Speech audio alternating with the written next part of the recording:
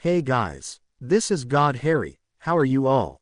Please support to subscribe this channel for watching new interesting stories. So in this video, we will see what if Harry Potter returned after years with a secret tied to Snape.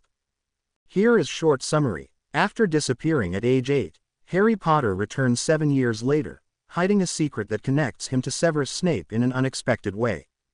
But before we start, if you want more stuff like this, then be sure to subscribe and like this video. And if possible, share this video with your friends. Now let's start the story. Severus awoke early as usual, and stared around his bedroom blankly as his mind reassembled the events of the previous night. He looked to his side for the young man, but he wasn't there any longer. He tried to ignore the slight pang that brought.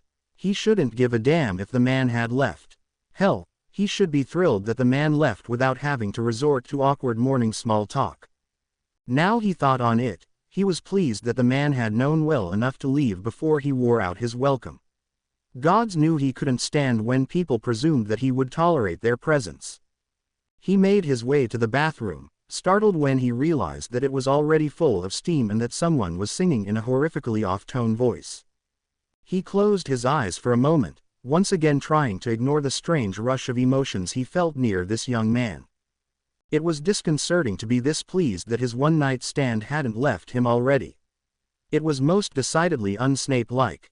He growled softly, irritated that this man influenced him so quickly, with so little effort, and in such an uncharacteristic manner.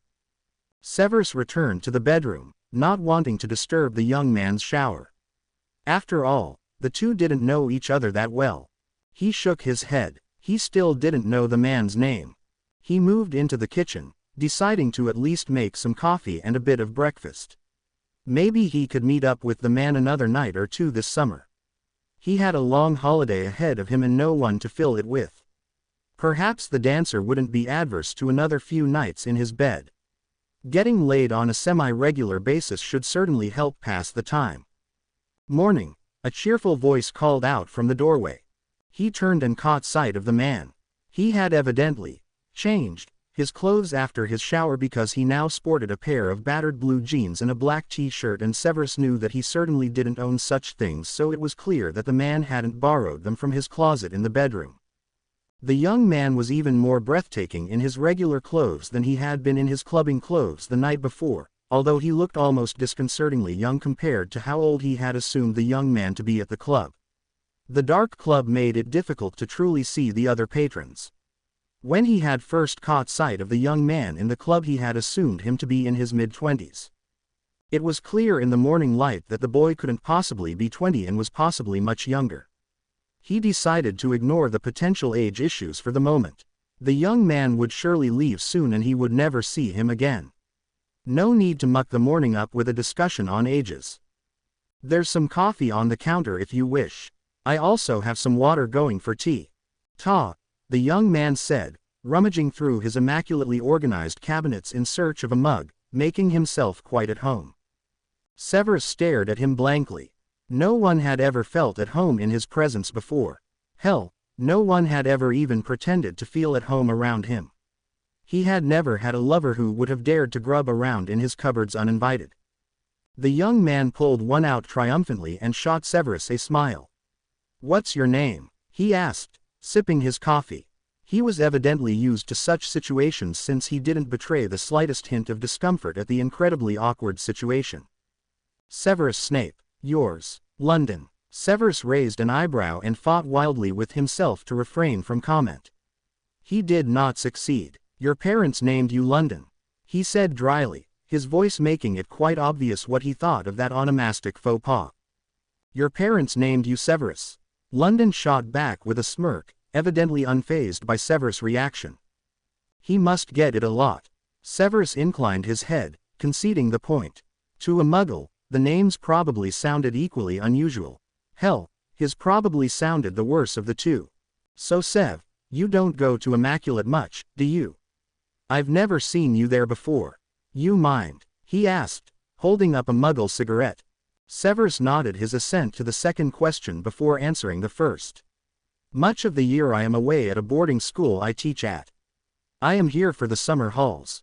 Severus passed him a large omelette as he spoke, along with an ashtray that he had bought probably 10 years ago and was never used aside from the rare use by whatever man he had brought to the flat for a few hours' enjoyment. London grinned and started to dig in, evidently famished. "I'm out at the clubs most nights," he said between bites. "I tend to go to Immaculate on Tuesdays and Saturdays, if not more. Maybe we can meet up again." Severus sat down with his own omelette and cup of tea. He deliberately stamped down the thrill he felt when London proposed meeting up again. "I'm incredibly busy, but I might attempt to make it again," he said calmly. He cringed at the outright lie but wasn't quite ready to admit to the young man that he had absolutely nothing to do this summer. The Order had finally given up looking for the Potter boy. They were officially ready to declare him dead. This was the main reason for his now obscenely free summer. It was the first time in years that he hadn't had to waste weeks on end searching for the undoubtedly dead child. The boy had been abandoned when he was 8. Children had little chance of surviving the streets for that long. London smiled at him, either ignoring the obvious lie or else not recognizing it as one. Probably the former. He seemed too damn smart to not notice how weakly Severus had said that. "So what's this school like?" "It is a school for magic. We teach children how to change things." "That's good. Do some kids not get it? Is that why they have to have lessons?" Severus paused for a moment. "Most of the people who use magic need to use specific words or spells to make something happen, and they need to hold a wand to channel the energy through." "That's strange. I guess it's good of you to help them change things though if they couldn't do it on their own." Severus pondered briefly the idea of explaining to London that everyone needed spells and wands, but he refrained. London still hadn't seen him do any magic aside from apparating, which didn't require a verbal spell so long as he had his wand somewhere on him. He figured he would explain later, perhaps. "So, how long you lived here?" London asked, breaking Severus from his reverie. "I've had this flat for around 12 years now. Once I started teaching at the school, I decided I needed to keep a separate place in the city to remove to over the halls. I've never seen you around." Severus looked at him as though he was moderately insane. London is an enormous city. He decided to leave that for the moment. "What about you?" "Oh, I've lived here for almost 7 years now." London quickly finished the enormous omelette and drained his cup of coffee. "Thanks, Sev. I guess I should head out." He sounded almost reluctant. Severus noted idly, uncertain what to do with that information. "As you wish," Severus said, once again feeling his lips turn up at the shortened version of his name. No one had ever wanted to call him a nickname before. No one had ever dared to. "Perhaps I'll see you in a week or two." London grinned at him and leaned over to give him a quick key. "See ya." He let himself out of the door, leaving Severus still sitting in the kitchen alone. Severus found himself at a loss as he wandered around his empty flat. It had been so long since he had any amount of free time to himself that he was unsure what exactly to do. He had a huge stack of new periodicals that he could look through, as well as an equally intimidating stack of new potions journals that he needed to read. He paced restlessly until evening. What he really wanted to do was to go find London, in London. He shook his head. Who the hell named their kid after a city, particularly a city they might one day end up living in? Stupid muggles. His thoughts refused to stray from London though, as much as he attempted to convince himself that the boy meant nothing. He couldn't help but wish that he had stayed longer. Maybe even for the whole day. Perhaps he could have gotten the boy out of his system if he had. No doubt he was spectacularly stupid. The pretty ones always were. He hadn't seemed stupid though. Something about him this morning seemed to hint at yet untapped depths, not only in regard to raw magical power but more importantly to intelligence and wit. Damn it, the boy was entirely too perfect, so long as he was willing to overlook the rather obvious difference in their ages. He really wanted to go out to the clubs and try to track him down. He refused to give in to it though. He had been alone for his entire life. One night with someone whose name he hadn't even known for the majority of the time spent together could hardly change his life.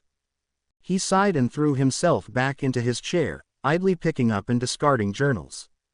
Saturday, then. He would let himself go back on Saturday. That was more than early enough. It was almost embarrassingly soon. Perhaps he really should force himself to wait until the following week. He looked up as a tawny owl flew in his window, landing on a bookcase. A quick glance at the writing on the letter had him groaning in frustration. Less than a week into his holiday and the headmaster was contacting him already. Interfering old coot. He sighed and opened it.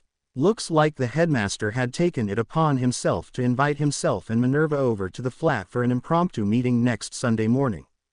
He rolled his eyes. Amazing how the old man managed to make it sound as if they were doing him a favor by invading his home without invitation. Well, if he did decide to go back to Immaculate and if he did see London again, then they would simply have to entertain themselves at the club and leave it at that. There was no way he would risk bringing him back here with Albus and Minerva arriving the next morning. Knowing Albus, they would be there at an ungodly hour in the morning with that damn twinkle. It was enough to drive anyone to torture, really. Yes, well, that solved that. He would go on Saturday, dance a time or two with the boy and go home alone. Alone. It was really for the best. Maybe he could convince the boy to give him a quick blowjob. Yes, that would do nicely. It was only Tuesday and Severus was getting desperate. He had never been so bored in his entire life. He had books to read and papers to write, but he had absolutely no desire to work on any of it. He found himself completely incapable of concentrating on anything for more than 2 minutes together. He had planned to wait until Saturday to return to the club. It would keep him from looking completely desperate, and it would keep him from asking London back to his apartment afterward, because the headmaster would be coming the next day and he didn't want to risk London meeting Albus. The old coot had been after him for years to try to meet a nice young man to date. Regardless of the rather sizable difference in their ages, he knew that Albus would be thrilled, well, assuming that London was at least of age. Severus refused to even consider the fact that the young man may be younger than 17. If Albus came over and met London, he would be completely insufferable for the entire school year. He figured the twinkling alone would kill him. So clearly, bringing London back to the flat for the night again was completely out. At least bringing him over on Saturday was out. And frankly, bringing him home tonight was even risky. Albus had a habit of dropping by without warning. He always assumed that Severus would be alone, buried in his books or his potions, and would need the company. As much as these visits irritated Severus, he realized that they probably kept him sane during his extended research periods. Not to mention, only Albus, Minerva and Sibyl came to visit him ever. While usually these unannounced visits were aggravating, they were also rather harmless. He'd stop his work, eat a sandwich and chat over tea. An unannounced visit now though might find him buried inside London rather than in a long book. But maybe he could be really careful. Really, what were the chances of anyone knowing that he had an extremely young lover at his flat on a Tuesday night? Severus finally gave up and gave in, rushing to his closet to pull out some clothes that were at least moderately appropriate for a club. He hadn't been out to the clubs in so many years he had almost forgotten the thrill of it all. He paused for a moment, wondering how old the young man was. London was significantly younger than he was, that was of no question. He appeared to be around 17 or 18 though. Damn, he had students that age. He suddenly found that he needed a drink, badly. He knew that he should probably look for someone closer to his own age, but he decided to ignore that for now. He wasn't looking for anything permanent, merely some fun to pass the summer with. After a few fire whiskeys he found that he felt much better about the whole situation. Really, who was he to say no to a beautiful young man who obviously wanted to him? A few well-placed charms straightened his clothes out and tied his long hair back, and he was ready to go. Changer. He approached the door to Immaculate eagerly, although he tried to shove his excitement and anticipation aside. For all he knew, the boy wouldn't even be here tonight. He probably wouldn't, really. He was a teenager and would probably just end up wherever his friends went for the night. He had just ordered a drink when he caught sight of London on the dance floor, this time wearing black leather pants and a blood-red shirt, and once again dancing with damn near the entirety of the city's gay population tonight. He settled in to enjoy the view for a few minutes before joining him on the floor. London seemed to sense his presence almost immediately though, and he shook off the clinging dancers and he made his way over to the bar. "What do you want, kid?" The bartender asked, smiling at him. Anything's good, he said, lighting a cigarette. How are things going tonight, Mike? Severus watched the two silently, hoping that this, Mike, wasn't London's lover or something. That could get sticky. You know, typical Tuesday. Tips are pretty good so far for a Tuesday and we haven't had too much trouble. That's good, London said, accepting the lager gratefully as he moved closer to Severus, stepping inside his spread legs and leaning against the counter. How are you doing, Sev?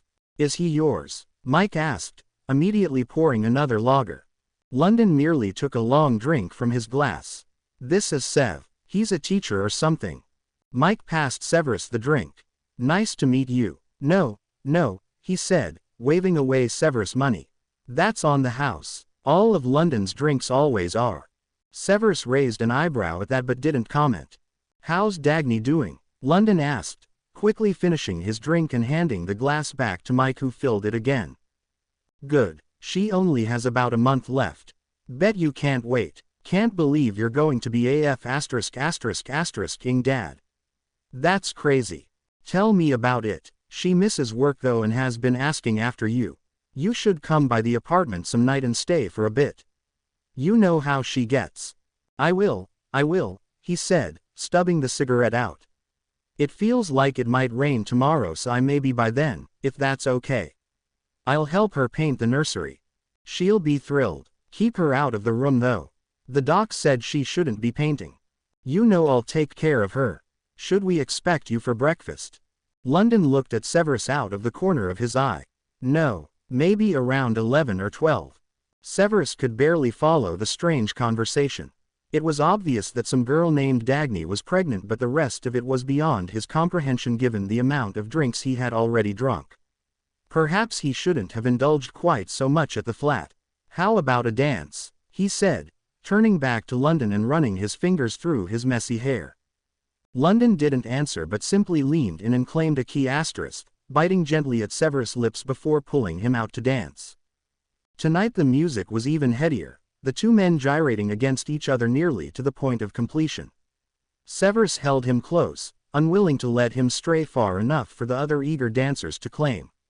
Almost without meaning to, Severus bent down and whispered an invitation to London, who happily accepted. The two stepped out into the street. Will you change us to your flat again? London asked. It's only a few blocks away. We can walk if you wish. London murmured softly, moving in closer to key his throat. That'll take too long. Just change us. Severus decided that he quite agreed and wrapped his arms tightly around the younger man for the quick trip. He had barely registered their arrival before he noticed that he was quite naked. He looked down at London's hands that were stroking his chest. He frowned down at London. What did you do? He asked, growing slightly alarmed. He had neither heard nor felt a spell. I just changed it. Don't worry, I'll bring them back later, he said, standing on his toes to key the taller man.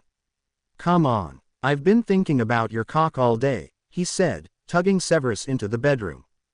All day? Severus asked dryly. Near to. And why exactly is my cock fascinating enough to warrant such attention? It's so lovely and thick, London said, pushing Severus onto the bed and kneeling before him. So velvety and hard, he murmured, licking delicately at it, wriggling his tongue into his slit. So delicious, he hummed before swallowing him whole. Severus nearly shot off the bed as his cock pushed down the boy's throat. Sweet Merlin, he groaned, thrusting involuntarily into the wet mouth. He quickly drew near to his peak though, and he reluctantly pulled London off.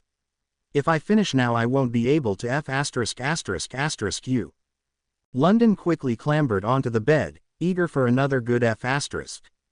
Changer. Severus woke up slowly, gradually returning to full awareness. He reached over to his companion and slowly ran his fingers through the messy hair. He couldn't believe that he not only had picked up such a gorgeous one off but that the man had returned a second time. He silently wondered how he could possibly get the man to return again. He had refused himself the luxury of a lover for so long. In an effort to punish himself in some way after the first war, he had withdrawn from everyone completely and had refused such personal contact at nearly every opportunity. He had by no means been celibate since the First War, he had simply taken such pleasure as rarely and as impersonally as possible, typically paying a rent boy for an hour or two of his time. He had certainly never allowed anyone to stay the night, and he couldn't imagine enjoying it even if he had. Something about London was different though. Something made him not resent the intrusion and to actually welcome it. He shook his head. No need to gloss poetic over a young man who had allowed him to him a few times. He nearly jumped when he noticed the bright green eyes had opened and were studying him closely. A crooked smile slipped out, nearly making Severus smile as well. Nearly. "Morning," London murmured. "Good morning. Did I wake you?" "No," London said with a yawn. "I'm usually up early." Severus slid out of bed, pulling on a pair of trousers. "What do you want for breakfast?" "I eat anything," London said, pulling on a pair of jeans and zipping them up but leaving the button undone. He stumbled after the potion's master, still half asleep, having none of the older man's early morning poise and grace. "So tell me more about this school of yours," he said, throwing himself down in a chair as Severus moved about the kitchen preparing breakfast. "What do you wish to know?" "I don't know. What kind of things do you teach the kids?" "The students attend a variety of classes designed to make them at least proficient in the major magics.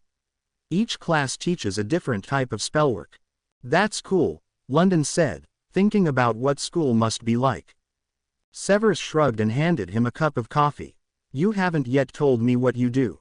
London took a long sip of his coffee and slowly set the cup down. "I work for some of the shops downtown, helping with unloading the trucks and making deliveries. That's actually how I first met Dagny, Mike's girlfriend.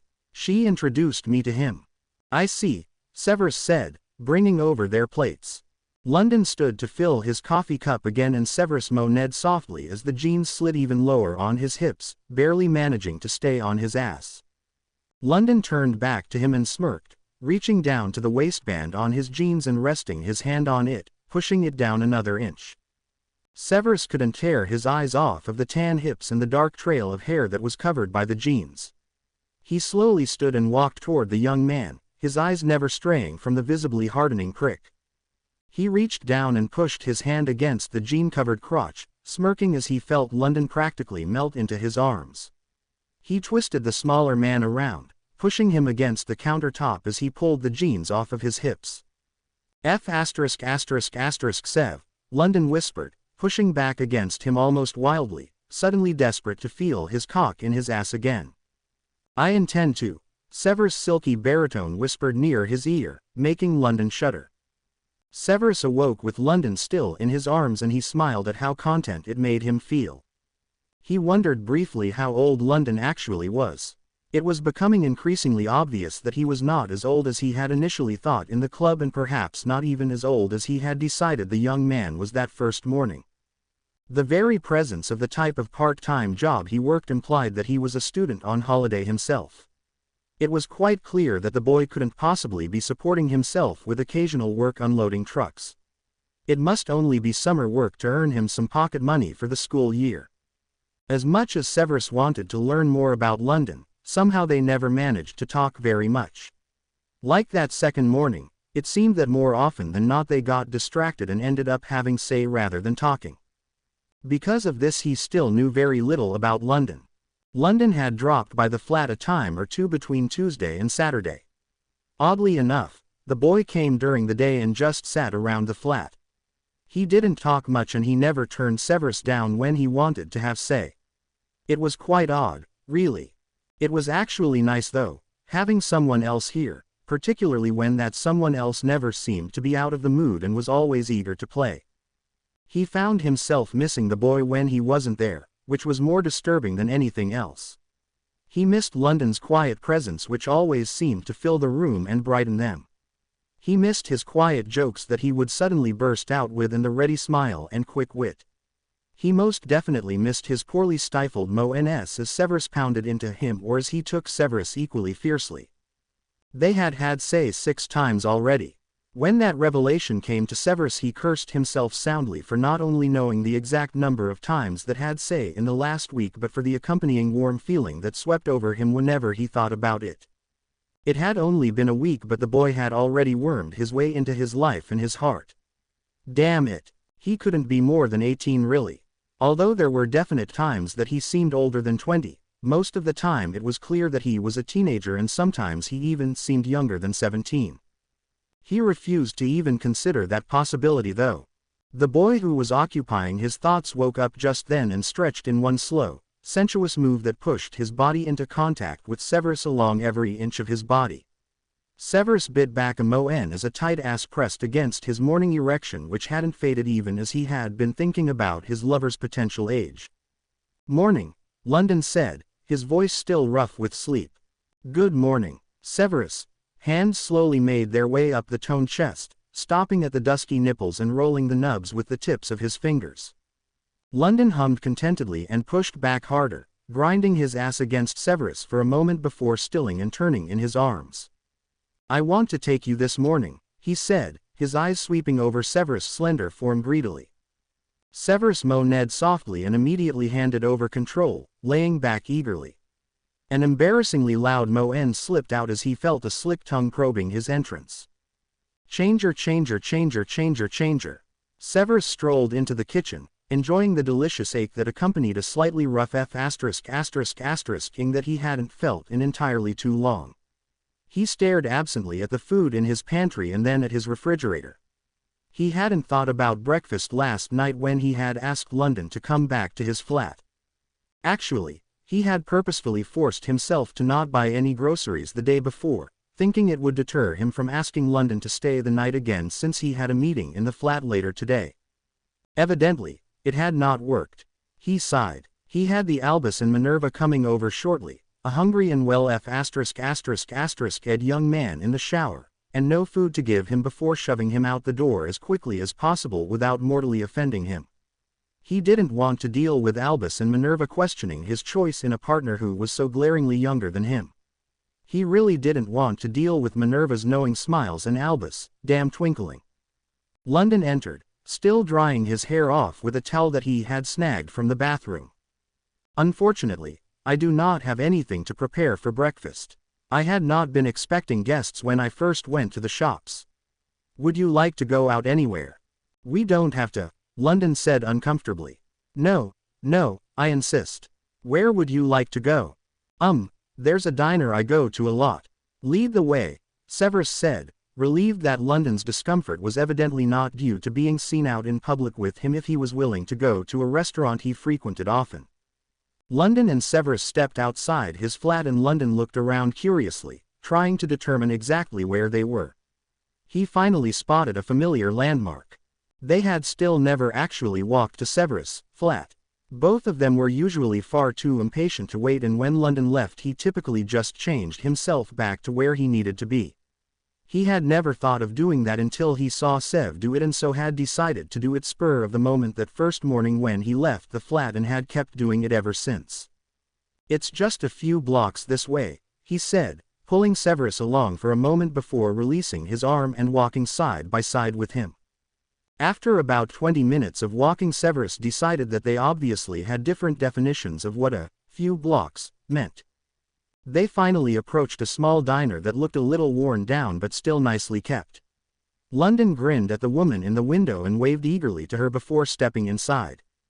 One of the waitresses came over and gave London a hug. "I haven't seen you in a week and more. Is everything okay?" "Yeah, I've been busy. I stayed with Sev a few days." "Sev, this is Marion." She looked over to Severus, her eyes immediately measuring and weighing him carefully. He couldn't believe how cowed he felt by a simple muggle. She finally nodded her approval, albeit reluctantly. "That's fine, London, but you need to let me know these things. Are you here for breakfast?" "Yep. Looks like you guys were busy today." "Sunday mornings are always busy, Lonnie," she said as she led them to a booth near the front windows. She handed Severus a menu but didn't bother to give one to London. "I'll be back in a mo." Severus looked over to London and then back down to the menu he held. Why on earth hadn't the daft woman given London one as well? "Would you like to see the menu first?" "That's okay. I'll get my usual." Severus shrugged and looked over the menu. "You must come here often," he noted absently. "Nearly every day." If I miss too often, Marion and some of the others get worried. How long have you been coming here that you know everyone so well? London shifted in his seat for a moment, obviously trying to come up with an appropriate answer. Almost 7 years. I see. The exact same amount of time that he had been living in London, evidently. His mind started trying to process what that could mean, but before he could draw any conclusions, the Muggle was back. Are you two ready? Marion said cheerfully, thankfully ending the uncomfortable conversation. London wasn't quite prepared for Severus to know the entire truth about his life and his lifestyle. Taking him to the diner had been a big risk, but at the same time, he was glad that he had brought him. The diner was practically his home, and he was glad to show Sev this part of his life, even if he didn't realize the full meaning of it. The two dived into their food eagerly and chatted quietly about inconsequential things. They were slowly getting to know each other more than just as a one-off. Coming out to breakfast today was probably the best way to get to know each other, since they couldn't just stop talking and like they often did back at the flat. So tell me more about your world, London said as he waved his right hand discreetly. Severus nearly jumped as he felt a light wave of magic pulse around them. What was that? Oh, it makes them want to ignore us. Very useful for. He faded away as he thought about the uses he had for the charm. He certainly didn't want to admit that during particularly tough times he used it to help pickpocket the wealthy tourists who flocked to London to shop. You know, it's dead useful sometimes. Severus smiled. He could just imagine what a schoolboy would do with such a charm. Hogwarts never taught charms like that for that very reason. The pranking potential was unimaginable if the students could so easily divert their professors' attention. I'm sure. Well, in some ways it is entirely different from the Muggle world. In most ways though, it is nearly identical. How so? The same problems exist, albeit in slightly different forms. The prejudices that Muggles have about race and ethnicity are instead translated into prejudices about the purity of one's blood. Money and caste systems are essentially the same. Most of the time the tiers are unspoken, but everyone is quite aware of them nonetheless. The paucity of decent jobs and educational opportunities for those less fortunate is identical to what poor Muggles face. What the hell's paucity? Lack, Severus said, once again feeling the age of his lover. Damn. And blood purity. Witches and wizards have become obsessed with how pure one's blood is. It can be quite important to be able to trace one's heritage back for centuries without any Muggle blood in it. Does it matter? In theory, no. In practice, unfortunately it does. Purebloods tend to be those who are the wealthiest in our world, and they also tend to only give jobs to other purebloods. Those with Muggle backgrounds find it nearly impossible to survive in our world, much less advance. That ing beeps. Severus smiled at the crass understatement. It might not be how he would have worded it, but it was no less true.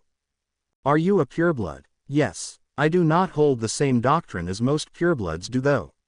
As you know, I work as a teacher, not in any high-paying government official or like position. I have no desire to buy a position through my heredity. So what else? We are currently in the midst of a war based on those exact problems. There is a madman who wants to kill everyone who is not entirely pure. Most of the populations does not agree with him, but they are too intimidated to stand up to him. So why do you stay there? Duty, partly. I cannot leave my world in such a mess without doing what I can to eradicate the threat. You said partly. Yes, there is also much that is good about that world. There is something intoxicating about being surrounded by so much magical power. It is rather difficult to describe. You would need to live in it to understand. Perhaps you could visit a magical area sometime, to experience it a bit. London finished the last bite of his pancake and stood up quickly. Maybe someday. I need to talk to Marion about something really quick, he said before moving to the other side of the restaurant and whispering something to the woman in question. She looked up and over at Severus, startled for a moment before nodding and then writing something on a slip of paper and handing it over to him.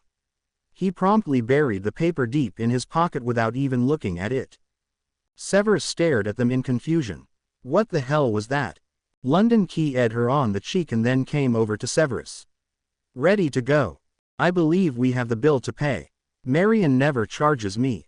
Is there anyone in this city who does? London blushed lightly. She just wants to make sure I'm eating well. That's all. Even still, I would prefer to pay. Severus walked over to the register and handed the woman a few Muggle paper bills and accepting a handful of change back. So what are you doing today? London asked, sliding up next to him again. I need to meet with the headmaster of the school I teach at and I have some research I need to do to prepare for the upcoming school year.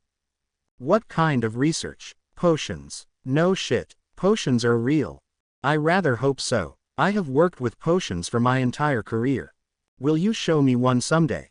Severus smiled lightly. Who would have ever thought that the boy would have an interest in potions? Soon. Would you care to come over again tonight? He held his breath for a moment, wondering if he had been too forward. Up until now that had always, coincidentally, met up at a club and ended up going back to his place for the night or else London had showed up uninvited during the day.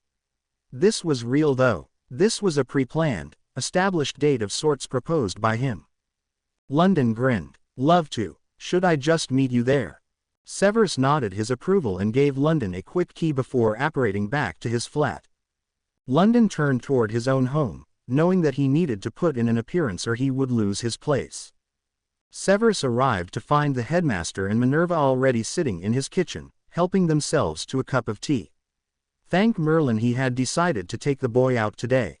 It wouldn't do for those two to see him and give him a lecture on finding more age-appropriate lovers. Nice of you to make yourselves at home, Severus said snidely while pouring himself a cup. Did you have a guest? Minerva said, nodding toward the damp towel that was still on his counter where London had left it earlier in the full ashtray. They both knew his habits well enough to know that he would never leave a wet towel lying around the flat and he certainly didn't smoke Muggle cigarettes. Yes, Severus said shortly. It is so nice that you have found someone to spend some time with, Dumbledore said, his eyes twinkling madly. Severus wanted to punch him. What is the purpose of this meeting? The twinkle dimmed slightly. Severus found he still wanted to punch him. We have officially declared Harry Potter dead. The paperwork was put through yesterday. How does this concern me? Patience, my dear boy. I have decided to remove Remus Lupin and Sirius Black from their full-time search for Harry and instead hire them to teach defense against the dark arts. With the way that the war is going, the students will need a higher skill level than they would be able to achieve with only one professor. My hope is that with two professors the students will get more one-on-one attention and will learn more. They need it after the men and women we have had to hire for the past few years. You're hiring a werewolf and a convict to teach our children. Is it really come to this? You know that Remus cannot help his condition and Sirius was found innocent years ago, Minerva reminded him. Really, you must learn to let the past lie.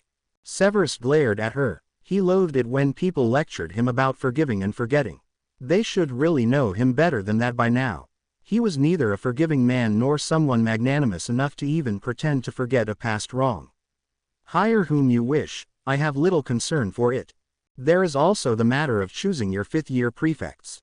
You did not turn in any names before you left at the end of the year. Severus sighed. Nominate Blaise Zambini and Millicent Bulstrode then. Not Draco Malfoy. No, he told me at the end of the year that he did not wish to have that position. Do you know why? Minerva asked, concerned. For the same reason that most remotely intelligent students don't particularly want to be prefects. They are watched even more closely than the regular students and held to higher standards. Why anyone would see that position as an honor is beside me. Really, Severus, you are too harsh on them. It is a wonderful honor, Minerva said with a small smile. She evidently agreed with him but felt the need to give a token protest. She didn't fool anyone. Severus merely snorted. Will you tell us about your new friend? Minerva said, nodding once more toward the damp towel. Severus banished the towel back to the bathroom. No. Changer. London walked quickly to the shops that he went to every day in search of a bit of work. There was a small block of shops that knew him well and the owners always kept some work aside for him and gave him a meal or a bit of cash in return. He was a somewhat later than usual getting there but he hoped they hadn't given his work away. Hey London, a young woman called out from behind the counter at the produce stand. Where've you been? London grinned. Hey kitty, I found someone new. And is this special someone a boy or a girl this time? Man, he's quite a bit older than us. Got a gorgeous cock too. She laughed at his words and a few shoppers glared at the two as they hurried out of the store. We got a delivery this morning if you can take it. Those 2 boxes over to 38 Loxley Street. The ladies already paid so you can just leave them. Will do. Anything else or is this it? We're expecting a delivery of our own at 3 if you can come back and help unload the truck. And Davy set aside a small box for you. Some of the apples looked a bit bruised and he didn't think they'd sell straight off so he set them aside. There's a few other things in there too. I'll be back at 3. London grabbed the boxes of produce and made his way through the city to the fancy house that the order had been placed from. His situation worked out well for a lot of the shops who didn't need to hire a person full-time but needed occasional help. These small jobs were the only thing aside from Marion's kind heart that kept him from starving. He didn't know how long he could keep it hidden from Severus, but he hoped that he could do so indefinitely. He was better able to hide his situation than most because of his changing. He was able to use his abilities to make up for a lack of a shower and a proper way to wash his clothes, not to mention the ability to change his clothes when necessary to items that he could never hope to afford. It certainly helped him to keep the illusion of a normal life up that Severus was only here during the summer when life was at its easiest. If he came during the winter it would be increasingly obvious, if because of nothing else than because of the many, many layers that he sported in the winter to try to keep the bitter wind away. Changing could only do so much, and he had to bundle up as much as the other kids that he lived with. No one but someone who was outside in the freezing weather 24 hours a day dressed that way. He shrugged the concern aside. Severus would no doubt tire of him soon and kick him out of his bed. He tried to convince himself that he wouldn't care when it did happen. He tried to convince himself that he was only with Severus for a nice place to sleep and a good F***. He tried to convince himself that he didn't like Severus at all. He was failing miserably. London sat curled up in his favorite chair in Sev's flat, drifting in and out of sleep. He shook himself more awake and looked over at his lover. What the hell are you doing? Reading, Severus said dryly. Obviously. He stood up and threw himself onto Severus' lap, not acknowledging or apologizing for the grunt of pain that this elicited. He already weighed nearly as much as the tall, slender man. His friends kept him well fed and his work built up a surprising amount of muscle. What though? Severus showed London the cover of the journal. A potions journal. London hummed his complete disinterest at the plain-looking cover. There is an article about the effects of using a pewter-coated cauldron rather than a solid pewter cauldron when making some of the lesser healing potions. London pulled the journal from Sev's hands and flipped idly through it. Looks bloody wretched. There's no pictures. Severus snorted and grabbed the journal back from him. Of course there's no pictures, brat. It's a scholarly publication. What did you expect? London muttered something unintelligible that no doubt included a string of curses and shifted his weight again. So, he finally said. Excuse me, what does it say? You can read it if you like. I am nearly done with it. London growled irritably. Just tell me what the King thing says. I don't need to read it. Severus set the journal aside to properly explain the article. The theory is that the introduction of small amounts of minor impurities from the cauldron itself will, over time, build up a resistance to certain illnesses if the potions are used by children for a few years. The author believes that we have eliminated too many of the more basic exposures to impurities and bacteria over the years as we have advanced, and the result is that our children grow steadily, although nearly imperceptibly, weaker. They're weak because they are too clean? London asked incredulously. Not precisely. He merely suggests that we allow a controlled amount of exposure to impurities be introduced into the child's body through the use of effective, but not completely pure, healing potions. The doses will be so minuscule that they will have no discernible effect on the child until they are adults. In theory, it will make them stronger and better able to resist some basic impurities since their bodies are already used to them. Just theory, yes. No one has attempted the experiment yet, and it is unlikely that anyone will anytime soon. Few parents will risk their child's health like that. It is a sound theory though. The Muggle-born children are always far healthier as adults than the purebloods. Muggles are not able to purify the world around them as easily as wizards can, and their medicines are certainly more contaminated than our potions. From what you've told me though, they have those health problems because the purebloods are all inbred. I'll have you know I am not inbred, Severus said sharply, although a smile was teasing at his lips. It was amazing what a few weeks away from a loathed job and a schedule free from searching for the wretched Potter boy could do to a man. Whatever you say. So this is what you spend all your time reading? London asked, flipping through the journal more slowly. A great deal of it. Even if I disagree with the articles, they are still useful for inspiration. You never know what will spark a new idea for your own research. Oh, London leaned back further into Severus' chest, resting his head on his shoulder. So tell me more about this fancy school. What do you do there? I teach potions, which I have already told you about. I am also the head of Slytherin. Sounds kinky. Severus rolled his eyes. It is about as far from kinky as one can get. I am in charge of one of the sections of the school. The students are broken into 4 houses, and they then live with the people that are in that house. I am in charge of Slytherin. So what do you do with that? Do you teach them? I teach all of the students, regardless of their house. The purpose of a head of house is largely to have someone that the students have someone to turn to when they have a problem and need some help. What sort of problem? Oh, when they are homesick or struggling in a course of when they are having a fight with someone in their dorm. London snorted derisively. Homesickness. What the hell kind of problem is that? Haven't you ever missed your home? London bit back a shudder. No. Haven't you ever been lonely though, and wanted someone to talk to? I can't even imagine such a situation, much less that I would go to someone and whine about it. Severus laughed lightly. What do you think is a problem big enough to seek someone out? Not having enough to eat, not having a proper coat. Those are problems. The kids at this school are all posh. They've likely never known either problem and are, for the large part, incapable of even comprehending such issues. So you teach a bunch of cushy snobs. Severus ran his hands over London's stomach lightly. They're not all that bad. Some of my Slytherins are actually quite tolerable. Not the whiny ones though, I bet, London said with a smirk, wriggling around to give Severus more access to his chest. No, not them, Severus conceded. I don't understand why you didn't go to Hogwarts.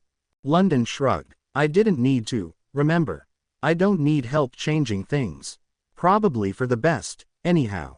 I'd likely kill half of them if I had to deal with that day in and day out. Severus let out a deep laugh, slipping his hand under London's t-shirt. I think you'd kind of like it, really. Whatever. Are you ever going to F*** me? He asked impatiently. Severus laughed lightly and pulled the t-shirt off eagerly, his other hand already working on London's trousers. London could go from bored to horny in a split second. So impatient, he murmured, nipping at the young man's neck. Changer.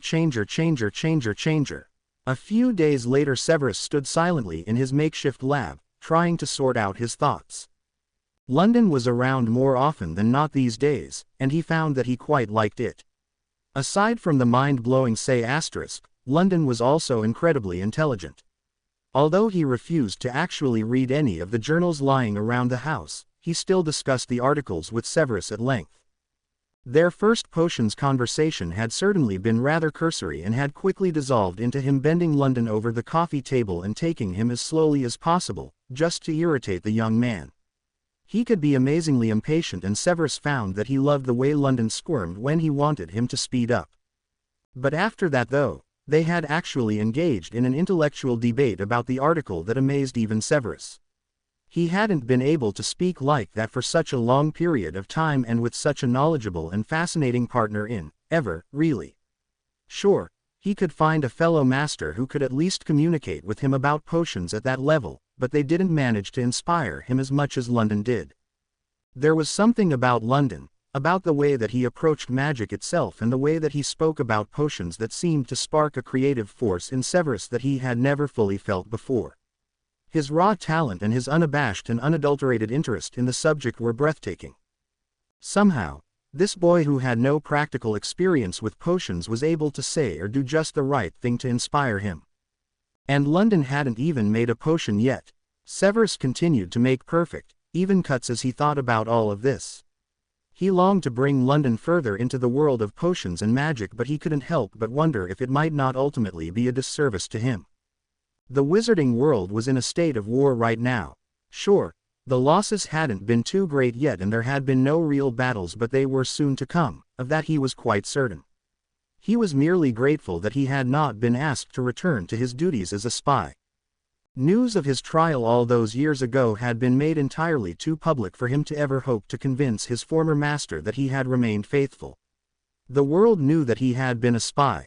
There was no way that Voldemort would be stupid enough to overlook that. He actually had the disappearance of Harry Potter to thank for that. Dumbledore had known that many of Severus' skills were unmatched, and he had acknowledged early on that they desperately needed the potion master's help in finding the boy. Current desperation outweighed any potential future need. News spread fast, and soon the world knew that Severus Snape was assisting the Light in their search for the missing savior. Even without his old post as a spy and his more recent post as one of the leaders of the search for Harry Potter, he had an active place in the war. The simple fact of his existence made fighting in the war a necessity. Bringing another person into the mess seemed cruel, especially given London's rather unusual talents. For his talents were unusual. The boy constantly changed things to suit himself, not knowing or caring that much of what he did was completely impossible, or at least had been thought to be so until Severus saw it with his own eyes. London had never held a wand before. He had never even considered the possibility that he even might need something else to be able to perform magic. Wandless magic was quite possible, even for the average wizard. Almost any wizard could perform a simple lighting charm or open a door or window without a wand, assuming that it wasn't locked. A wizard of the caliber of Voldemort, Dumbledore, or Minerva could do more. They could probably accio something when necessary. They might be able to perform a simple silencing charm or stunning charm without a wand. In desperate situations they might be capable of some of the lesser shield charms. No one could do complex magic without a wand though. No one could create portkeys, expand space, or unweave magic that had been performed by another wand. No one, that is, except London. He did all these things and more without a thought. He transfigured his clothing almost daily, and what's more, the finished product could not be undone by Severus, even with the aid of his wand. London performed highly advanced cleaning charms that should have been impossible even with a wand. A single charm that could simultaneously brush and wash his hair, brush his teeth, clean his clothing and bathe him, all without a word spoken. He could dissolve and reassemble clothing, something that Severus had never seen anyone do with a wand on even simple objects, much less something as complex as clothing. He taught himself to apparate after being pulled along one time by Severus. He could slice through the incredibly complex wards that Severus had spent years erecting around the flat, and he had done so without a second thought. No, if he brought London into the wizarding world, then he would be bought by the highest bidder in this war. Dumbledore and Voldemort would both be fighting tooth and nail for his allegiance, and if Severus knew London at all, then he knew that the young man wanted nothing more than to fade away and remain out of sight. Sure, London enjoyed the spotlight when he was dancing or out clubbing. Most of the time though, he seemed to prefer fading away and escaping notice. Bringing him to the wizarding world would be a greater act of cruelty than anything else he could ever do to the young man.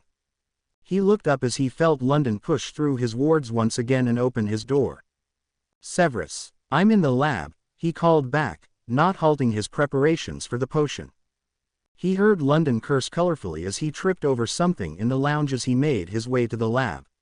"What the hell are you doing?" "I'm working on some of the potions needed for the school year," Severus answered, smiling when he caught sight of London. "Potions? Let me see," he said eagerly, hurrying over to the counter and looking intently at the ingredients on the counter. Up until now they had only discussed theory. London had never witnessed the actual brewing of a potion. "I'm working on a simple pepper-up potion. It's in that blue book, page 73 if you want to look at the recipe." "Nah, why don't you just tell me about it? If you looked at the book you would know," Severus said dryly. "But this is more fun."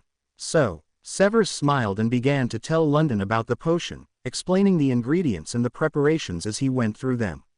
Somehow, telling London about the potion was interesting rather than infuriating, as he usually found anything remotely close to teaching to be.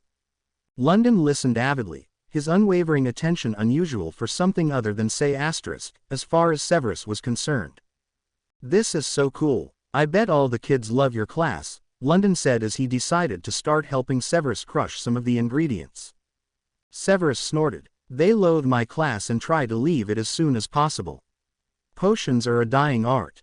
So, why did you come by?" London shrugged sheepishly. "Just thought I'd see what you were doing. I was done work for the day and I was bored. Want to go out?" Severus chose not to comment on London's obvious embarrassment at coming over for no reason. They were steadily growing closer, but both of them tended to prefer pretending that they were together just for the sake. Anything else was just too personal. "Let me finish with this and we can leave," Severus said. London walked slowly towards Severus' flat. It had been almost 7 weeks and Severus hadn't tired of him yet. He had spent every single night with him and was falling deeper and deeper in love. His hesitation though wasn't due to that. He knew that Severus was growing slightly concerned about the fact that he never invited him over to his own flat.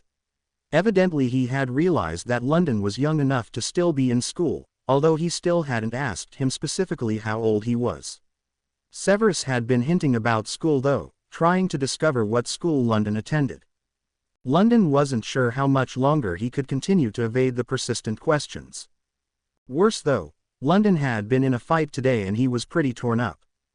This would definitely raise some questions, and he doubted that he could really dodge a straight answer this time. Well, he could, if he wanted to end the relationship immediately.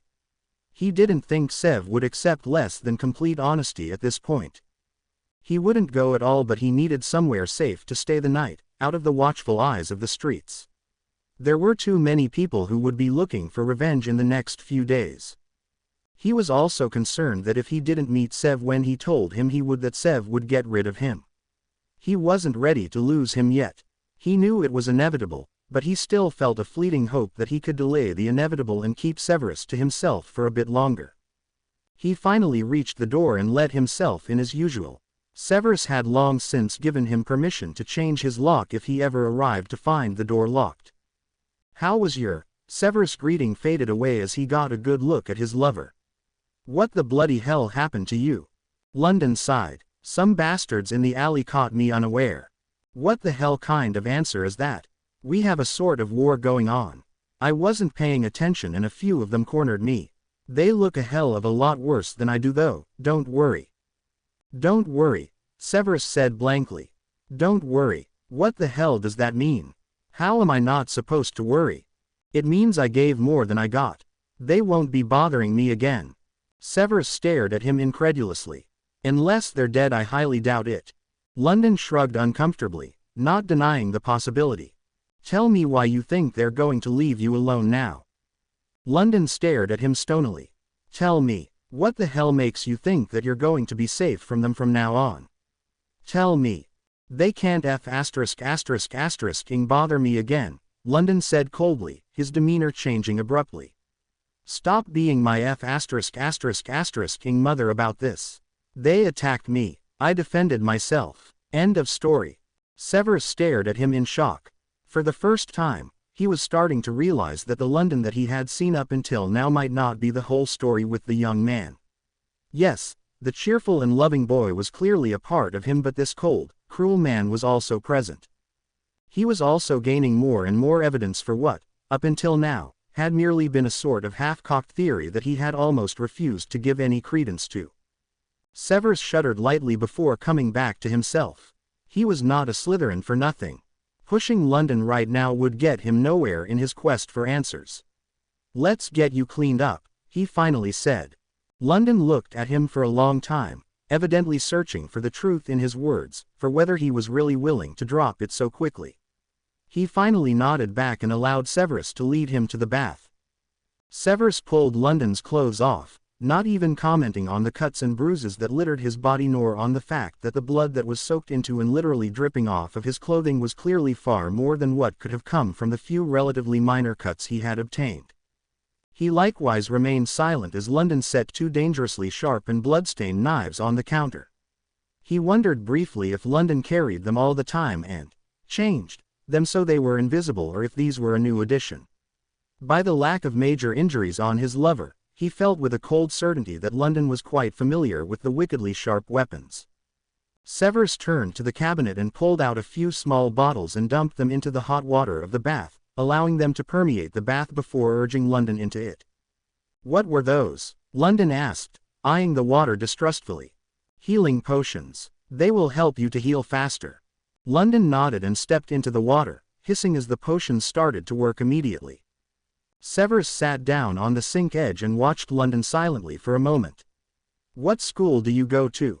he finally said, his voice making it quite clear that he would not accept prevarication.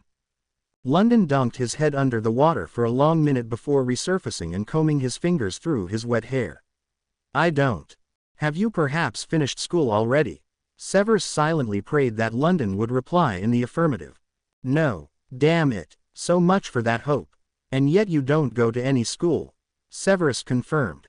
"No, why not?" "Because no one would care if I did." "And why wouldn't your parents care?" "Be pretty hard to. They've been dead since I was a baby. Alcoholics and all. Died in a smash-up. Drunk driving. Nearly killed me in the wreck." Severus closed his eyes. Could this get any worse? "And where do you live? Why are you asking me all these goddamned questions all of a sudden? I think I liked it better when we didn't even know each other's names." Severus flinched openly at the words before he could stop himself. London was immediately contrite, although he didn't show it as much as he normally would. Damn it, Sev. Why are you doing this?" He sounded slightly desperate, but Severus ignored the twinge in his heart and pushed on. He needed to know some basic facts about his lover, and he refused to allow himself to be distracted or swayed. London had managed to manipulate the conversations all too easily since they had met. He needed to find some answers. "Please, London, answer my questions." London sighed. "Fine. I live in an abandoned warehouse on the other side of the city with some others during good times. Every few months the police come and kick us out, and then I sleep where I can." Severus handed him a fresh bar of soap. "Is this why everyone seems to give you everything for free? How the F*** am I supposed to pay for anything?" London replied angrily. "But the clubs. I understand Marion giving you some food every day, but why do the clubs let you in? I get people dancing. People drink more when they're having a good time. They make a lot more on the nights that I'm there, especially the bartenders and people who live off of their tips. How often do you go home with someone from the club? You probably don't want to know." "How often?" Severus barked, his voice like iron. "As often as I can, okay." Severus closed his eyes once more. "Look, I'm not a prostitute or anything," London said defensively. "No one pays me. They just give you breakfast, a shower, and a place to stay for the night," Severus bit out, trying to keep his temper. "There's nothing wrong with that," London snapped. "You do what you have to do to survive in this city. How long have you been doing this? Does it really matter?" Sev shook his head. That was probably another answer that he really didn't want to know. "Are you still doing it? Nights when you aren't here, are you with someone else?" London paused for a moment. "Not for the past 2 weeks, he said cautiously. "Before that, why are you doing this?" London finally whispered. Severus forced himself to ignore the plaintive note in London's voice, something he had never before heard in the young man. "Please, London." "Fine, yes. A few times I went home with someone else. Look, I know that I'm just a temporary interest for you. I can't ruin what I have by closing my other options. Why didn't you tell me earlier? What the F*** did you want me to say?" "That was a bloody great shag, Sev. By the way, I'm homeless." Severus snorted in spite of himself. "I guess I can see why you didn't." He paused for a long moment, considering his next words. "Do you wish to stay here though? Make this your home. There is plenty of room for two." "I'm not some sort of charity case, Severus," London snapped. "I can do fine on my own. I have done for 7 years, if you recall." "No," Severus said softly. "You never told me." London closed his eyes. You knew it nonetheless, don't pretend you didn't. Severus nodded. If he was remotely honest with himself, he knew that he had been aware that, at the very least, his lover had been living on his own for quite a while. It had been all too clear that there was no parental influence in his life and had not been for a long time. His answers a few weeks back about what he considered to be a problem had been more revealing than the young man thought they were. He pushed more, not wanting to think of London going to strange men's flats while he was at Hogwarts. That kind of an arrangement would only work out decently for so long. Sooner or later, he would pick the wrong man. He knew that he needed to convince him that there was another way. Not charity though, London. You're not temporary for me. I meant for it to be a one-off on that first night, but that's not enough anymore. Just, look, no one stays here during the school year. Why don't you stay here then? London looked around the posh bathroom, clearly thinking about it. I don't like that, Sev, he finally said. Fine, so you won't live here. I do want you to come here whenever you need a break or a shower or a warm place to stay. Would you do that, if you needed to? London nodded slowly. I might do. Severus nodded firmly, pleased with the admission that he would at least think about coming in during inclement weather. He knelt down behind London and started shampooing his long hair, gently massaging his scalp. He glanced down into the water and noticed that most of London's bruises and cuts were healed now. London dunked back under the water for a moment, rinsing the shampoo from his hair. I'm sorry, he said softly after he had squeezed some of the water out. I didn't mean to snap at you earlier. Severus helped him out of the bath and wrapped a towel around his waist. I shouldn't have cried like that. I should have waited more, or at least not done so the moment that you walked in. Not an apology, but it would have to do. Snape's, after all, do not apologize. London snagged Sev's dressing gown and pulled it on before following him back out to the sitting room where Severus was already pouring drinks. The too long dressing gown suddenly made London seem younger than he ever had before. Do I want to know how old you are? Severus asked, handing London his glass of whiskey. London shook his head. There was no way you were a pure, Severus said, not really looking for confirmation. London had essentially just told him in the bath that he had all but prostituted himself before he met up with him. London snorted. No, that was long since gone. Do I want to know how old you were when you lost your purity? Probably not. Severus nodded and finished his drink quickly. Severus waited for the damn train to leave, growing impatient with the irritating children who were dawdling on the platform. He wanted to get home to London.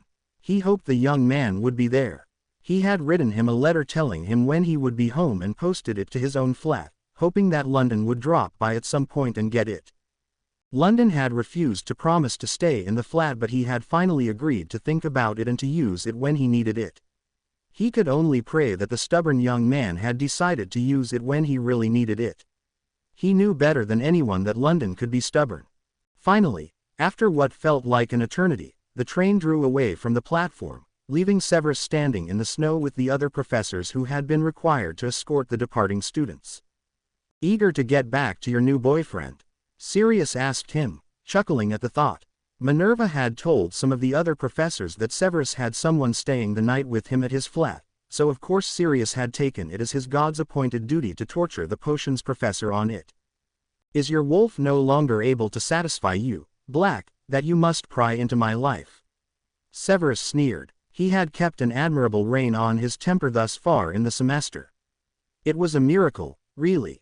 He could only chalk it up to the sheer amount of say he had with London over the summer. He's not my lover. Stop with the damn insinuations. I would never touch another man like that, Sirius said with disdain. No, I don't suppose you would, Severus said dryly. He had long since gotten over the homophobes of the world. Around 20 years ago he had decided to leave them to their wretched little hate-filled world and enjoy his own without allowing their words to harm him. Why can't anyone meet him? He is a wizard, isn't he? Who would have ever thought the Mutt would have something against Muggles? Looks like Dumbledore's little pets weren't quite as golden as they led people to believe. That is hardly your business, is it? Whatever you say, Snape. I'm for the castle. This weather is enough to freeze your bollocks off. Severus didn't comment, although he was growing more worried. Black was right. It was colder than usual. He could only pray that London had bit back his pride and slept in the flat rather than out on the streets. Unbeknownst to London, he had seen the abandoned building that London slept in upon occasion, and calling it a building was being charitable. And that was if he was lucky and hadn't been forced out onto the streets. He had also seen the other teens from afar, but he had not approached them. Perhaps London would introduce them someday, but he would wait for him to decide to do so. He knew that London saw them as his family and that they were very important to him. He could not understand why the group refused to enter into one of the multitude of orphanages that the city boasted, but he could only assume that they all had bad experiences with adult authority figures. London had not told him anything of his life before he had been left on the streets, but he could only assume how it had been. Loving parents did not leave their children to the kind of life the streets would give them.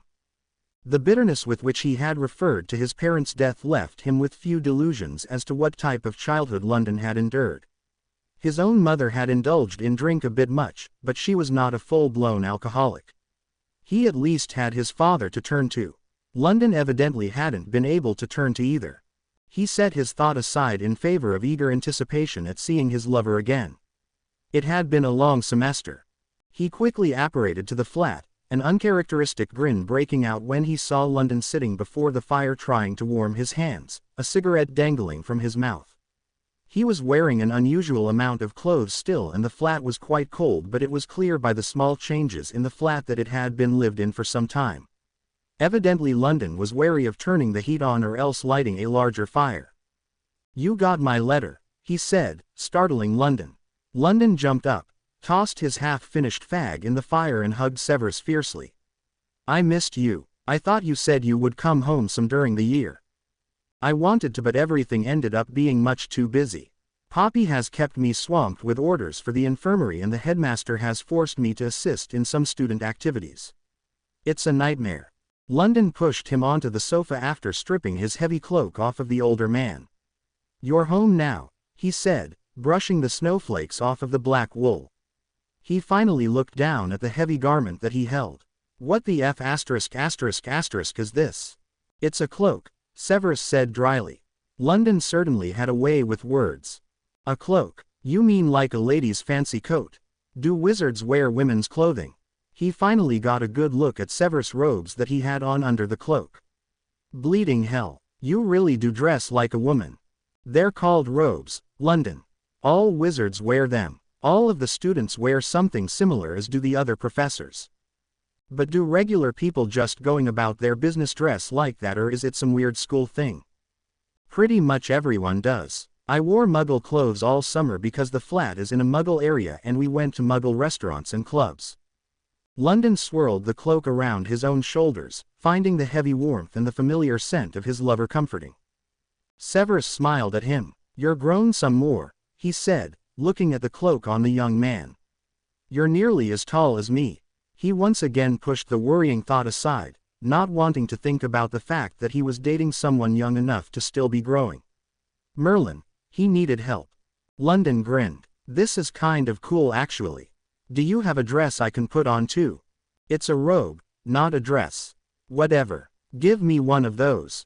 Severus reached into his pocket and pulled out his shrunken trunk and expanded it with a tap of his wand, which London promptly snatched out of his hands.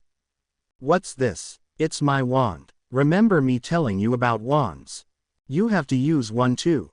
London asked, completely appalled. "I tried to explain it before, London. Everyone needs to use a wand. Only a very few people in the entire history of magic have ever been able to perform magic consistently without a wand to channel their power. Stop that!" he yelled, grabbing the wand out of London's hands as he tried to shake some magic out of it. "How the hell does it work?" London whined, disappointed that nothing had come out of it. Severus had his wand safely in his hand again before he broached this one.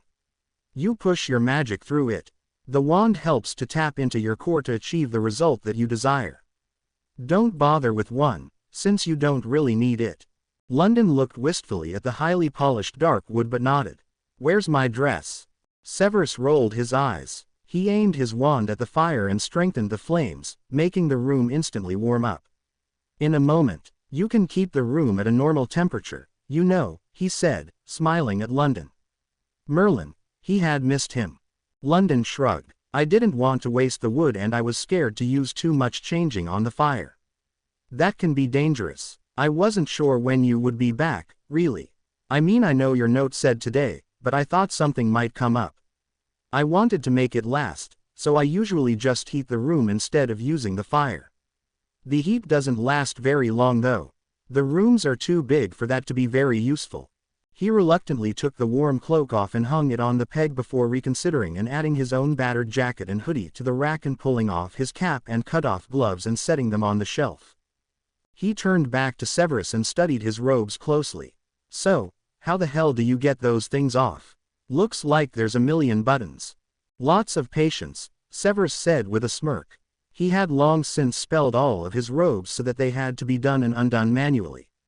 He had always been aware of the fact that robes that could be put on with a spell could also be taken off with a spell, and as one of the most hated professors in the school he wouldn't risk the humiliation of a student chancing on the proper spell to unbutton his robes. London walked up to him slowly, reaching out a hand and rubbing the top button lightly. Suddenly, all of the buttons sprang open. London grinned in delight. Severus stared down in shock. He had just torn through all of the extremely high-level spells that he had placed on his clothing, with absolutely no effort. He really needed to stop being surprised with things like this. So, did you find someone at school to shag? He asked lightly, bending slightly to nibble on his exposed chest, pulling Severus' attention away from the impossible feat of magic he had just witnessed and placing it properly onto the sinful mouth that was attached at his nipple. Severus snorted. You have a grossly warped perception of me if you think I can just pick up and discard lovers so easily. Lovely, London hummed, sliding to his knees, thrilled to discover that Severus wore nothing under his robes. They just haven't seen your cock. Severus twisted his fingers in London's long hair, barely resisting the urge to push his way into the delectable mouth and his throat. It had been a long semester. You? He asked, unable to form the full sentence to inquire whether London had been with other men and women. London pulled back slightly and looked up at Severus, his lips wet with saliva and pre-cum. Severus watched in amazement as London actually blushed. No. Severus fought the urge to roll his eyes.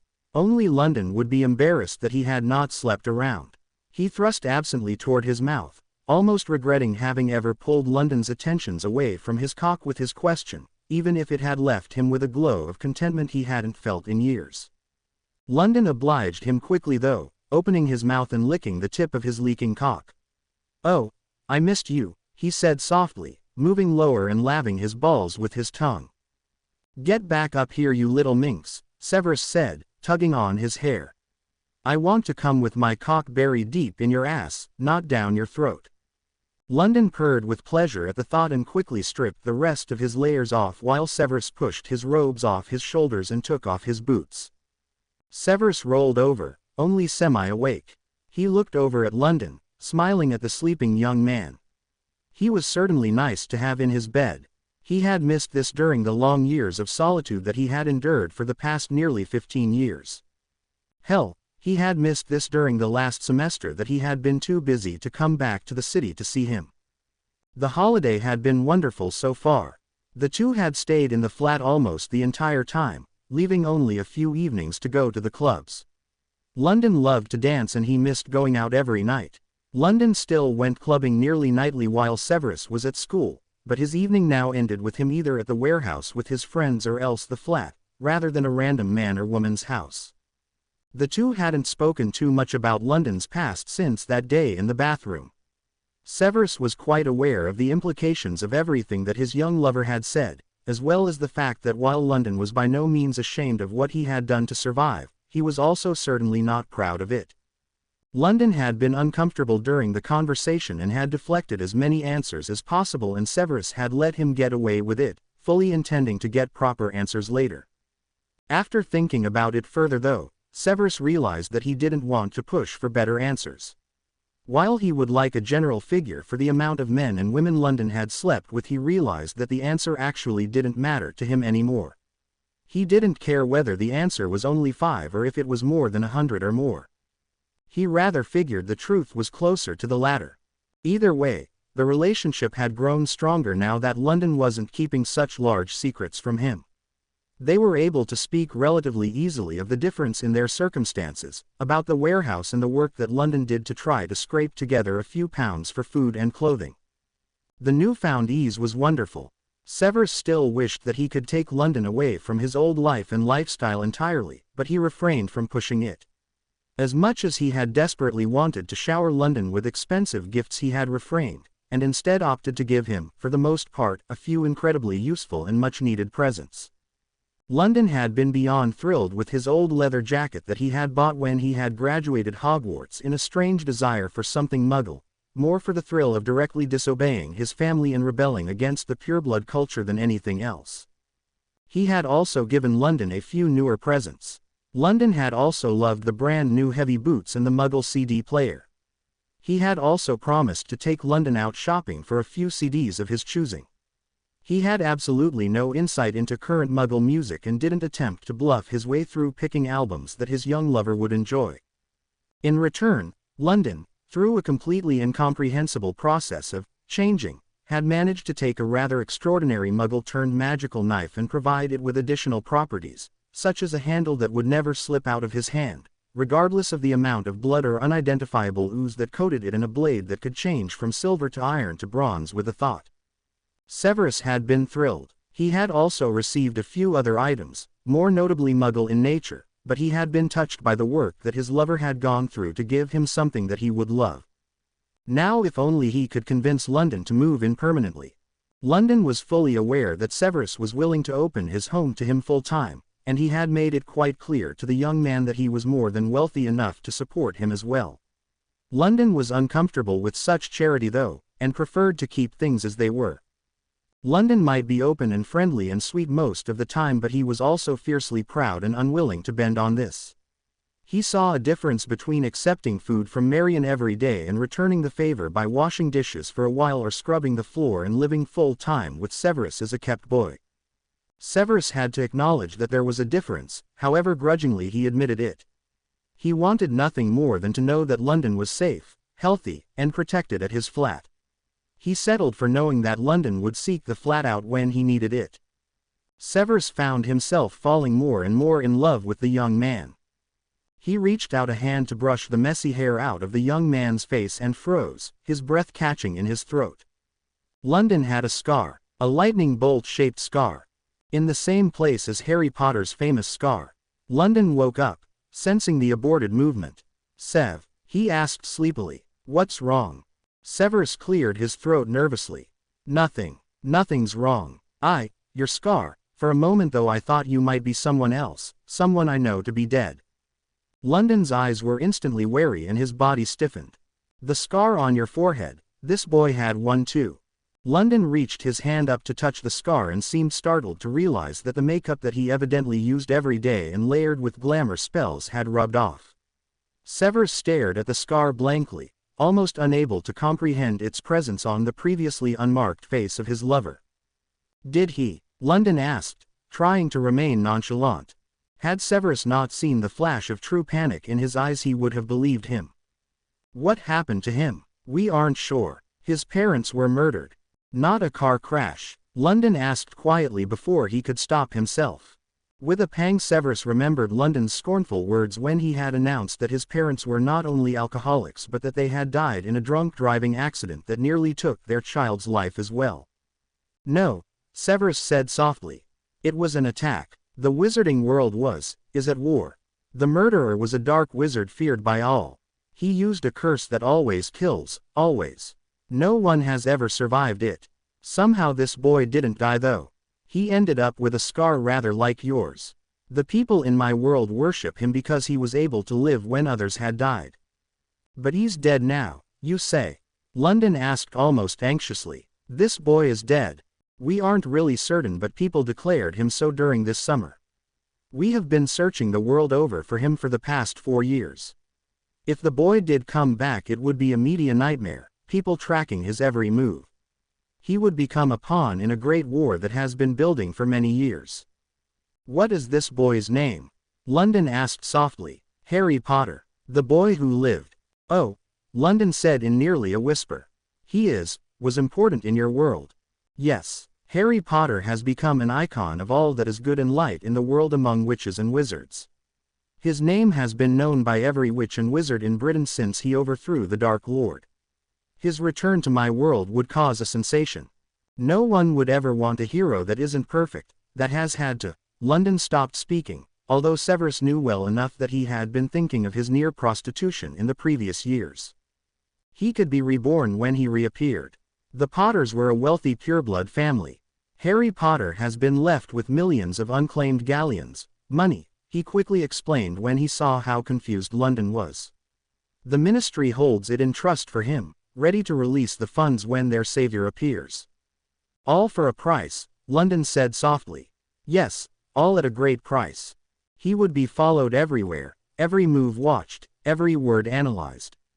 Severus noted the slight shudder that racked London's body at the thought of all of that attention, and he pulled him in closer to comfort him, holding the boy's back to his chest. It is of no consequence now. He can't be found and there is nothing to be done. His whole family is dead, did you say? Yes, Severus said, although it pained him to say it. He knew that it hurt the young man to hear it. London did not say another word, he simply burrowed more deeply into Severus' warmth. His godfather still lives, Severus finally said softly.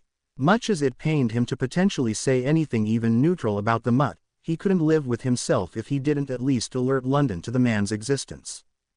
Godfather. Yes, with his parents dead, the godfather is now the de facto guardian. London shuddered, this time completely unable to hold it back. Severus gritted his teeth. He couldn't believe he was actually going to defend Black, but it was clear that London needed to be comforted in some way. His fear was palpable, and no doubt learned from experience with previous guardians. As he had realized before, 8-year-old boys did not accidentally end up abandoned on the streets of London. He manfully gathered his strength to say a few, not unkind words about Black.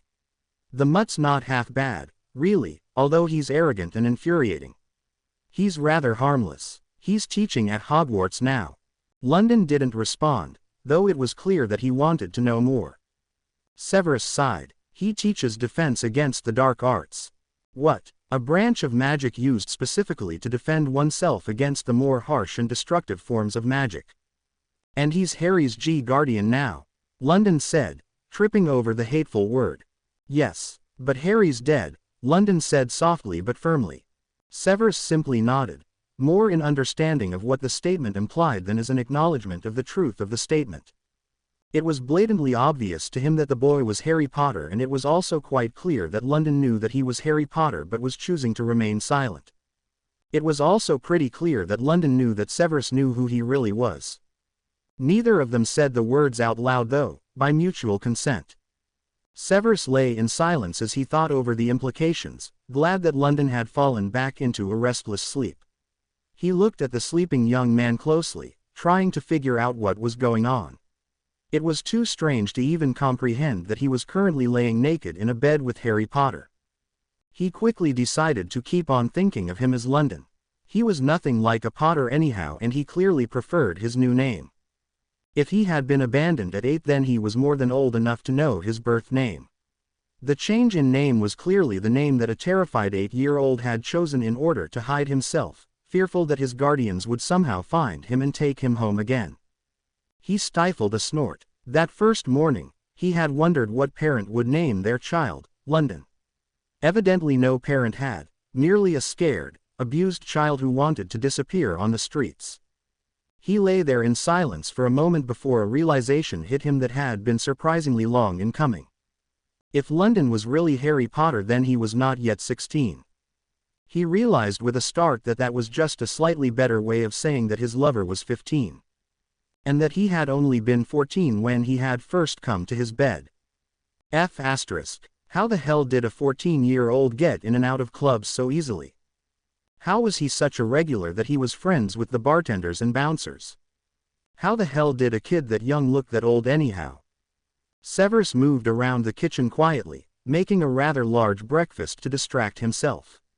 He had ed a child. A child that was nowhere near the age of consent. Who was still not above the age of consent. And the worst thing of it was, he still wanted the boy. He turned quickly when he heard London padding down the hall toward the kitchen. "Sleep well?" London asked, toweling off his hair as usual. He had the deplorable habit of dragging Severus' towels and clothing around the house and leaving them in the most inconvenient places. Severus stared in shock as he realized that the scar was once again covered up. Evidently they were done discussing the scar and connection to the presumed dead boy who lived. He quickly collected himself. "Yes, you. Wonderful. What are we doing today?" "I need to meet with a few of the professors from Hogwarts today." London silently called a pack of cigarettes to the kitchen and lit one with visibly shaking hands. His guardian worked there. Severus was going to meet with his guardian. The terror in London's eyes forced him to elaborate. "We always meet midway through the holiday to discuss the second semester's lesson plans. Many of the courses have the potential to cover material twice since the information fits well into both, so we go over our plans to make sure we aren't repeating material needlessly.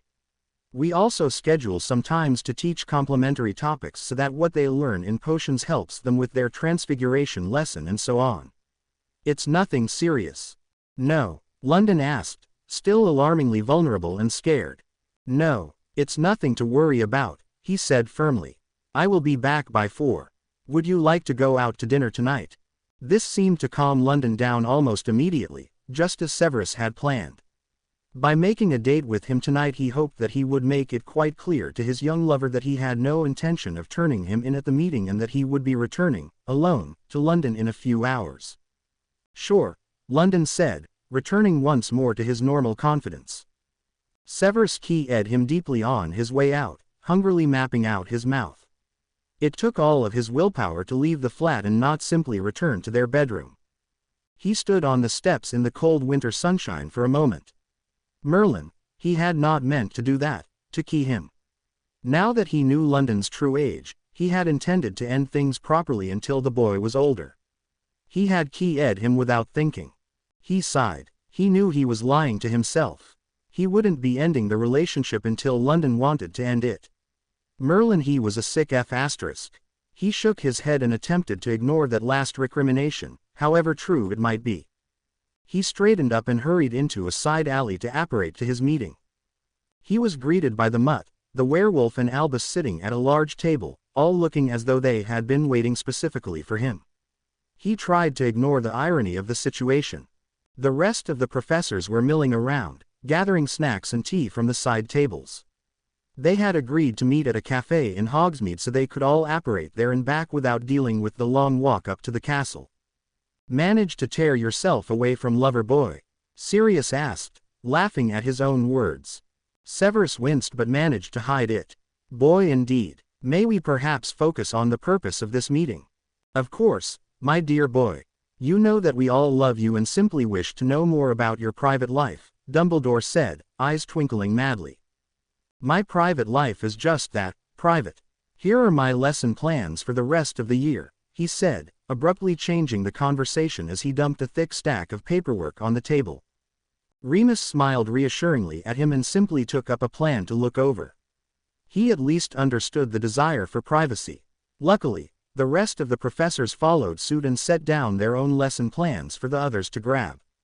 Soon Severus was deeply drawn into the various plans he held, trying to see if there were any issues that would pop up in the coming semester.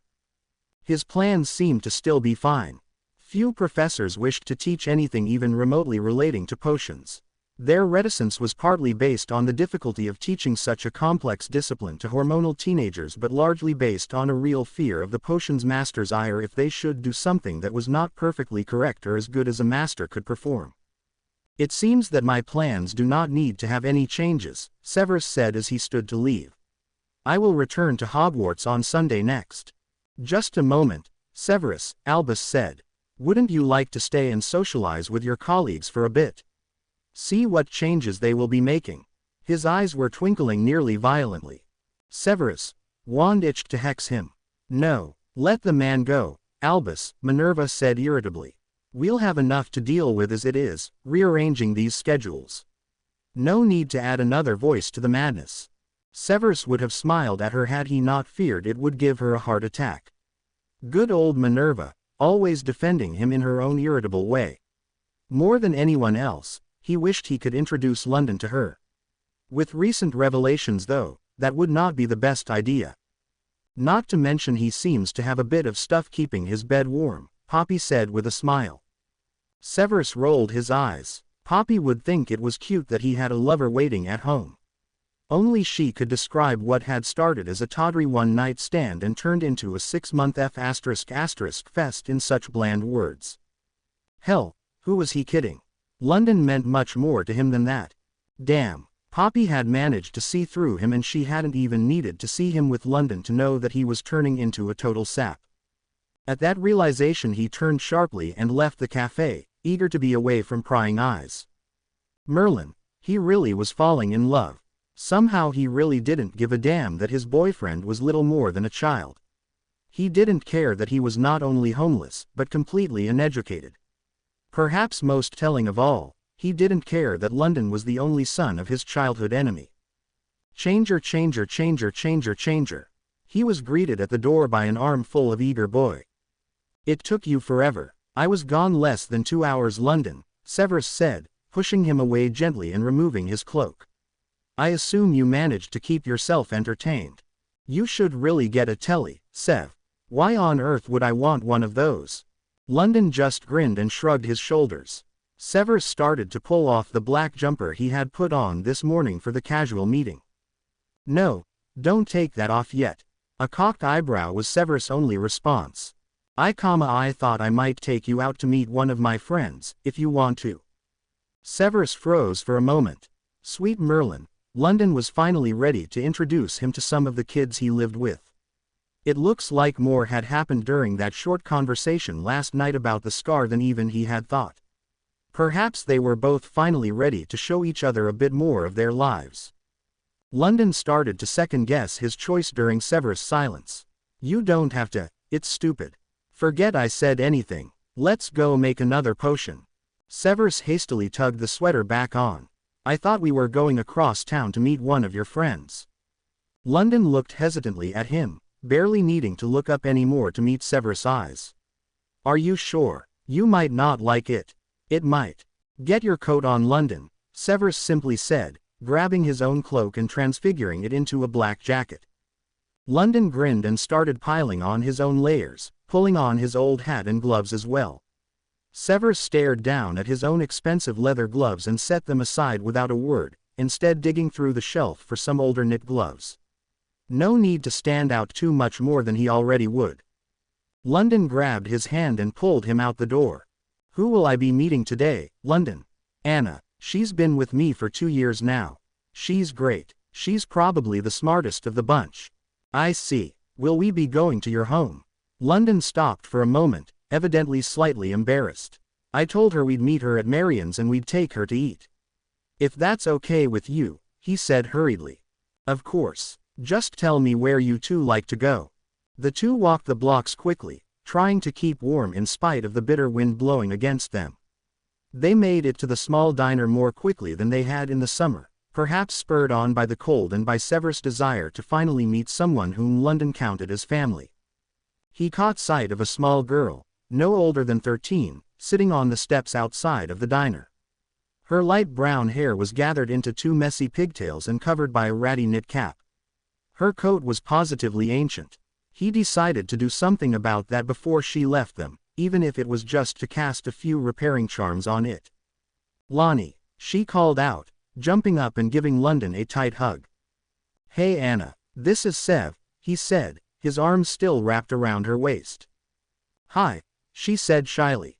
Anna, he merely replied, inclining his head. She giggled softly. I like him, she whispered to London. Severus bit back a smile. Where would you like to go to dinner, Anna? Severus asked her. Anywhere's fine, she said, shrugging her shoulders. Severus looked over to London. Wherever you want, Sev. This way then, Severus said, turning toward the left. He wanted to go somewhere that London and Anna wouldn't feel uncomfortable in but that would serve slightly more nutritious food than the diner did. How's it been at home? London asked, still walking beside Anna with their arms linked. You know, I missed you on Christmas. I'm sorry, I meant to get back. Don't worry London, it's fine. Have you been with Sev all this time? Yeah, how long before you have to go back to school Sev? She asked, startling Severus. Next Sunday. He hadn't been aware that London had ever really talked about him with his friends before, much less in enough detail to describe his job. Anna noticed the startled expression on his face and laughed. Lonnie talks about you all the time. Do not. Shut up. You do too. It's always Sev this, and Sev that.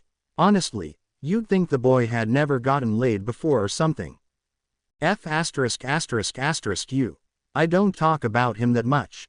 Anna just laughed. Severus stared at the two of them with an eyebrow raised. Do I even want to know how much you have told them? She's totally ing with you, London said, trying to keep a straight face. Keep telling yourself that, Anna replied. Don't worry Sev, he talks about you all the time but he doesn't tell us much about the thankfully. She wrinkled her nose in distaste. Severus snorted. So tell me, are you like London? Severus stopped fully and stared at her in shock. Excuse me. Can you change things? He turned his gaze to London who simply shrugged his shoulders. Yes, he finally said, feeling strange telling a muggle so openly that he was a wizard. I teach at a school for people like us. Wish I could do it. Lonnie tried to teach me but I've never managed it. Think you could show me? Severus reached out with his senses and brushed over the girl. She had no magical ability within her. He shook his head. I am sorry Anna, you must be born with the ability before I can teach you how. Most people do not have the innate qualities necessary. It's quite rare. She shrugged her shoulders, but Severus could tell she was sad. Figured. You're right though London, he does use fancy words. Doesn't he? Makes you feel smarter just being with him, London replied, smirking. Severus rolled his eyes and pushed on toward the restaurant. Severus paced the halls irritably, furious with himself for his inability to sit still and thoroughly troubled by how much he missed London. The summer had been glorious.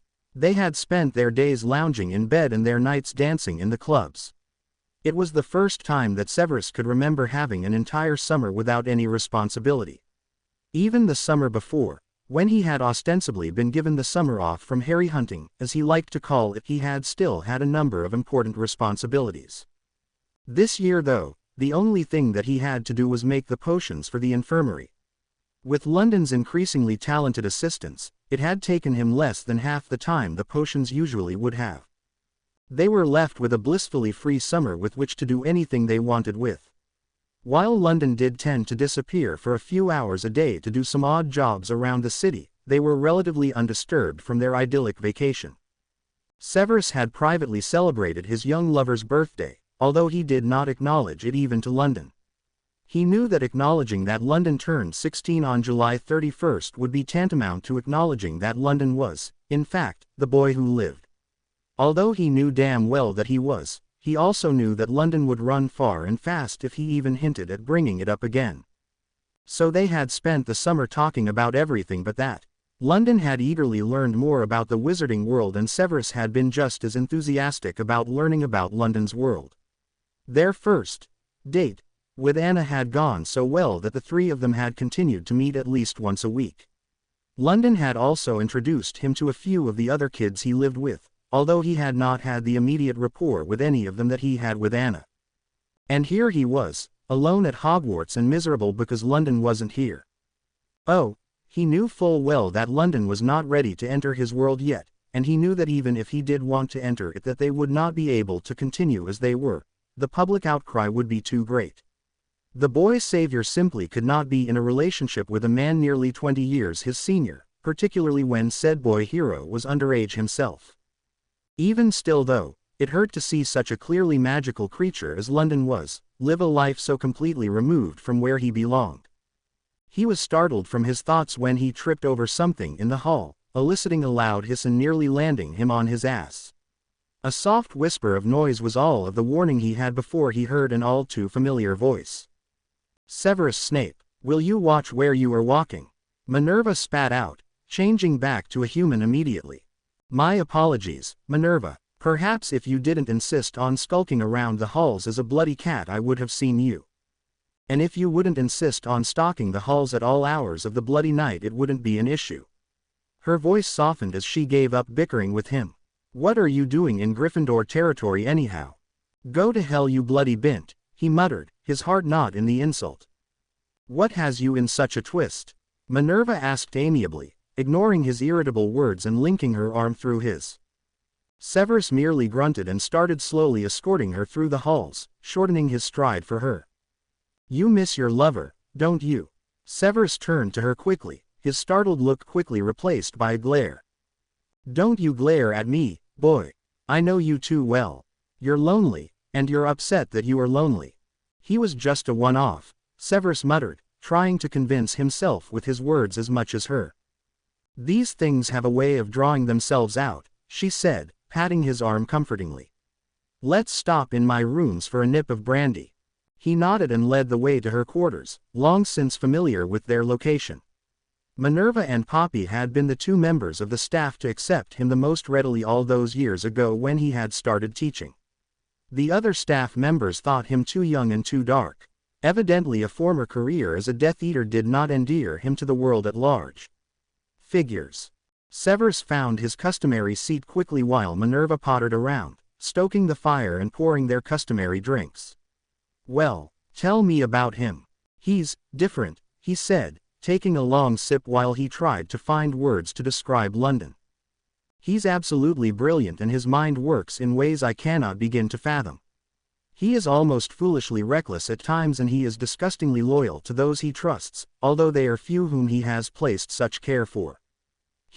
Damn it, he's dark enough to suit me and yet he is almost completely pure in some ways. He looked over and saw her curiosity, and cut off the rest of his words. It's impossible to explain. Minerva did not push him to expand. She was quite aware of how her friend's mind worked, and she knew she would get no better answer from him without asking better questions. What does he do for a living? Some odd jobs in Muggle London. Is this the same young man who had you in fits the summer before this? Severus looked at her for a moment, obviously weighing whether or not he should tell her the truth. Yes, he finally said. That must be nice, having such a steady relationship. I'm sure he is a wonderful man. Severus openly winced. Ah, is he a bit younger than you? You could say that. In his 20s. Severus winced again. My goodness Severus, you certainly are a devil, she said, laughing as she poured them both another round. He looked at least 20 that first night, he argued weakly. The lights were dim, and his clothes, he faded away, trying to ignore her quiet chuckling. He really does look older than he is. And how old is he? Old enough, Severus said evasively. Well, while it wasn't entirely true, the boy was old enough to have say asterisk, albeit his age made it slightly against the law. Minerva laughed in delight. I think it's wonderful that you've found someone. And he must be quite taken with you, to have stuck around after that first night. I can't quite figure it myself. The boy must be daft, he said, completely ignoring his earlier praise of London. Nonsense Severus. You are an incredibly handsome young man, you just tend to ignore your own appeal. If you weren't so thoroughly bent I would be trying to take you to my bed. Severus fought the urge to gag at the idea of having say with his old friend. I assure you, that will never happen Minerva. She just waved her hand, brushing his objection aside. So tell me more about him. What is his name? Severus looked at her for a moment. London. After the city. Just so. I see. How unusual. No more so than Severus or Albus or even Minerva, for that matter, Severus argued, giving a sort of half-smile when he remembered London's very argument on their first morning after. No, I am sure you are quite right. Is he a Muggle then? No. Where did he go to school? He didn't. You don't see many home-schooled wizards anymore.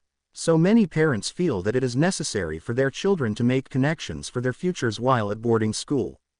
In a community as relatively small as ours, I suppose they have a point. Severus didn't bother to contradict her assumptions about his education and instead pushed the subject away from London.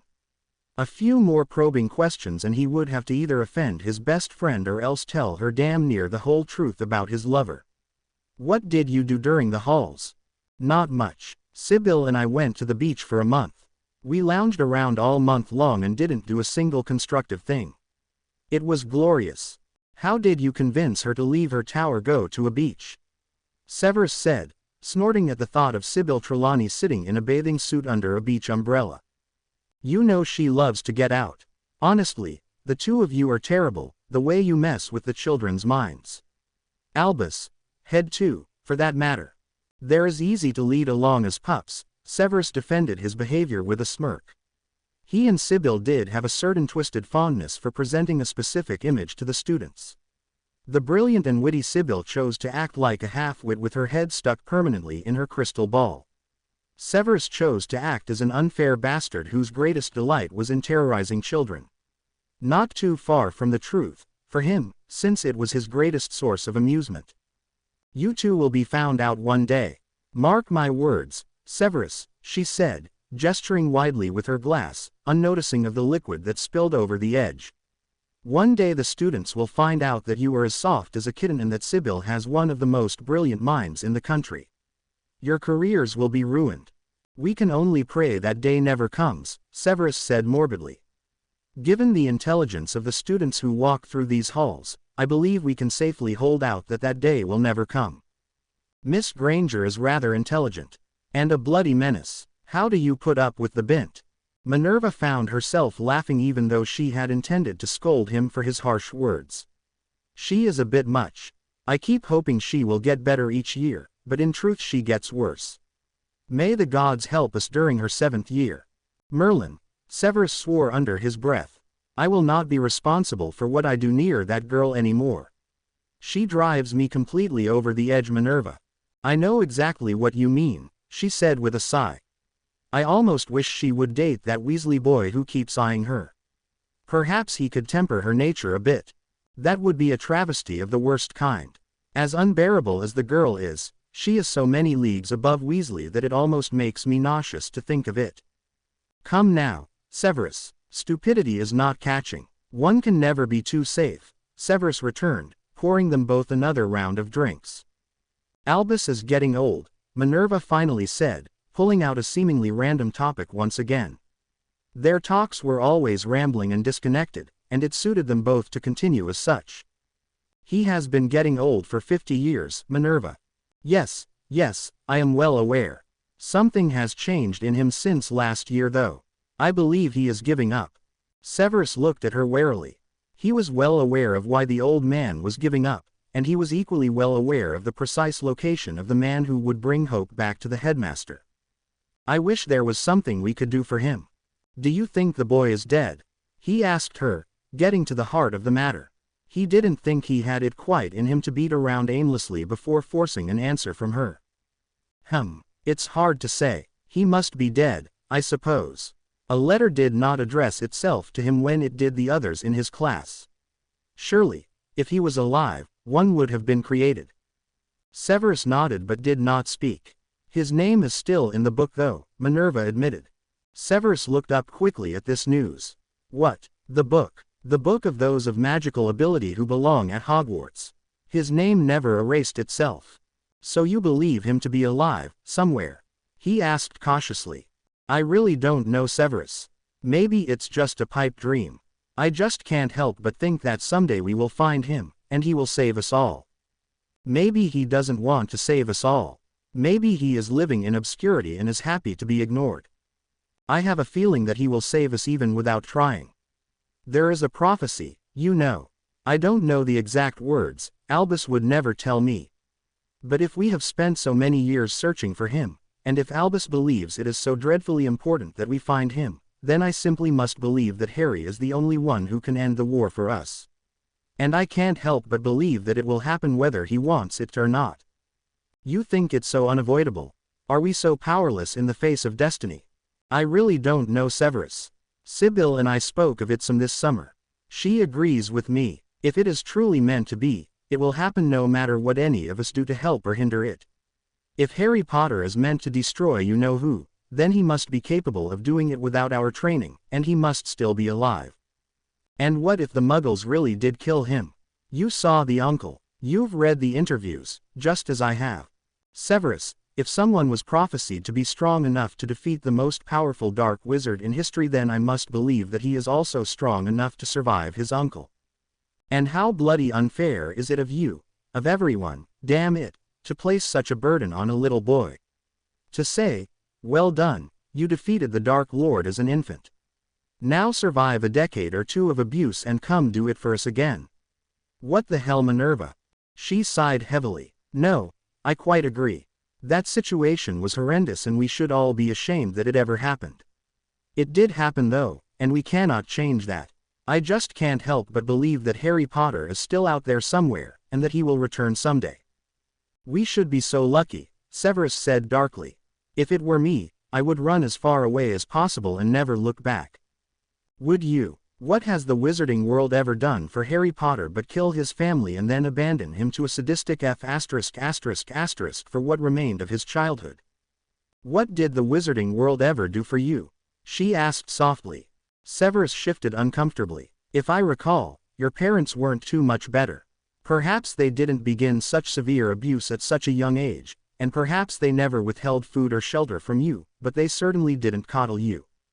And look at where it has taken me. Yes, you might be a bit of a recluse at times, and you may try your best to ignore the world around you, but you are still here, you are still a part of this world. And you are so certain that Harry Potter, if he is still alive, will feel the same way. Minerva sighed. No, Severus, I am not. I do think that he will defeat you know who, whether he consciously seeks him in battle or not. Prophecies cannot be so easily ignored. If he still lives, then he will meet you know who in battle once again. Anna pounded frantically on the door to Severus' flat, a place she had only been to a handful of times before today. She needed London, now. She hadn't seen him for a few days now and she was getting desperate. The situation hadn't been this grave in years, and she didn't know what to do without her best friend. Suddenly the door flew open underneath her small fist and she nearly fell into the open doorway. Anna, what the hell are you doing here? London asked, all traces of sleep fleeing in the face of his distraught friend. Please come home, Lonnie. It's so cold. We need you there. London took in her damp, shivering form and cursed. Get in here. He tugged her in and slammed the door shut behind them. Why the F*** did you wait so long to come get me? Damn it, girl, you're soaked through. He quickly changed her clothes, wringing out the icy damp and replacing it with a dry, warm heat. There's a F*** blizzard out there right now, and you're wandering around like some sort of F*** idiot in the goddamn snow. No F*** sense at all. I had to get you. He wrapped one of Sev's throws around her shoulders. Shut up. Sit down and get warm again. Going to F*** kill yourself walking around in this. The others. I know. I'm coming. Let me get my things. He grabbed a pair of jeans and slid them on quickly, while he changed the fire so it was fully out. He pulled on a t-shirt and jumper, followed by a ratty hoodie and the jacket Sev had given him last Christmas. Hurry, Anna whispered, still in shock from the freezing temperatures. You should stay here, London said, taking in her still shaking form. I'll start the fire again. Stay here and stay warm. Sev won't care. No, I'm coming with you. London hesitated for a moment before nodding. He grabbed a heavy parchment as he walked toward the door. Can you look at this for me? Sev sent it 2 days ago and I haven't had a chance to have anyone look at it for me. She smiled and put the parchment in her pocket. Are you going to change us there? Yes. Hold tight, he said, wrapping his arms around her and pulling her in close. In a moment they were standing outside the warehouse. He held on to her for a moment, allowing her to regain her bearing. Changing like that was never easy for his non-magical friend, London knew, and with the state of her health earlier, he was frankly amazed she was still standing. After a brief moment she shrugged his hands off and turned toward the warehouse. They both rushed to get inside, wriggling through a broken window and rushing through the abandoned outer rooms to reach the innermost rooms where the rest of their friends would be sleeping. Even in the inner rooms though, they had little more protection than being outside. The walls were all partially collapsed, missing huge sections. Almost every window had been smashed long ago. Dorian entered the room that he usually shared with Anna and Nick and cursed loudly. All of his friends had piled into the single room in a pathetic attempt to pool their warmth and make it through the bitterly cold night. There were 14 kids sleeping in a pile together, covered only by tattered and damp jackets and clothing. He reached out his fingers and touched Angel's threadbare coat lightly. They all like this? He asked Anna, immediately working on drying and warming all of their clothing. Yes. How long? Few days. Why the hell didn't you get me sooner? No reason to make you suffer along with the rest of us. You deserve a nice place to stay, Lonnie. No one grudges you that. Well, they ing should. What the hell is wrong with me? I date some rich bloke for a bit and he completely s my head. Living out there. London. Sev had nothing to do with this. The storm came up, no warning. Even if you weren't dating him, even if he hadn't offered you his flat, you might have been out. You always wandered a lot, especially during the winter. I would have been here, London said bitterly, crawling over Nick to get to little Mikey, a 4-year-old who had been abandoned only a few months previously. The child shivered almost violently, his lips nearly blue with cold. He pushed his energy into warming the child gently, scared to risk anything too powerful and too quick. That, Anna snapped. You would have been in someone else's bed and you know it, London. You came when we needed you. That's all that matters. London sighed. She was right. He hated it. You got any food here? You been eating? Anna shrugged. Some. It's been hard getting out. And we try to keep at least 1 or 2 of us here with Mikey. He's too little to leave on his own yet. I'll go find us something when I'm done. He worked in silence for a few minutes more, feverishly warming the huddled group as best he could. He knew that it wouldn't last though, with the snow and sleet standing in small piles inside the building, and the icy wind skating along the bare floorboards. You gonna read me my letter? He finally asked gruffly. She smiled and pulled it out of her pocket, smoothing the crinkles fondly. London. She began. Still no, dear. Not a very romantic chap, is he? Shut up and get on with it. I could have managed that bit myself. She cleared her throat and started again. London. I assume that all is well with you, as I have not heard from you since I last saw you in October. The end of term is nearly here, and I have only to complete the end of term exami. She stumbled over the long word. Examinations, London supplied. Sev uses that word a lot. Anna shook her head and smiled. Right, let's see. I will be able to return to the flat on Friday evening as Albus has assigned other professors to accompany the children's train. If you need anything before then, write me immediately. Yours, Severus. Friday evening, London said, turning his attention to changing a few of the larger holes in the walls, particularly those close to the ground. He couldn't risk doing too terribly much without risking the police taking note. The other kids he lived with were well aware that there was something odd about him, and they knew better than to question strange happenings. What it says, Anna said, looking over the neat writing once more. Bet you miss him. London shrugged. Anna laughed. That's bloody rich. I know you've been pining for him since he left. London finally stopped his work and sat down, leaning heavily against the repaired wall to recoup. It's weird, you know. I mean, all this time, I go home with how many people? And they none of them mean a damn to me. I leave in the morning and go on my way. And Sev's different, ain't he? She said, handing back the letter. He ran his fingers over the letters for a moment, lightly tracing the dark ink. He hated it that he couldn't make out the vast majority of the smooth swirls on the page. Yeah, no clue why. You gonna stay with him? London shrugged again. Long as he'll have me, I guess. Maybe forever then. London shot her a glare. Stop ing around.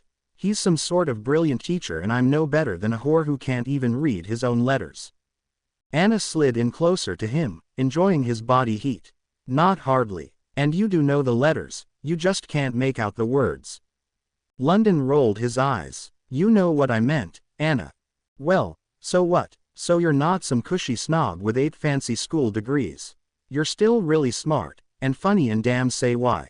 London sighed. Maybe you're right, I dunno. They sat in silence for a moment before London stood abruptly. We should go get something to eat. We can have it ready when they wake up. Anna took his hand to stand up.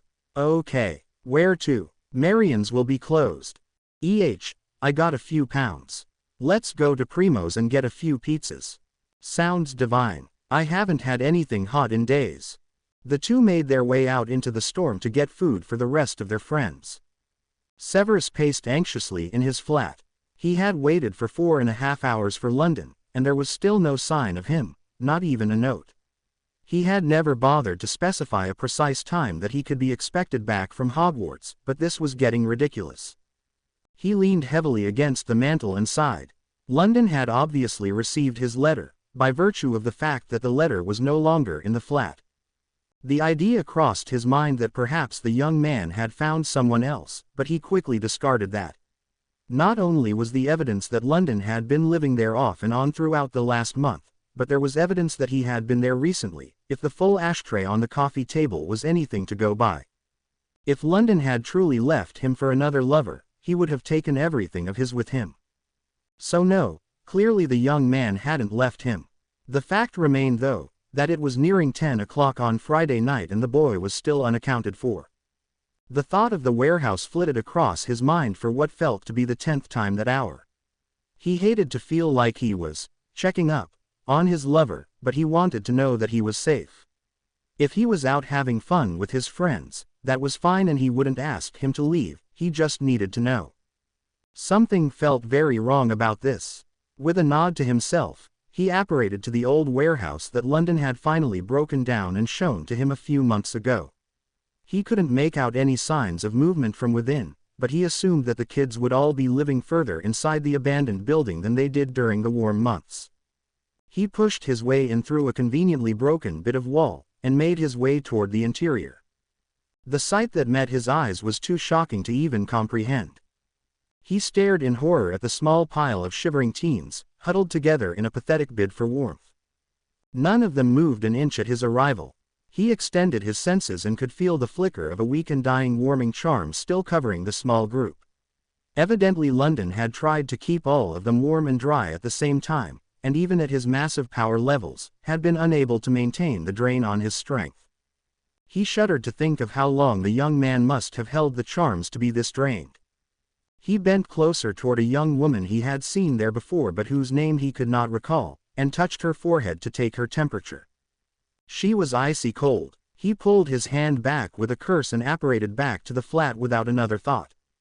He pulled out a large black satchel of London's and emptied the entirety of his potions cabinet into the bag. He quickly zipped it up and made his way into the kitchen, throwing the little bit of food that remained in his cupboards into a second bag. He nearly apparated back before he made a quick dash for the bedroom.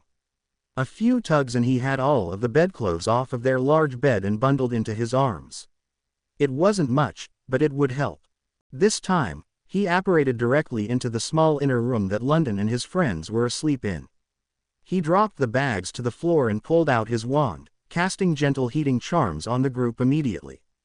Severus looked around the decrepit room in shock, almost unable to comprehend what his next step should be. He shook off the numbing horror and instead began to vanish the snow that was in the corners, and to cast drying charms on all of the damp clothes that the kids wore. With a start, Severus realized that he needed to prioritize, and as irritating as the snow and ice were, he needed to concentrate on heating and drying charms on the kids themselves before he could do any more work on the building. He pushed his way to London's side, noting with growing concern the tiny boy that London held close to his chest. The child couldn't have been 5. He cast a second, gentle warming charm on both the boy and on London. London cracked his eyes open. "You're here," he whispered, his voice dry and broken from disuse. "I waited for you at the flat for a few hours." "More fool, Severus said, bitterly regretting his delay. "Can you move?" London tested his chilled limbs and nodded. "Don't know how much help I can be." It was too much. he said softly, the self-blame thick in his voice. Severus handed him a pepper-up draft and a few other potions to help revive his nearly frozen system and drained magic. You did what you could. While London swallowed the potions, Severus wrapped one of the blankets around the littlest boy. He quickly draped the others over as many as could be helped. We need to block out the wind, he finally said to London, trying desperately to calm his shaking hands. He simply couldn't regain control over himself. His heart was still pounding, even though he had the evidence sitting right in front of him that London would survive this madness. We can't do too much or the police will notice. If something odd is going on, they'll come by and kick us out again. Even this is better than being outside completely, London argued, unaware of his lover's terror, much less the reason for it.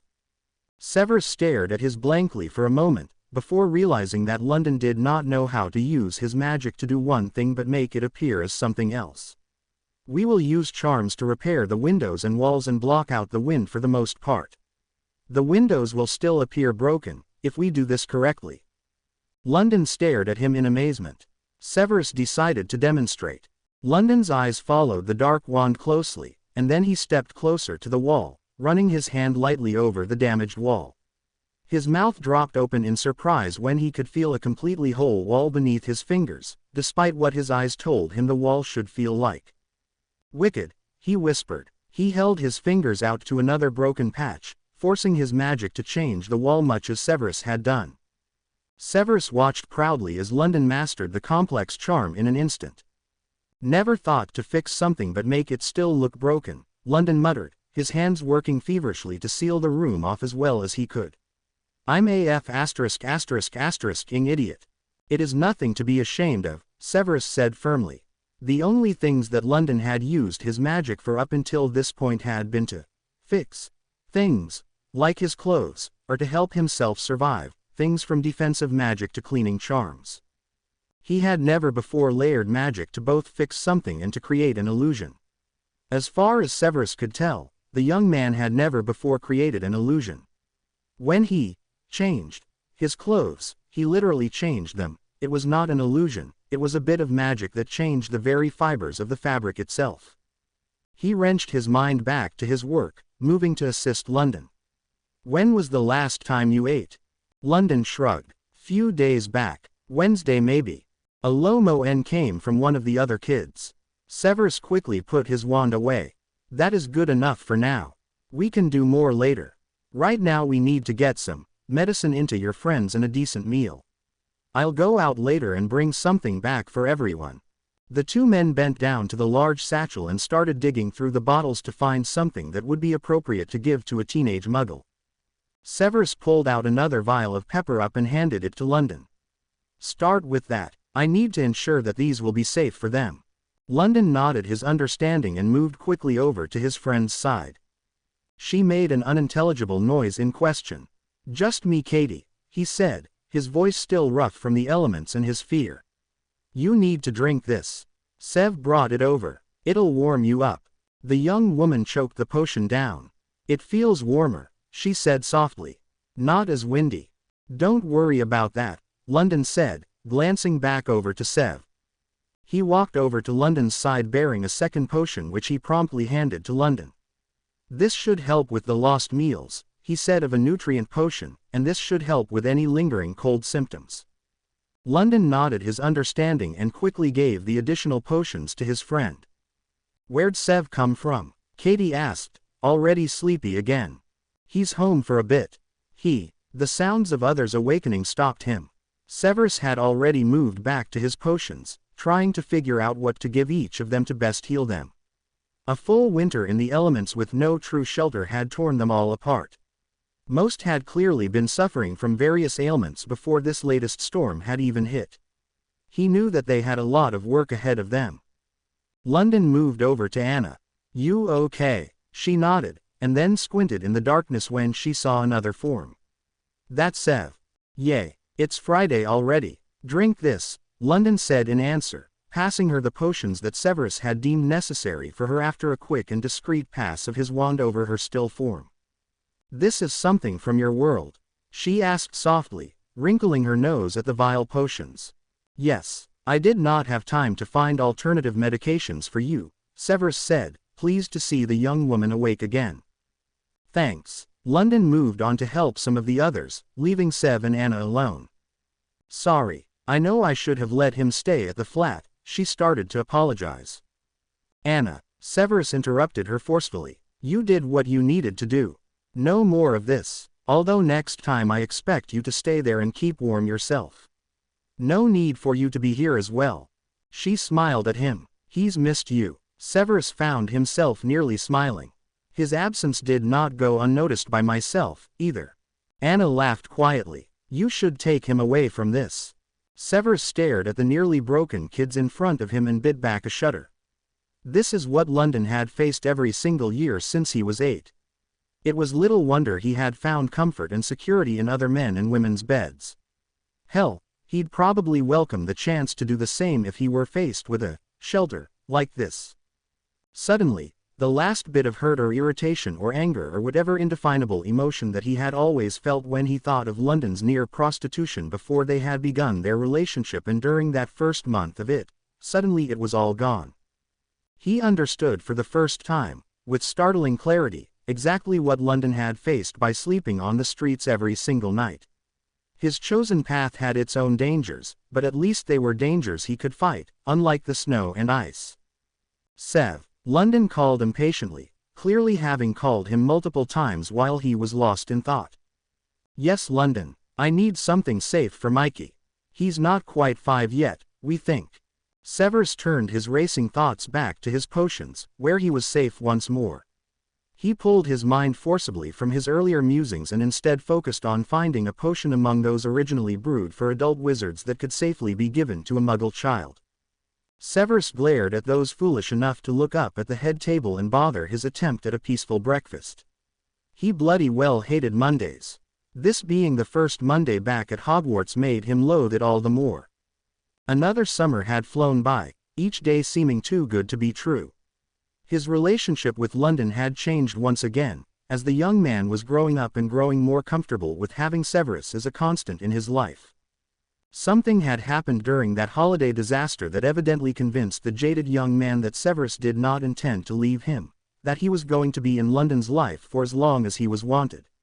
London opened up even more, and with the dissolution of the last layer of fear that had separated the two, their relationship had vaulted to a new level. London had always been a fascinating conversationalist if one could put aside his excessive use of expletives, but his newfound comfort with his own skin, and his faith in their relationship, had improved their relationship at every single level. Gone were the days in which they remained together for the incredible say asterisk, and Severus found himself forgetting for weeks on end that his lover was, in fact, only 17. The problem now though, was the lack of said 17-year-old in his rooms. He missed the friendly banter, and the intelligent conversation. He missed the assistance with his potions, and the in-depth discussions of magical theory, discussions that had stripped away every single preconceived notion he had ever held of magic. A potions master who was overworked, lonely, and horny did not mix well with Mondays. Wonder what this newest batch of firsties will be like, Rolanda Hooch said, reaching over Severus to grab the pot of tea. Severus manfully ignored her breach of his personal space and continued with his cup of coffee. Always great getting them out there for their first try on the brooms. You really should come watch more, Severus. Scope out a few future recruits for your Quidditch team. Nothing quite like that first flight. Magical moment, she said, snorting at her own joke. Severus closed his eyes and tried to convince himself that Dumbledore really might not forgive him if he hexed the flying instructor's mouth shut. Papers late today, Rolanda continued, obviously not noticing his irritation with society in general today. He grunted, not particularly caring. I wonder why it's held up. Must be something big. Severus didn't even bother to grunt. Merlin, he was surrounded by idiots. Just as he was about to leave the Great Hall, the owls arrived bearing the morning mail. He took his own copy of the Prophet from the owl and waved the bird away before opening it up. He stared at it in disbelief and then in horror as it began to sink in. All of the blood drained from his face as he understood exactly what had happened. The hall erupted into chaos when the students caught sight of the headline. The boy who lived, alive. Below the horrific headline there was a series of full-color photos showing London in an all-out brawl with 5 other boys. Severus cringed a bit at the pictures. He clearly knew about some of his lover's activities on the streets, but he had never actually witnessed a brawl such as this. He had merely cleaned up the after effects of them while dutifully ignoring the rather frightening array of weapons that London had collected over the years and carried at nearly all times. He only saw the weapons after a fight, as London tended to discreetly hide them or move them before they got undressed. The first time he had ever realized that London carried weapons had been after that fight over 2 years ago. He had since grown accustomed to the idea that his lover was a veritable walking arsenal when he went out on the streets. He heard a soft gasp from Rolanda and was pulled back into the present. He found himself staring almost desperately at the pictures, trying to put together the entire fight from beginning to end. The most amazing thing about the brawl was the fact that London was winning effortlessly. The boys would rush him in pairs or more, attacking ruthlessly and often with knives and other weapons, and he somehow always managed to keep them away. More though, he was beating them mercilessly while he defended himself. Nonetheless, he was covered in dirt and blood. It was a bloody miracle that the photographer had managed to make out the scar on his forehead. The makeup that he always wore must have rubbed off during the fight. Severus collapsed back into his seat, opening the paper and searching frantically for the story, his mind too frenzied to take in the words his eyes were passing over. He finally managed to understand what the writer was saying after a few desperate attempts at reading. Evidently they were quite certain that London was Harry Potter. Given the evidence of the photographs, he didn't quite think that he and London would be able to worm out of that one. The prophet did not know his street name though, nor did they know where went when he disappeared. The writer and photographer had followed him at a distance, evidently scared to get too close to someone they had just witnessed beat 5 young men into the ground single-handedly, and had lost track of him when he went into an alley. Severus knew that London had changed himself back to the flat, at least, he hoped he had. More often than not, London turned up at the flat after his more violent fights. "We must redouble our efforts," Dumbledore remarked to Black, who was staring at the picture in horror. "Sweet Merlin, look at him. Do you think he grew up on the streets?" Black asked, turning to his best friend. Remus sighed. "Yes, Siri, I'm sure he did. We have to go find him now. Let's go search the streets where the pictures are." "It says that he apparated away Sirius," Remus said patiently. "He could have been from anywhere. Hell, he could have left the country entirely." Severus held his breath, silently praying that they would give up the desire to search the streets near the photos. Unless he was mistaken, the fight had happened within 3 blocks of the flat. At least London had the intelligence to run further away from the flat before apparating. Hopefully, they would conduct their searches in that direction instead. Dumbledore stood and raised his hands, bringing instant silence to the chaotic hall. "It appears that our searches for Harry Potter were not in vain over the years. Our own Harry Potter is indeed alive and well, evidently living in London. Classes will be cancelled today as some of our professors go to search for him to bring him back here." Severus shifted uncomfortably. How the hell was he going to get to London to warn him in time? Dumbledore turned back to the professors. "I believe we should have a quick staff meeting to determine who should go collect young Mr. Potter." Severus walked woodenly to the staff room, his mind still whirling out of control.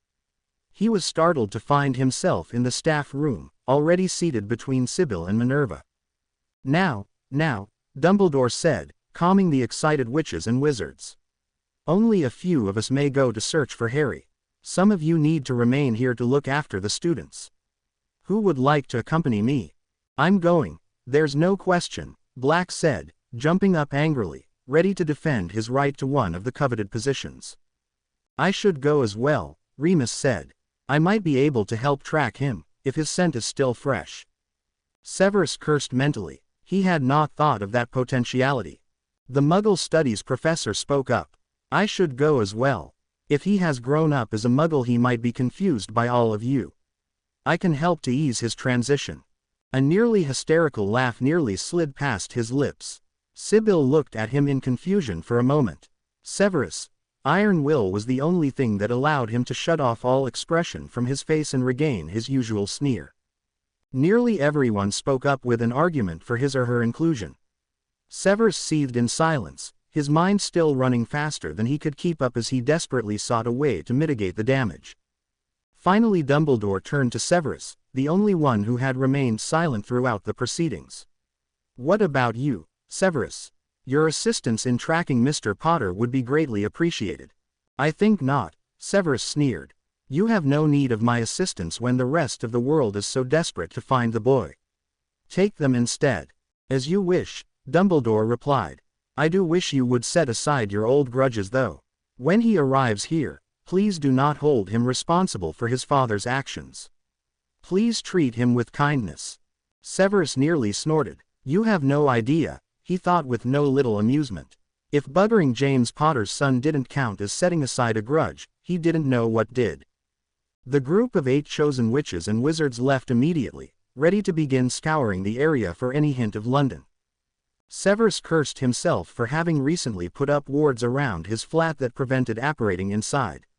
He wasn't connected to the flow either, not wanting anyone to accidentally stumble upon London when he wasn't there. The Death Eaters were growing more active, and in the last year or so he had experienced a growing fear that they would find London.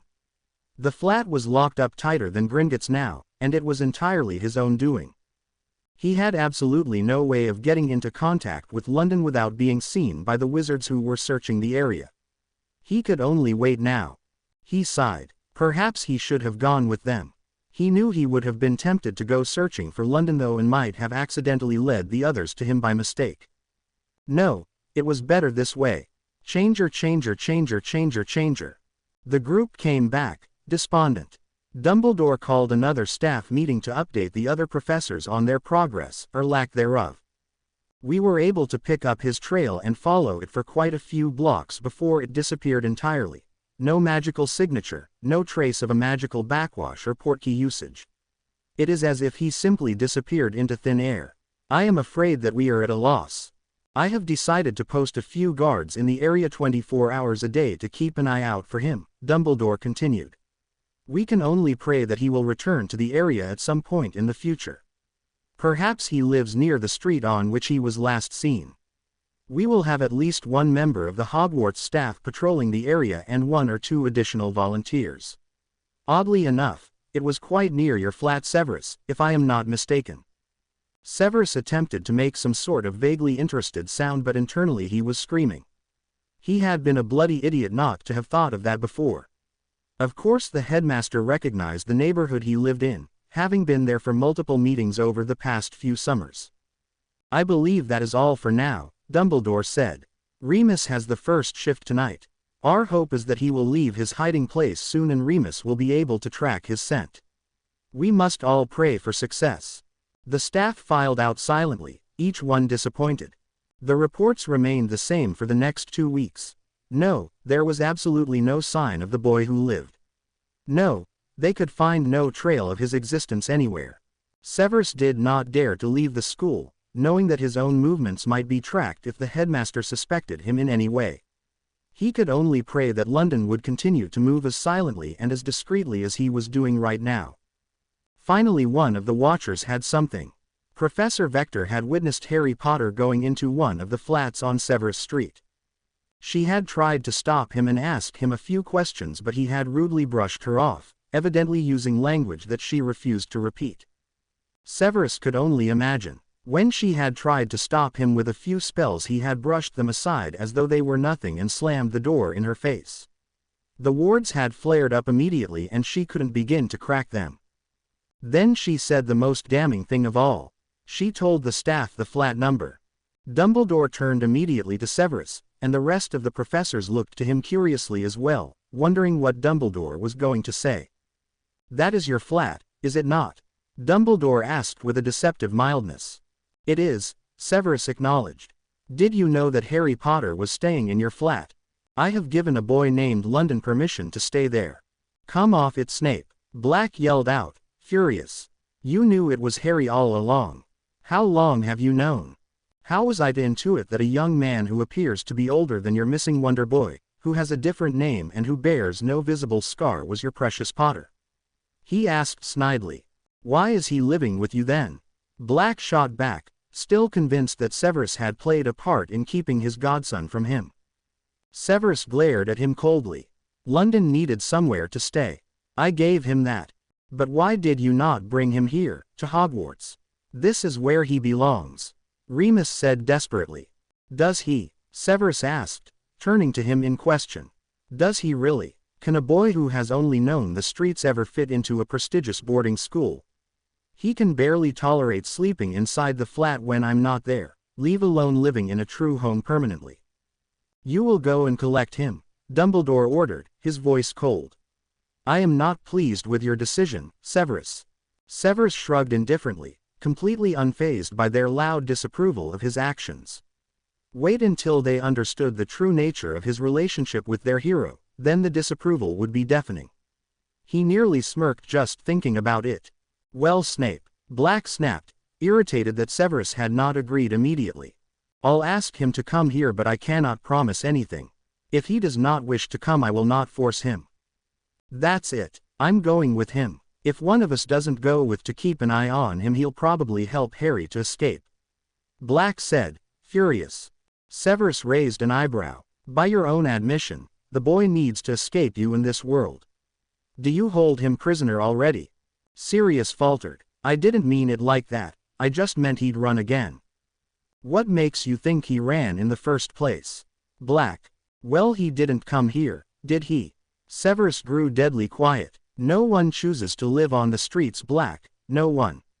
London stayed there because he had no other choice. You had best remember that, should he choose to come here now. Perhaps we should accompany Severus, Minerva said haltingly, giving Severus an apologetic look. I trust you implicitly, Severus, but you might need assistance convincing him.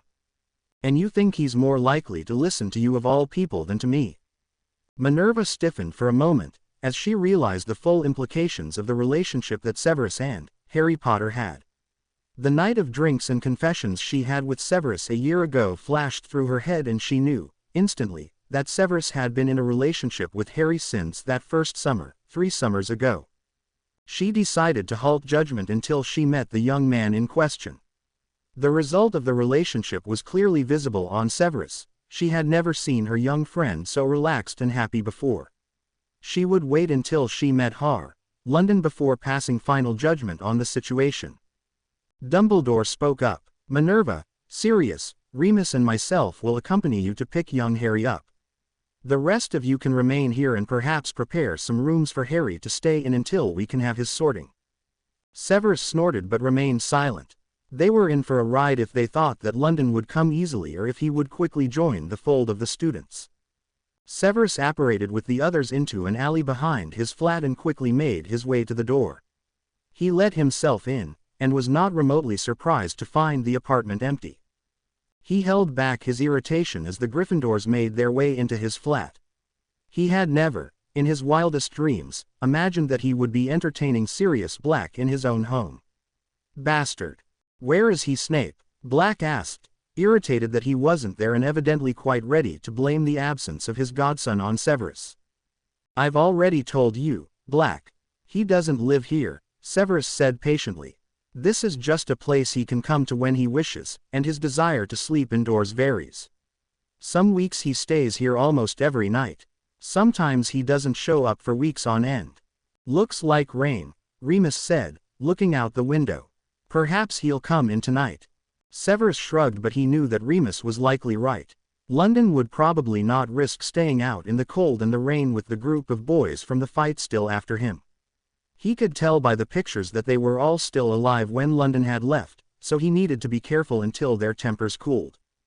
The wizards and witch paced restlessly through the small flat while Severus simply sat on the sofa and had a few drinks. Minerva rolled her eyes at her friend. She knew he was irritated with the situation, and she knew that he would extend little effort into keeping the highly volatile Black calm. She decided to intervene. I could do with a cuppa.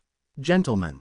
Albus, Sirius and Remus escorted her into the kitchen and watched her bustle around the small room as she gathered tea things. Severus remained where he was. He much preferred whiskey to tea at this moment. Finally, Severus thought he heard London outside, and he felt the familiar tingle of his magic. He stood in anticipation, and anxiously faced the door. He knew he had to play this right, or London might think that he had betrayed him, and he might well disappear. London pushed the door open and caught sight of Severus. "Sev," he called out, thrilled to see him so unexpectedly. He threw himself into Severus' waiting arms and kissed him deeply. Severus gave in immediately, praying that this wouldn't be their last key. He knew what it would look like, showing up in the middle of term with one of the major figures in the wizarding world standing behind him. Hopefully, London would listen before reacting. Hopefully he wouldn't run. London finally pulled back, panting for breath. "I wasn't expecting you so soon." The others rushed to the sitting room when they heard an unfamiliar voice. London heard their footsteps and turned in shock, not yet leaving the comfort of Sev's arms, although a lethal-looking knife slid into his hand. "Who the F*** are you?" They all exchanged looks before Dumbledore stepped forward. "I am Albus Dumbledore, the headmaster at the school where Severus teaches." London stared at him, his expression clearly asking why the hell he should care. Albus cleared his throat. "Yes, well, beside me is Minerva McGonagall, the Transfiguration professor. Next to her is Remus Lupin and beside him is Sirius Black. They both teach defense against the dark arts." "What the hell are you doing here?" he asked coldly. "We've come to take you home," Sirius said brightly. "Like hell you are," London snapped. Severus wrapped his arms more tightly around the trim waist. He knew that he needed to get London away from them before he lost his temper completely. London could be a sweet young man when he wanted to be, but he also had a fierce temper and a sort of ruthlessness that was bred into him on the streets. "London, let's go to the bedroom and I can explain some things." London allowed Severus to lead him to the bedroom, glaring at the others on his way. He didn't bother to put his knife away until the door was fully closed. "What the F*** is going on?" he demanded as the bedroom door was closing. Relief washed over Severus. London had not attacked first with accusations.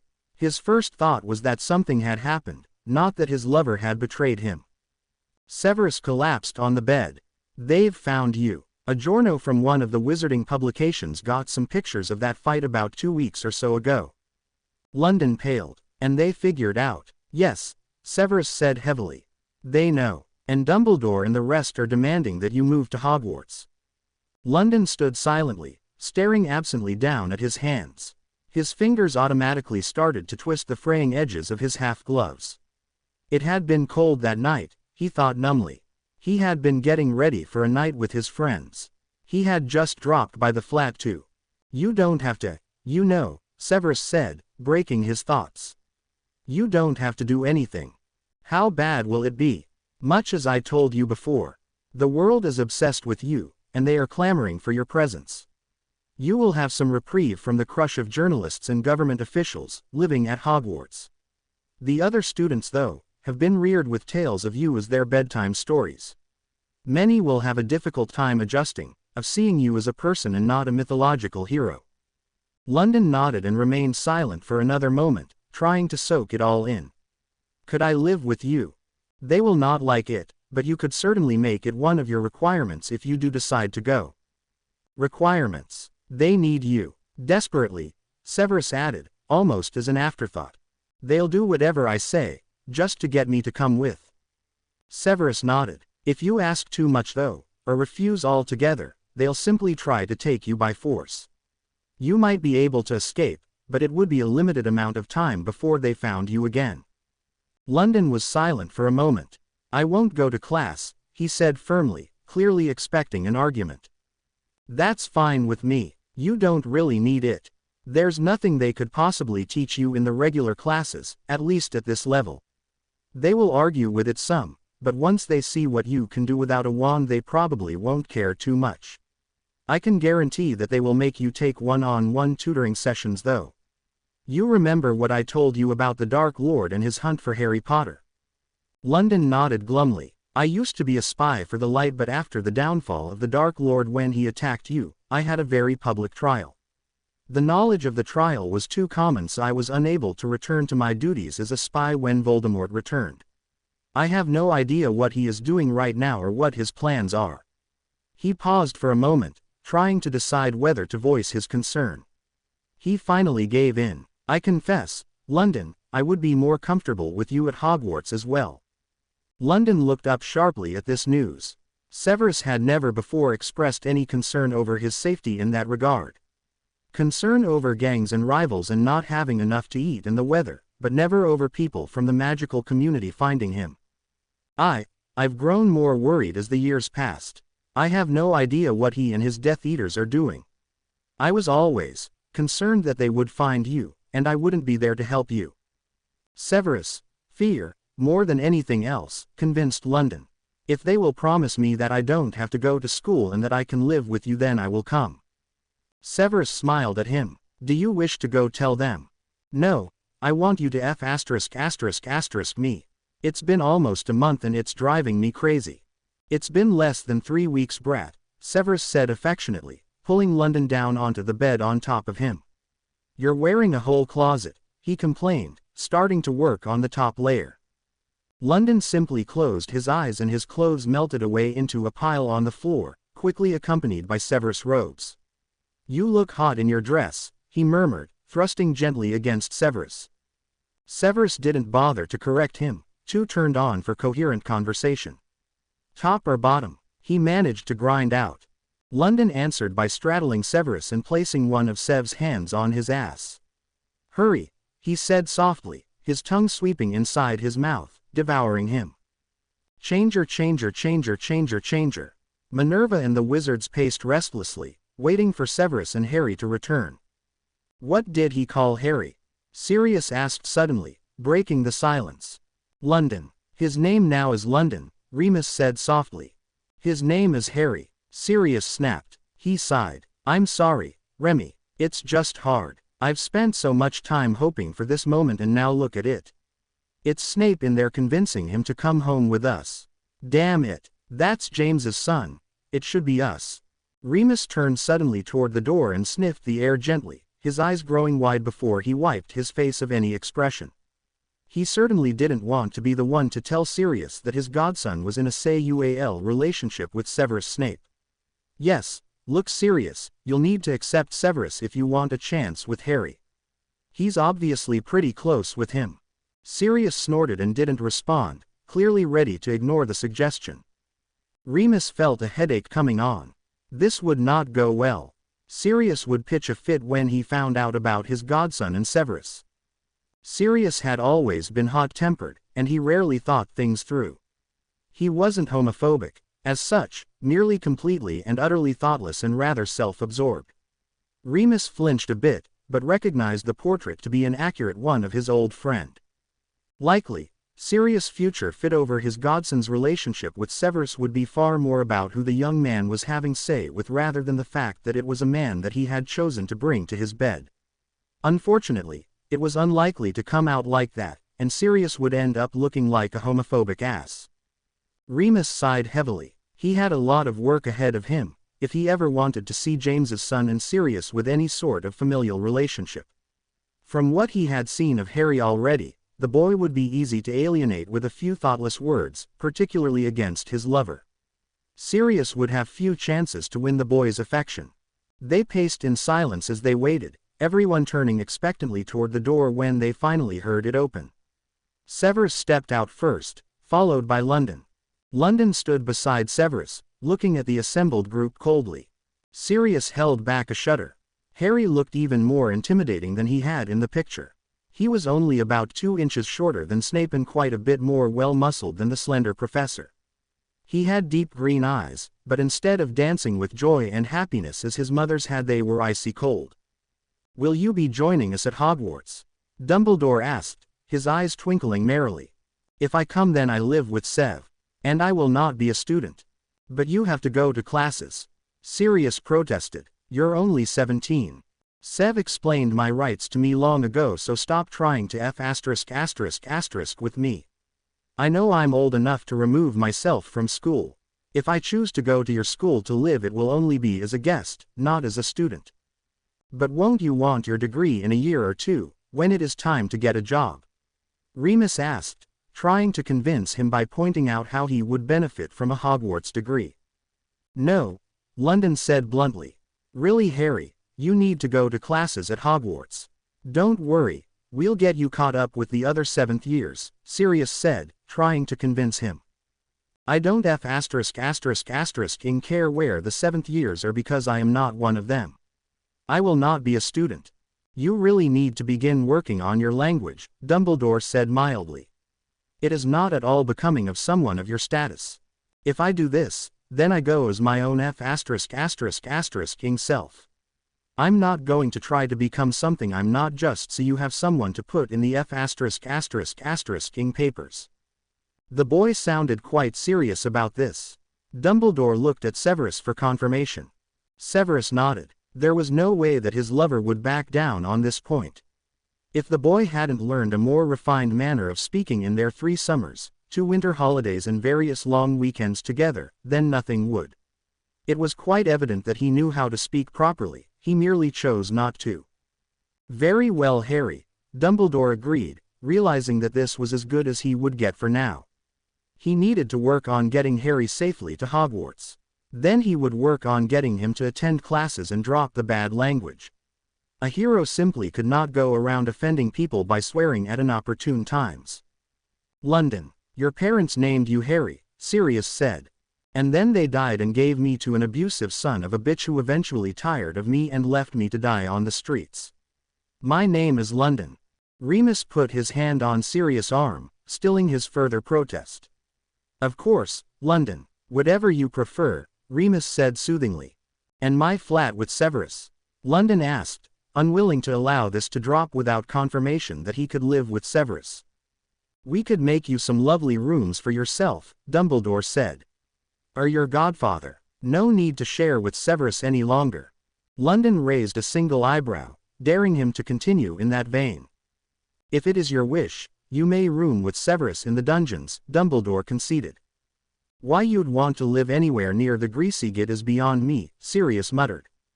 London narrowed his eyes at him, but did not respond. London, I'm afraid that you may need to have a bit of private tutelage to prepare you for your place in our society, Dumbledore explained. London stared at him blankly until he realized what tutelage meant.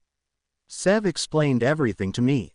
And of course you may sit in on any classes you wish to from time to time, Dumbledore hurried to explain before changing the subject, recognizing that school was a touchy subject for Harry. Where have you been living all this time? Here and there, London said vaguely.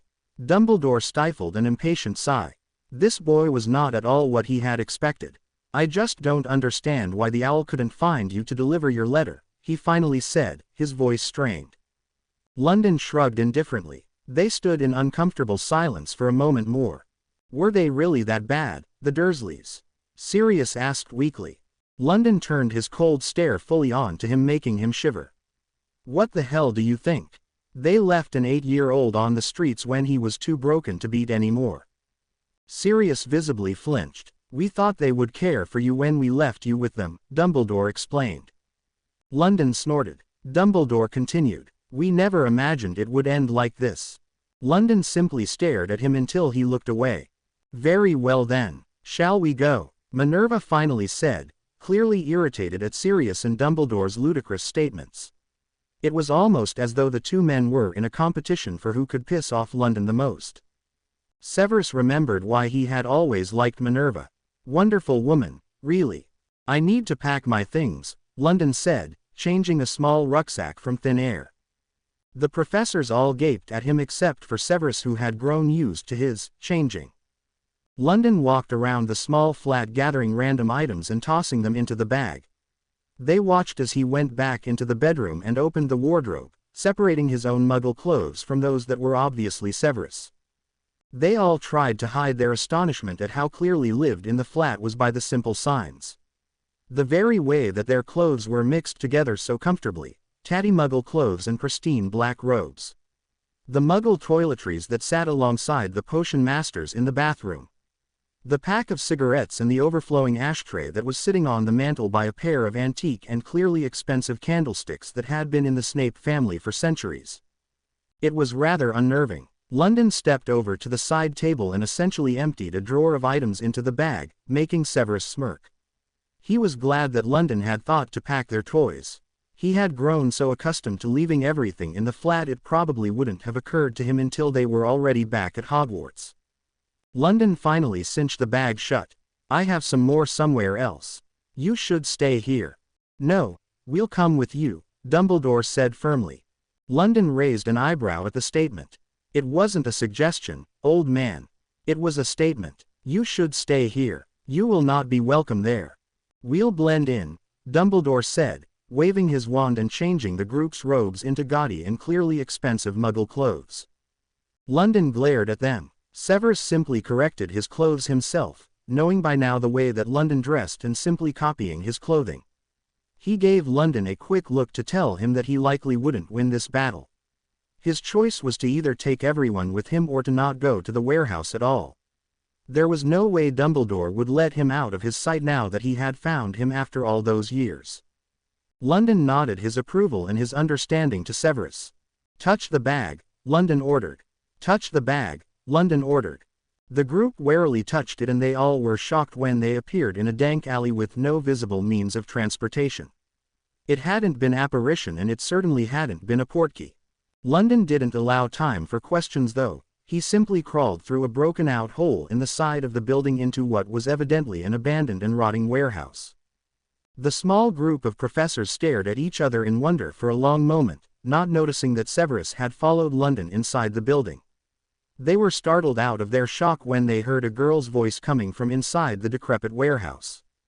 London, it's about ******ing time you showed up again. Where the hell have you been? A young woman asked, throwing her arms around London as he stepped out of the shadows. Her chestnut brown hair was pulled up into two messy knots and she was wearing the oversized jacket that Severus had given her the previous Christmas. I was staying with Sev, he said, nodding toward Severus who had just crawled through the hole and into the broken beams of light. Hey Sev, I thought you were teaching at that fancy school of yours. Did ya get fired? Severus was about to answer Anna when he noticed the girl pale suddenly and step partially behind London. He turned around and realized that the others had entered behind him and stepped out of the shadows. She said softly. Severus glanced over at the group and realized that to his young friend, his colleagues looked rather like officials from Child Protective Services in their fancy clothes. No doubt the girl thought that they were here to cart her away to an orphanage. Don't worry about them, London said. They're harmless. I'm just here for my things. Where are you going? She asked, growing scared. I'm going to live with Sev at that school. A young man entered from another room with a small boy. Who the hell are they? He demanded, pulling the boy into his arms protectively. They followed London here. A twinge of terror still colored her voice. Severus winced to hear it. It's all right, really Anna, Severus said softly. They'll be leaving in a few moments and they won't bother you again. I promise you. He had gotten to know London's friends over the years and he was particularly close with Anna. He often allowed her to sleep on his couch when the weather was particularly bad. He would have offered more to her than an occasional room, but knew that Anna, like London, wouldn't accept more. From what he could tell, she often accompanied London to the flat when he was away at Hogwarts. Luckily, concern for his young friend brought London to sleep in the flat more often than he would have on his own when Severus wasn't there to have say with. London had left them and walked over to the other side of the large room, bending down to a small pile of clothes and blankets and sorting through them for what he wanted to take. Severus stepped over to the young man and the little boy. How's your cold doing, Mikey? He asked the 5-year-old with more care and gentleness than anyone at Hogwarts would have ever thought possible. The boy just buried his head in the young man's neck, shy around all of the new people who were staring at him. Still sniffling some, the young man answered for him. Severus dug down in his pocket and pulled out a small vial. Take another swallow of your medicine, Mikey, it'll make you feel better. The boy wrinkled his nose but swallowed the potion as instructed. Severus often gave London's friends some of his more basic potions, passing them off as Muggle medications and even flavoring them with the ridiculous cherry taste that the Muggles seemed to favor. Since many of the kids had never really taken true medicine before, or hadn't in too many years to count, they had no idea how it should or shouldn't taste. Likewise, they had no idea what medicine should or shouldn't be capable of healing, and so they simply trusted in him to cure all of their various colds and illnesses. "Thanks," the young man said.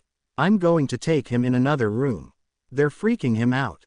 Severus glared at the group who had insisted upon coming here.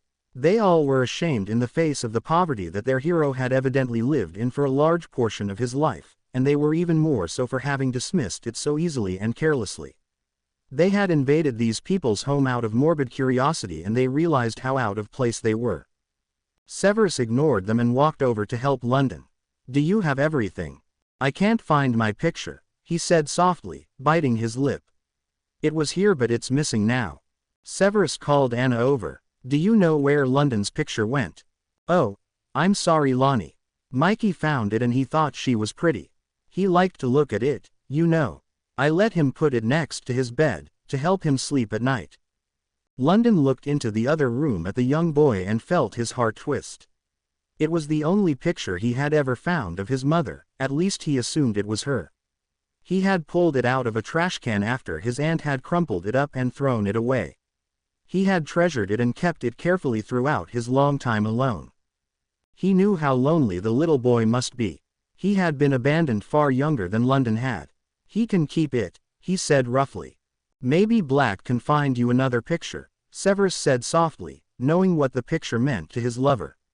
London had shown it to him over a year ago, proudly displaying the bent-up, torn old photo as his only treasure. "Did he know your mum?" Anna asked. "Yeah," London said. "Guess so. Looks like an okay sort." She helped him fold an extra jacket in silence, trying to stifle her protests to him leaving. "Do you really have to go?" she finally asked desperately. London pulled her into his arms. "I'm sorry, Anna. They won't leave me alone unless I do." "Why do they want you so much?" she asked, clearly confused as to what anyone like these clearly wealthy people would ever want with someone like them. "Guess my parents were sorta famous with them. They've been looking for me for years." Anna snorted. "Didn't look very hard." London smirked. King idiots if you ask me." "Why don't you run?" she whispered, looking nervously at Severus. "They'd come after me," London said with a sigh. "You hid before." Severus cut in. They didn't know what he looked like or what his magic felt like. He still felt odd speaking so openly with a muggle, but there was no point in hiding the truth now. Everyone feels a little different. London's magic in particular is very distinct. Now that they've been in the same room as him, they could track him across the world. Anna looked sick. "Just from seeing you." London nodded. "Guess so. Makes sense, really. I've always been able to keep track of Sev when he is even remotely near me. I never tried it before, but I bet I could find him no matter where he went. If London tries to run now, he will spend the rest of his life being chased by these people." He paused for a moment. "And also by a gang of evil wizards." "Why? They killed my mum and dad," London explained. "No sense, really. They just want me dead. But you'll be safe there. You'll be safe at this school. As I can be. Hell, you know I can kick anyone's ass." She nodded hesitantly. "I'll come visit you tons. They'll let you them. I told them I wouldn't pretend to be anything I'm not. That means going to the clubs when I want and coming back here to hang out with you all. If they don't like that, they can find a new savior." Severus reached into his pocket and pulled out a muggle key which he pressed into her hands. "Stay in the flat when you need to. We'll be home as much as we can, and definitely over the halls." Anna sniffed quietly. "I don't know if I can stay here without you," she finally said. "I've never had to do this alone before. You still have Ace and Mikey and the others. You'll do well. Look though, I want you to tell me if you ever need me." He took the key from her hands and rubbed it for a moment before handing it back to her. "If things get really bad, just hold on to the key and say my name twice. It will take you to me. Like how you change things sometimes. Just so. I'll miss you," she whispered. "Come back soon." "I will, I promise," he said, giving her one last hug before he stood to leave. He glared at the group that stood awkwardly in the middle of the drafty room. "I'm done," he announced. The group walked out into the alley in silence. Dumbledore pulled a glove out of his pocket. Let's return to Hogwarts then, shall we? London reached out toward the glove automatically, assuming it would transport them much as he had changed them across the city earlier. The group landed with a thump, each of them barely maintaining their feet. What the F*** was that? That was a portkey, Minerva explained. One of the easier ways for a group of wizards to travel. You came with us, London said sharply. She stared at him in confusion. We use wizards when referring to a group of either all men or mixed men and women. Rather say east, but done nonetheless, Severus explained softly. Probably makes you feel better about wearing dresses all the bloody time, London said, laughing. Severus' lips twitched with a barely withheld smile. Serious face burned in irritation. Stop mocking what you don't understand. Wizarding culture is something to be proud of, not to be belittled. You just don't understand. Whatever. Still AF****** king stupid way to travel. The portkey had dropped the group off at the outskirts of Hogsmeade and they started the long trek up to Hogwarts. London looked around himself, taking in the small shops that were scattered out this way in the forest. So where's this bloody school? About a quarter mile down the road, Severus explained. Why the hell are we all the way out here? Portkeys cannot be used on school grounds, my boy, Albus explained. London let out a string of curses that made Minerva blush. What a complete F****** king waste. Why the hell do I need to come here if you are too F***** king backward to travel like a normal person and we can't even get to where we're going with your shite spell? How can you possibly protect me if you can't even straighten out where the F***** we're going? I believe you'll find that we have other, greater defenses established to protect you, Albus said with a calm that belied his fury. This was not working as expected.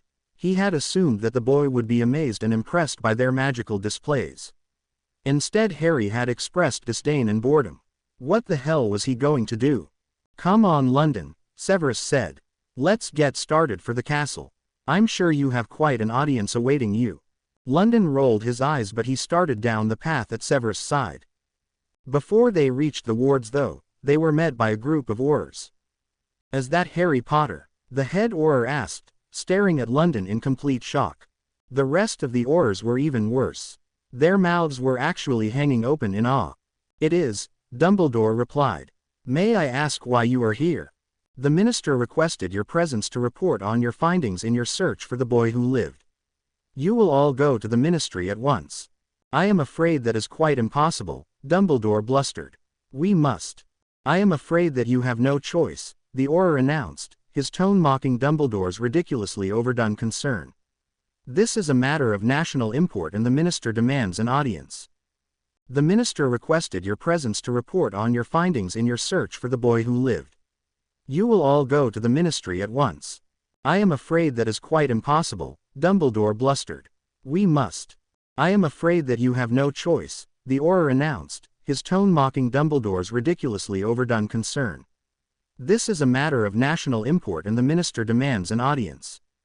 Of course we can go to see the minister, London announced, then looked around himself shyly. Can't we? He asked, suddenly sounding impossibly young. Severus rolled his eyes. He had heard rumors of his lover's acting abilities but he had never before seen this facade. Amazingly enough, it worked rather well in spite of the wide chest and built arms that proclaimed London to be a man, not a little boy. Come along, young man, the Auror said kindly, glaring at Dumbledore as he motioned to London. London hurried over to his side and gave the Auror a crooked smile when the older man threw an arm over his shoulders. Let's get going. Don't want to keep the minister waiting. Oh no, of course not, London said, sounding appalled at the idea of upsetting someone so wonderful and powerful. Sirius and Remus stared at London in shock. Minerva's eyes sparkled in amusement. Dumbledore looked at him thoughtfully, and Severus simply smirked. The group decided to go to the ministry and get the meeting over with. It would have to happen sooner or later and it was probably better to begin with complying with the minister's requests.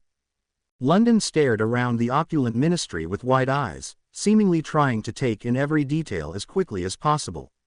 What appeared to the guards to be a young man looking at the fancy artwork and statues was in fact a man who was studying every single detail of the building in order to assess any threats and map out several escape routes, should the need occur. You never knew when you would need a good hiding place. It was amazing what you could learn about a culture by looking at the things that they valued, and the wizarding world clearly valued their ministry building. The marble floors and gold statues were ridiculously overdone, but many of the finer details showed an old, deep love of history and tradition. More though, it showed him that appearances were more important than anything else. There was tradition there, yes, but it was mainly buried underneath heaps of overly embellished garbage that more recent generations had added to the old building. It was almost a mockery of the older, truer culture that he could still make out, buried beneath the garish additions. He saw that they valued form over function, beauty over strength, fiction over truth. He saw that they rejected the chance for true art out of preference for a veiled mockery of it, and that they had long since lost the old ways but still clung to the illusion that they practiced them. He could deal with this. He was instantly glad that he had not come here any earlier than he had to. If he had arrived at 15 when he had first learned the truth about his past, he just might have lost part of himself and allowed himself to be pulled along with all of this crap. Just by looking at their bloody foyer, he knew exactly how to deal with their minister. He rather figured he'd play it by ear, but seeing how well the minister's private Aurors reacted to his act earlier, he rather figured that the minister would as well. The Aurors pulled London toward the minister's doorway, smiling kindly when he stumbled a few times when he couldn't tear his eyes away from something new. They were all completely charmed by the sweet boy who had, as evidenced by his overly worn clothing, obviously fallen on some hard times. Word was sent ahead to the minister, alerting him to the fact that he not only could expect the headmaster, but that his squad of Aurors were also escorting the boy who lived himself. Minister Fudge greeted them proudly, thrilled to have the boy who lived in his office so soon. "Dumbledore, so nice to see you, my good man." "And you, Cornelius," Dumbledore replied, stroking his beard lightly as he waited to see what London would do next. "Are you the minister?" he asked, his eyes still huge. "Yes, my dear boy, and you must be Harry Potter." "I don't know, sir," London said shyly. "I guess my aunt and uncle called me boy, and then my friends called me London." A spark lit in the minister's eyes, a spark instantly noted and analyzed by London. This would work better than he had ever dreamed. The spark in Fudge's eyes faded almost immediately, replaced by righteous anger. The boy doesn't even know his own name. Fudge turned to Dumbledore, completely appalled. "This is an outrage, Dumbledore, an outrage." "There is nothing to be done about it now, Cornelius," Dumbledore said calmly. "We are trying to mend things as best we can." "They're going to let me live in a castle now," London said eagerly. "And I can sleep in a real bed and take a shower every day and even eat whenever I want to." Fudge stared at Dumbledore in mute horror. Dumbledore felt his eye twitching as he barely held in his irritation. How Fudge could be taken in by this little boy act was beyond him. Harry was a good 3 inches taller than the minister, and he was dressed more like a muggle thug than the hero of the wizarding world. Not to mention, unless he was severely mistaken, and Dumbledore was never mistaken, the dark stains on London's muggle genes were blood. Innocent little boy, indeed. "Honestly, I am sure that you are eager to begin classes as well, huh, London?" Fudge finally said. London kicked his boot against the floor and shrugged, keeping his head down. "I'm not gonna take classes, sir. The headmaster told me some of the teachers could give me a few private lessons instead. It would be too hard to try to make up 6 years of classes, you know," he said sadly. "Besides, it wouldn't be fair to the teachers to make them teach me all the time just so I can take the tests at the end of the year. Perhaps you could take classes with a younger year," Fudge suggested, looking to Dumbledore for support. London kept his head down and brushed his cheeks roughly, leading Fudge to believe that he must have gotten a bit teary. "I don't want to take classes with the little kids," he finally said softly, his voice tremulous. Sirius and Remus stared at the transformed boy in fascination. Minerva bit back a chuckle. "Well, no, of course, we can't have that." Fudge agreed instantly, seemingly horrified to think that he may have made the boy who lived cry. "Of course your plan is perfect. Best to just have some tutoring when the professors can spare you some time. I'm sure you will do just fine. Thank you, sir. Who has been taking care of you all this time? A real nice waitress fed me every once in a while. Especially when I couldn't find anything myself. And I met Professor Snape a bit back. He didn't know me though. Guess I wouldn't have believed him even if he said he did.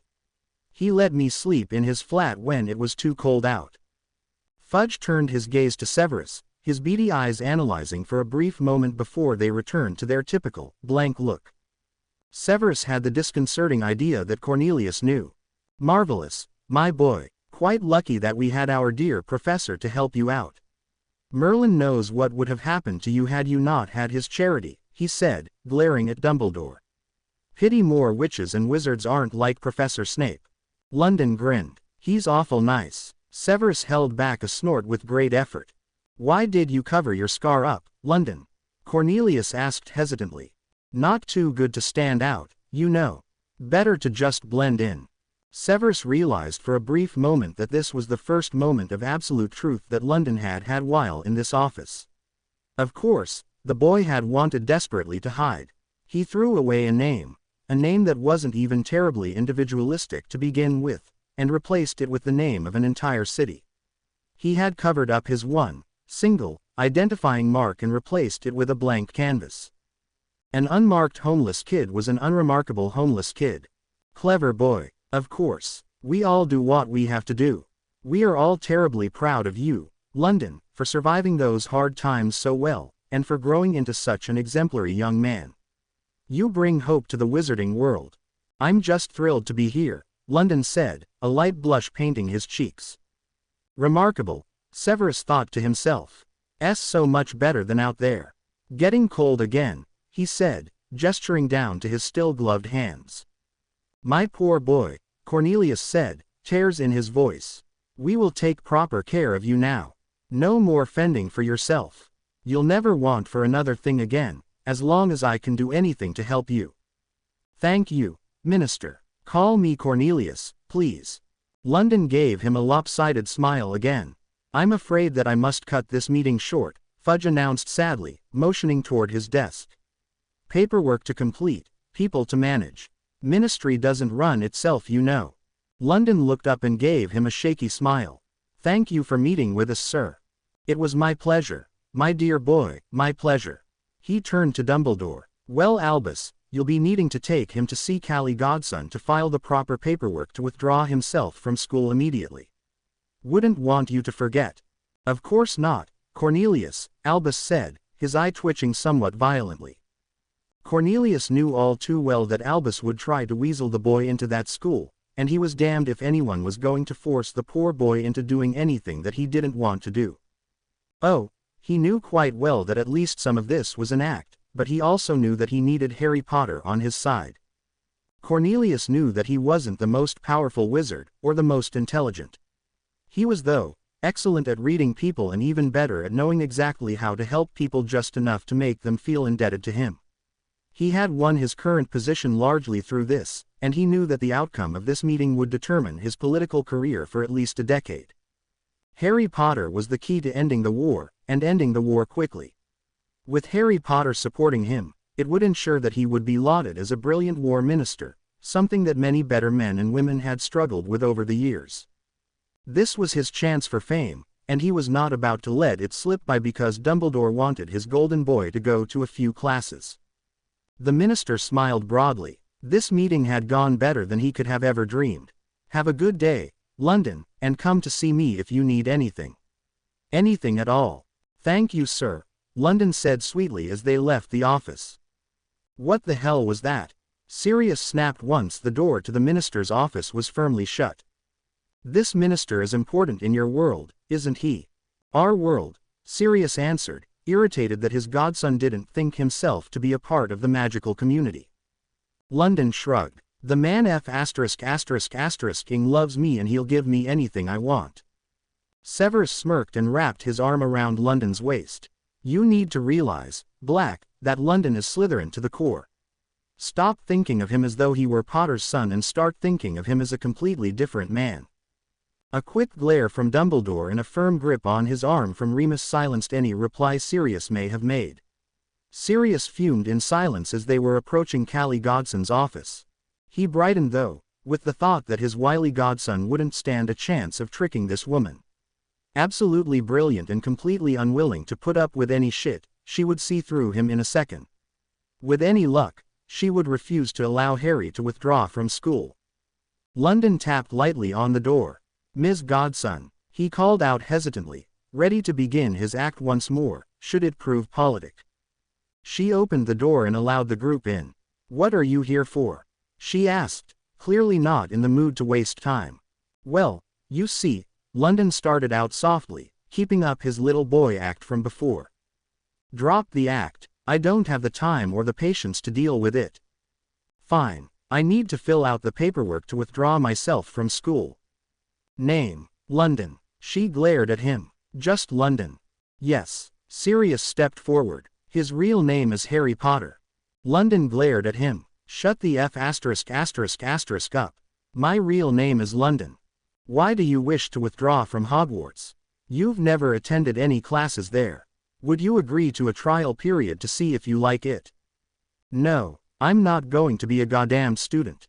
That wasn't part of the F***ing deal," he said, glaring alternately between her and the headmaster, evidently thinking that she was in on some sort of deal with the old man to try to force him into school.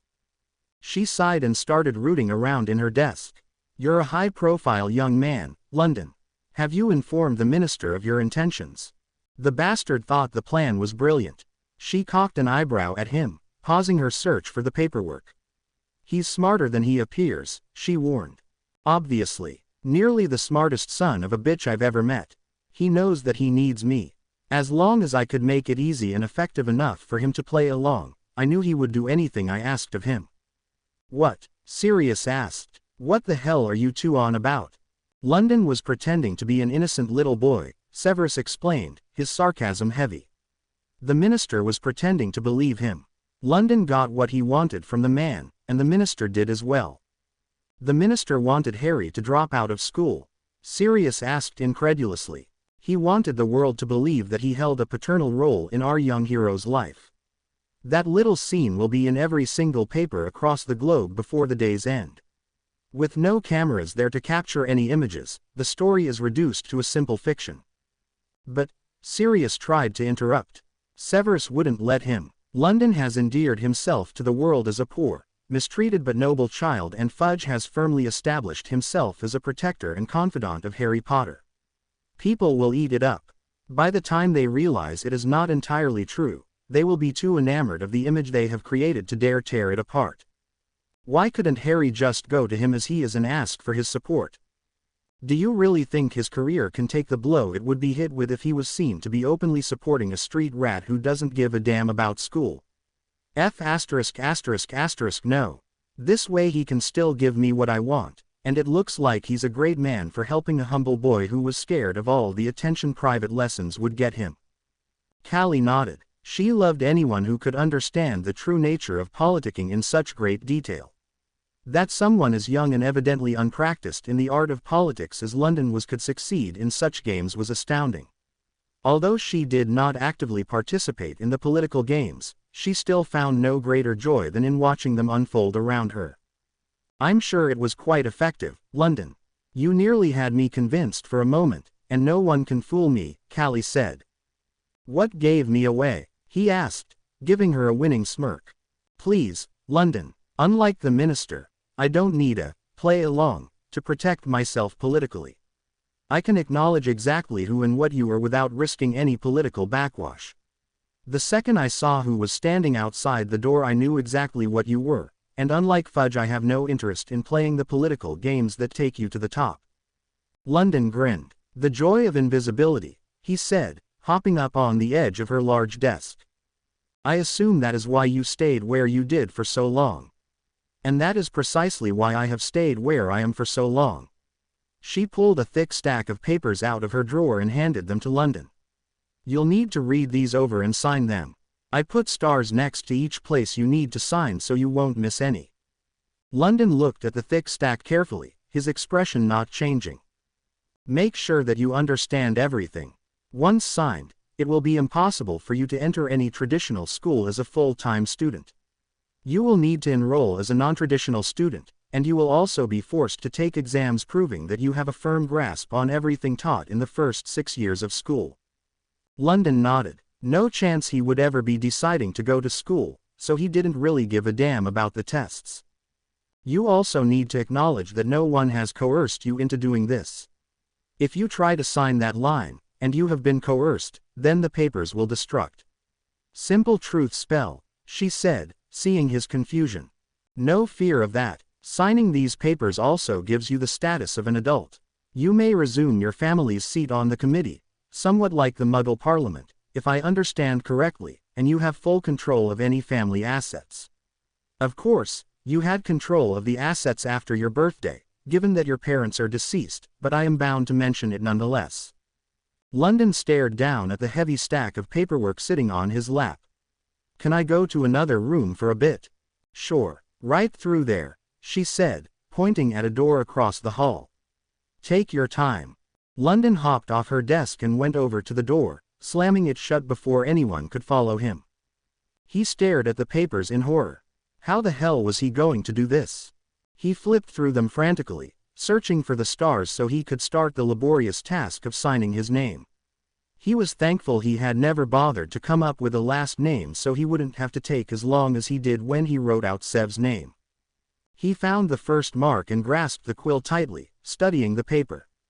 He bent to sign it, paused, and switched the quill to his right hand. He bent down once more before deciding that he was supposed to use his left hand after all. He slowly started forming the letters, concentrating on each one to make sure he didn't forget any. L, O, A shaky N, B, no, the line goes on the other side. D, damn, he should have chosen a shorter name. O, N. He looked at the finished product proudly for a moment before beginning his search for the next line. He wasn't sure how long he would have before they would grow suspicious. How long should it take someone to read all of this anyway? He had gone to school, before he was abandoned by his family. He was nearly 8, after all, by the time they grew bored of him. They didn't allow him to attend class very often though, citing his ill health as the excuse when questioned too closely by teachers. More often than not he was ill, in his cupboard, nursing his rather extensive injuries in his tiny, dark sanctuary. Even when he had been allowed out of the cupboard at the Dursleys and into the classroom though, he had struggled with reading. For some reason the words seemed to swim around for him, and the letters were constantly rearranging themselves. He could handle his letters when he saw them one at a time. Reading was something entirely different for him though, than making out single letters. And writing turned out to be just as difficult. To make matters worse, he had precious little time or opportunity to practice reading and writing once he reached the streets of London. Perhaps if it had come to him easier to begin with, perhaps if the words had stayed still and the letters had stopped tricking him, perhaps then he would have made more of an effort to practice. Would it have made any difference though?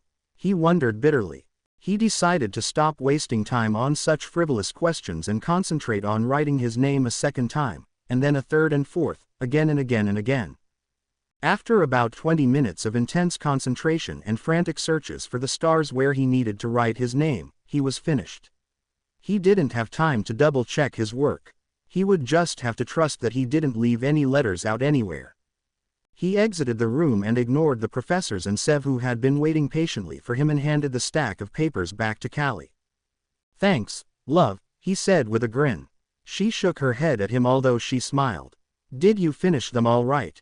She asked, paging through them carefully to double-check that he hadn't missed any places. She caught a glance of his sloppy, childish handwriting and paused for a moment to study him. His face was completely impassive.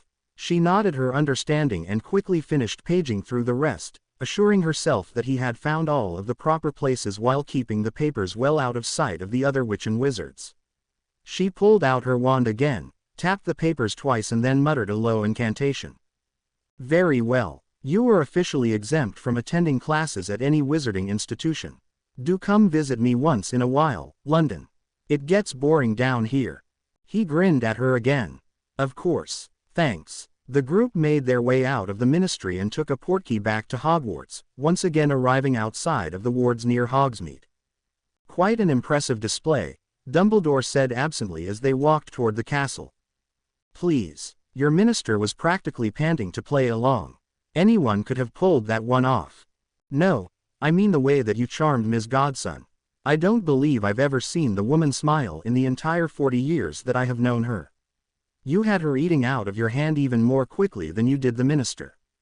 London shrugged. London stood in front of the gathered professors and order members, staring at them, utterly bored.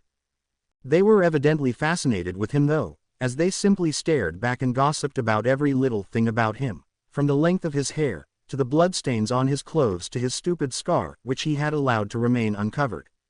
They didn't even bother to lower their voices as they gossiped. Stupid cows. He felt rather like an animal caged up in a zoo, with all of the spectators just barely restraining the urge to poke at him. He resisted the urge to roll his eyes. Barely. Attention, attention everyone, Dumbledore called out, bringing the meeting to order. The assembled group reluctantly tore their eyes from studying London and focused on the aged wizard. As you can see, we were at last successful in finding and bringing back Mr. Potter. He has agreed to move to the castle for his protection and for some additional training. Where has he been all of this time? Why couldn't we find him? Someone asked. London couldn't pick her out from the large group of people. In Muggle London, we have not yet been able to ascertain precisely why we were unable to find him for so long. But we checked all of the orphanages. Someone else protested. London stifled a snort, as if he would have ever been stupid enough to allow them to catch him. Honestly, Mr. Potter did not end up being placed in an orphanage, Albus said reluctantly. As you will remember, his guardians left him alone in London. Nice way to word having your only blood family abandon you, London muttered to Severus. Severus snorted. We had assumed, Dumbledore continued, that the proper authorities had located him and improved his situation, either bringing him into an orphanage or else placing him with a family. Alas, it seems that this was not the case. London shifted irritably. They had assumed that he had been dead, not in an orphanage. If they truly thought he was in an orphanage, then they would have been able to find him years earlier. Of course, their assumptions had served his purposes rather well, but still. Was he adopted? I am afraid not. Our Mr. Potter has been living on the streets of London for these many years. He has supported himself through odd jobs around the city, when he could find work. London stood in silence as they talked around him. Honestly, he might as well not even be there, for all they ignored his attempts to speak. Although, he realized, he doubted that they would really like to hear exactly what he had done over the past 9 years to support himself. No, they would probably sleep better not knowing that their savior was a pickpocket during lean times, and an unpaid prostitute before he met Severus. Albus, story was no doubt for the best, really. When will he be sorted? Phileas asked, evidently eager at the thought of the chance of having the boy who lived in Ravenclaw. Although he will be living at Hogwarts, he will not be a student here, Dumbledore said calmly. Why not? Molly Weasley asked Dumbledore. Because I don't want to. Finally, he got a word in. About ing time. Well, I never. Molly gasped, completely appalled. Language, Mr. Potter, one of the women who was obviously a professor reprimanded him. London turned to Dumbledore. That wasn't part of the ing deal, old man. I'm not going to change for you, and I'm sure as hell not going to change the way I speak. And my name is London. The group shifted restlessly at his words and his attitude, uncertain how to react since Dumbledore was evidently not intending to reprimand him. Yes, well, as I was saying, London will not be a student. He will live in Professor Snape's quarters until such time as he desires his own, Dumbledore explained. Why exactly do you want to live with him? A man asked, evidently realizing that something must be going on. London stared at him long enough to make him flinch and look away. He's my lover, he finally said simply. This certainly got the group talking. That's outrageous. He's 17. Albus, will you allow this to go on in your school? Silence. Dumbledore yelled, shooting sparks with his wand to regain control of the situation. He looked between a completely unabashed London and an unrepentant Severus and sighed. I was unaware of this when I agreed to the housing arrangements, but I have given my word. I cannot change it now. Mr. Pott. London is of age, after all, and we cannot prevent him from dating whomever he wishes. But Snape's as old as James. Sirius screamed. Who the F*** is James? London asked irritably. The room went silent as the assembled witches and wizards stared at him in shock. James was your father's name. James Potter, Severus explained softly, seeing as Sirius was completely incapable of speech at the moment. London shrugged the information aside, his expression unchanging. I hardly see how my choice of lovers is any concern of yours, he said, turning back to Sirius. I'm your godfather, he replied proudly, finally returning from his state of shock and capable of conversing again. London raised an eyebrow, singularly unimpressed with Sirius' claim over him. Well, let's go to our rooms, Sev. I'm F********. Ing beat. Dumbledore stared at him, open-mouthed. He had just effectively ended the meeting without bothering to ask permission or even take his leave. Albus was completely speechless. Severus shrugged an apology to Dumbledore and followed London out of the room. They made their way into the dungeons, passing by scores of empty classrooms as classes had been cancelled and most of the students were in Hogsmeade. Is that your office? London asked eagerly as they passed a door with a golden plaque inscribed with Severus' name and what he assumed was his title. It is. I spend an absurd amount of time in there grading papers. Perhaps I'll have to assign less now that you are here to entertain me. This place is F******** enormous. You'll learn where things are after a while. They approached a large wooden door which opened at a touch of Sev's hand. He grabbed London's hand as he started through the door, touching the wood for a moment. It should recognize you now. It won't let anyone but us enter. Thank God. Are they always like that? London asked, nodding toward the door. They're usually worse. Somehow, you managed to avoid the bulk of the headmaster's questioning, which was quite impressive. So what do we do all day? I will be teaching classes for most of the day, which you are welcome to sit in on if you wish.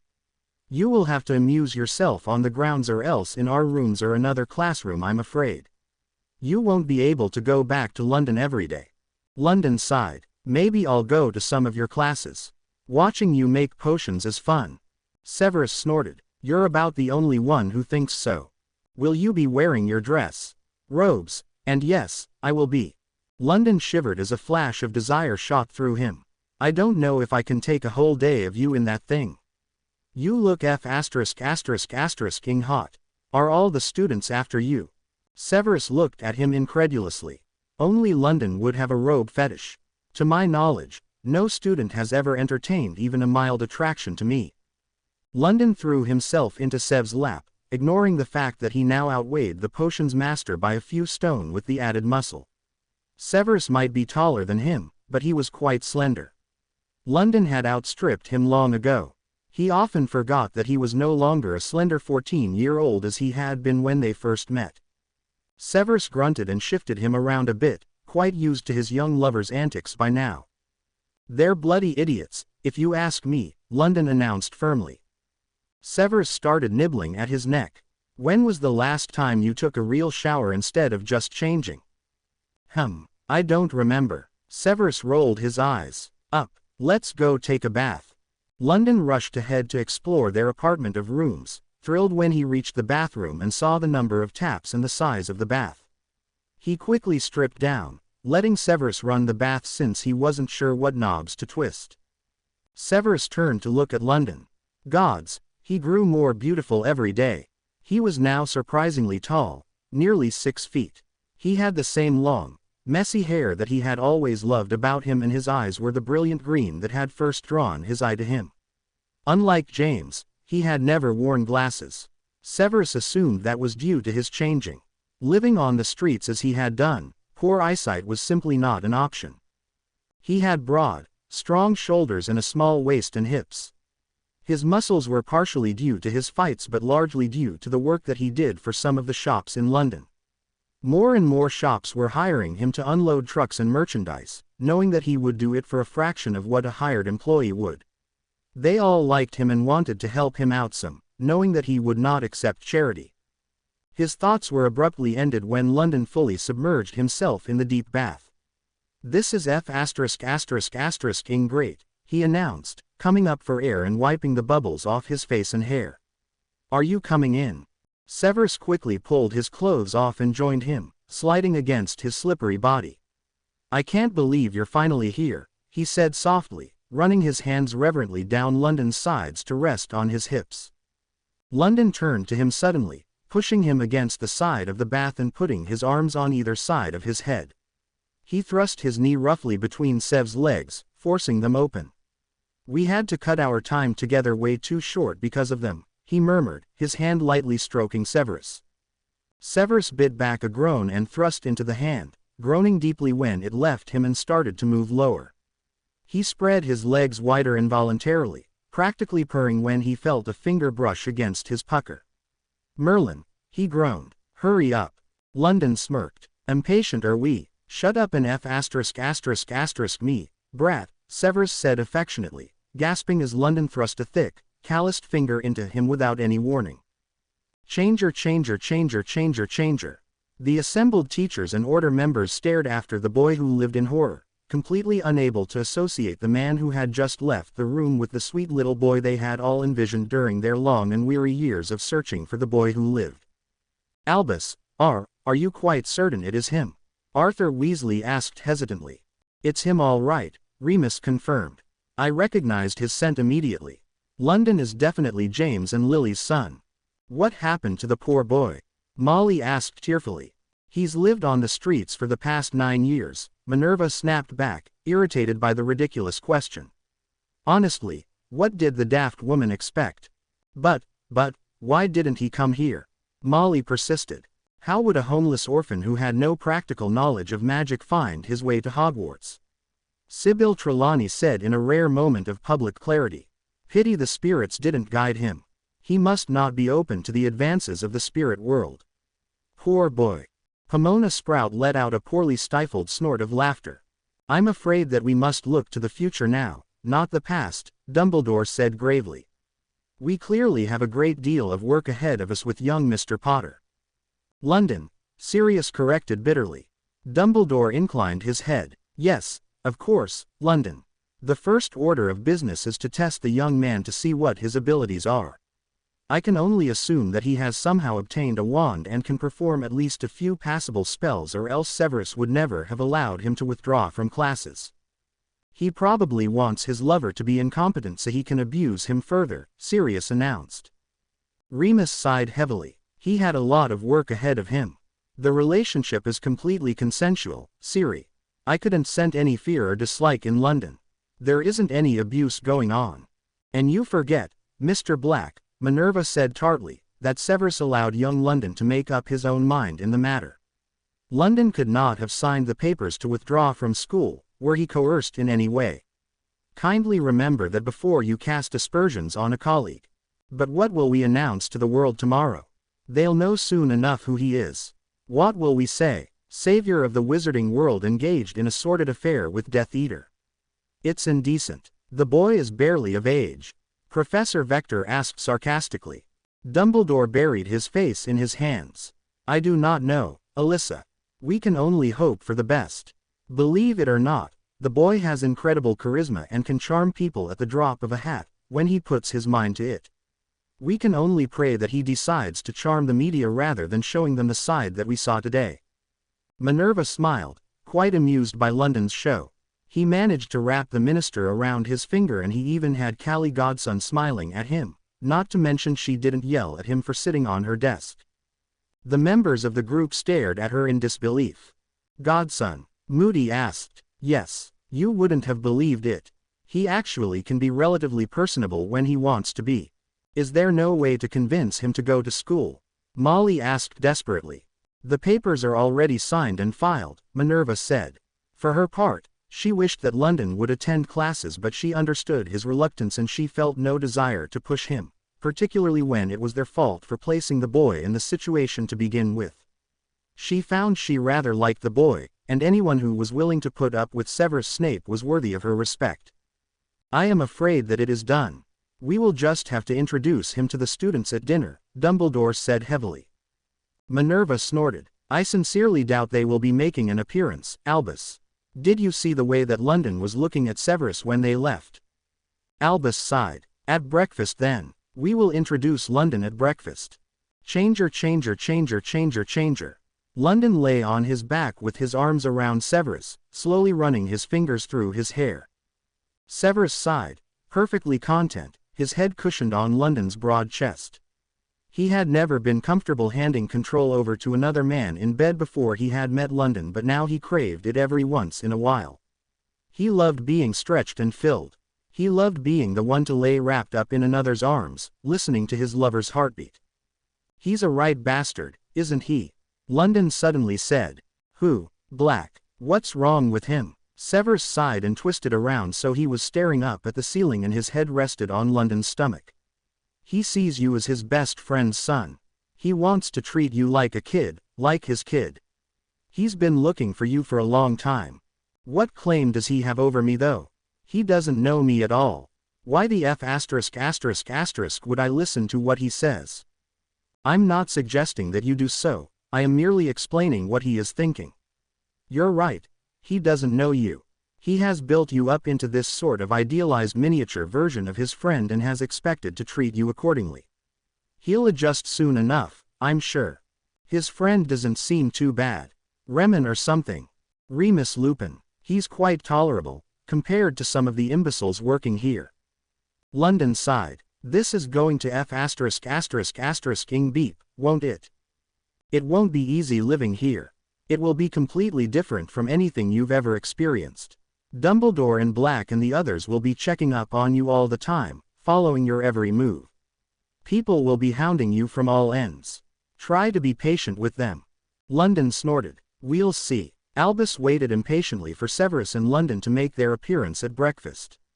Typically, Severus was among the first ones there. Breakfast was nearly half over and he still hadn't showed up. Just as he was about to give up hope, the doors opened and Severus and London walked in side by side.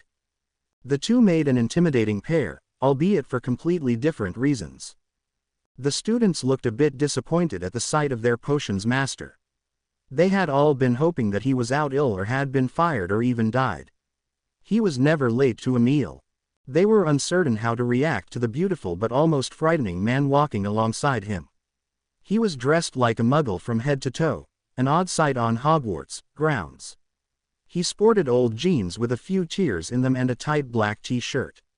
Over that, he still wore his battered leather jacket. Albus couldn't imagine why the boy was wearing it indoors. It was always quite temperate within Hogwarts halls. A flash of sorrow flooded him as he thought of Harry's previous living situation. No wonder the boy kept that damn jacket with him at every single moment. A good coat could be the difference between life and death on some days. London walked with a threatening and self-aware air, his bright eyes constantly scanning the room and people without seeming as though he was actually looking at them. His glare darkened for a moment when he saw the seating arrangements. He loathed garnering attention like this, and sitting as he would be in front of all of the students on a raised platform would demand everyone's attention. He stifled an impatient sigh and blanked his face again. No need to let the stupid headmaster know that he was pissed off about the seats. London and Severus sat down without a word in the only two empty seats and began to serve themselves from the platters, each one helping the other silently before digging in. The students stared at them in open amazement throughout their short meal, especially when they caught sight of the strange man taking a piece of bacon off of Professor Snape's plate. Draco let out a choked whisper. Merlin's balls. The shock only grew when their professor simply rolled his eyes and grabbed what was left of his bacon out of the man's hand and finished it himself. Bloody hell, Blaise whispered back, unable to say anything else. The strange man laughed, only growing louder when Severus smirked at him. Oh sweet gods, Pansy whispered to her friends, completely floored by the sight in front of her. Merlin, the world had ended. Severus Snape not only tolerated someone sitting next to him but someone who ate off his plate. London leaned back in his chair, evidently finished with breakfast. He kicked his feet up onto the table, his heavy boots resting on top of the pristine white tablecloth. He pulled out a cigarette and lit it with a discreet flick of his wrist. The students gasped audibly once again, even more appalled by this new display than they had been by his obviously close and amiable companionship with their potions master. Someone was sitting at the head table, with his feet on the table, smoking a Muggle cigarette. The world had completely turned on its head. Severus leaned over and said something to him in a low tone, making London exhale suddenly in a burst of laughter before putting his feet back on the floor.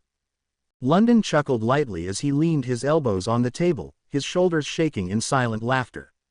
He said something back to the potions master that the students couldn't hear, causing Professor Sinistra, who was sitting on his other side, to blush darkly. London absent-mindedly tapped his ash on his empty gold plate. Dumbledore decided that now was as good a time as any to introduce London, since the students were all already silent. Granted, they were silent in their shocked horror rather than in respectful attention, but he couldn't be choosy. He stood up and the students' eyes reluctantly went to him, although they returned to the mysterious but evidently almost foolishly brave man sitting next to their professor. "Excuse me, students," Dumbledore said, adding a few colorful sparks to regain their attention. "I apologize for this interruption, but I wish to take this opportunity to introduce you to our guest. He will be living in the castle for the foreseeable future, although he will not be attending classes with any of you." No one looked terribly shocked to find out that the man wouldn't be attending classes. He looked to be a bit over 20, no one had ever assumed that he would be a student. Dumbledore cleared his throat again, bringing their attention back to him. "Yes, well, our long search has finally been put to an end. This is London, formerly known as Harry James Potter, the boy who lived."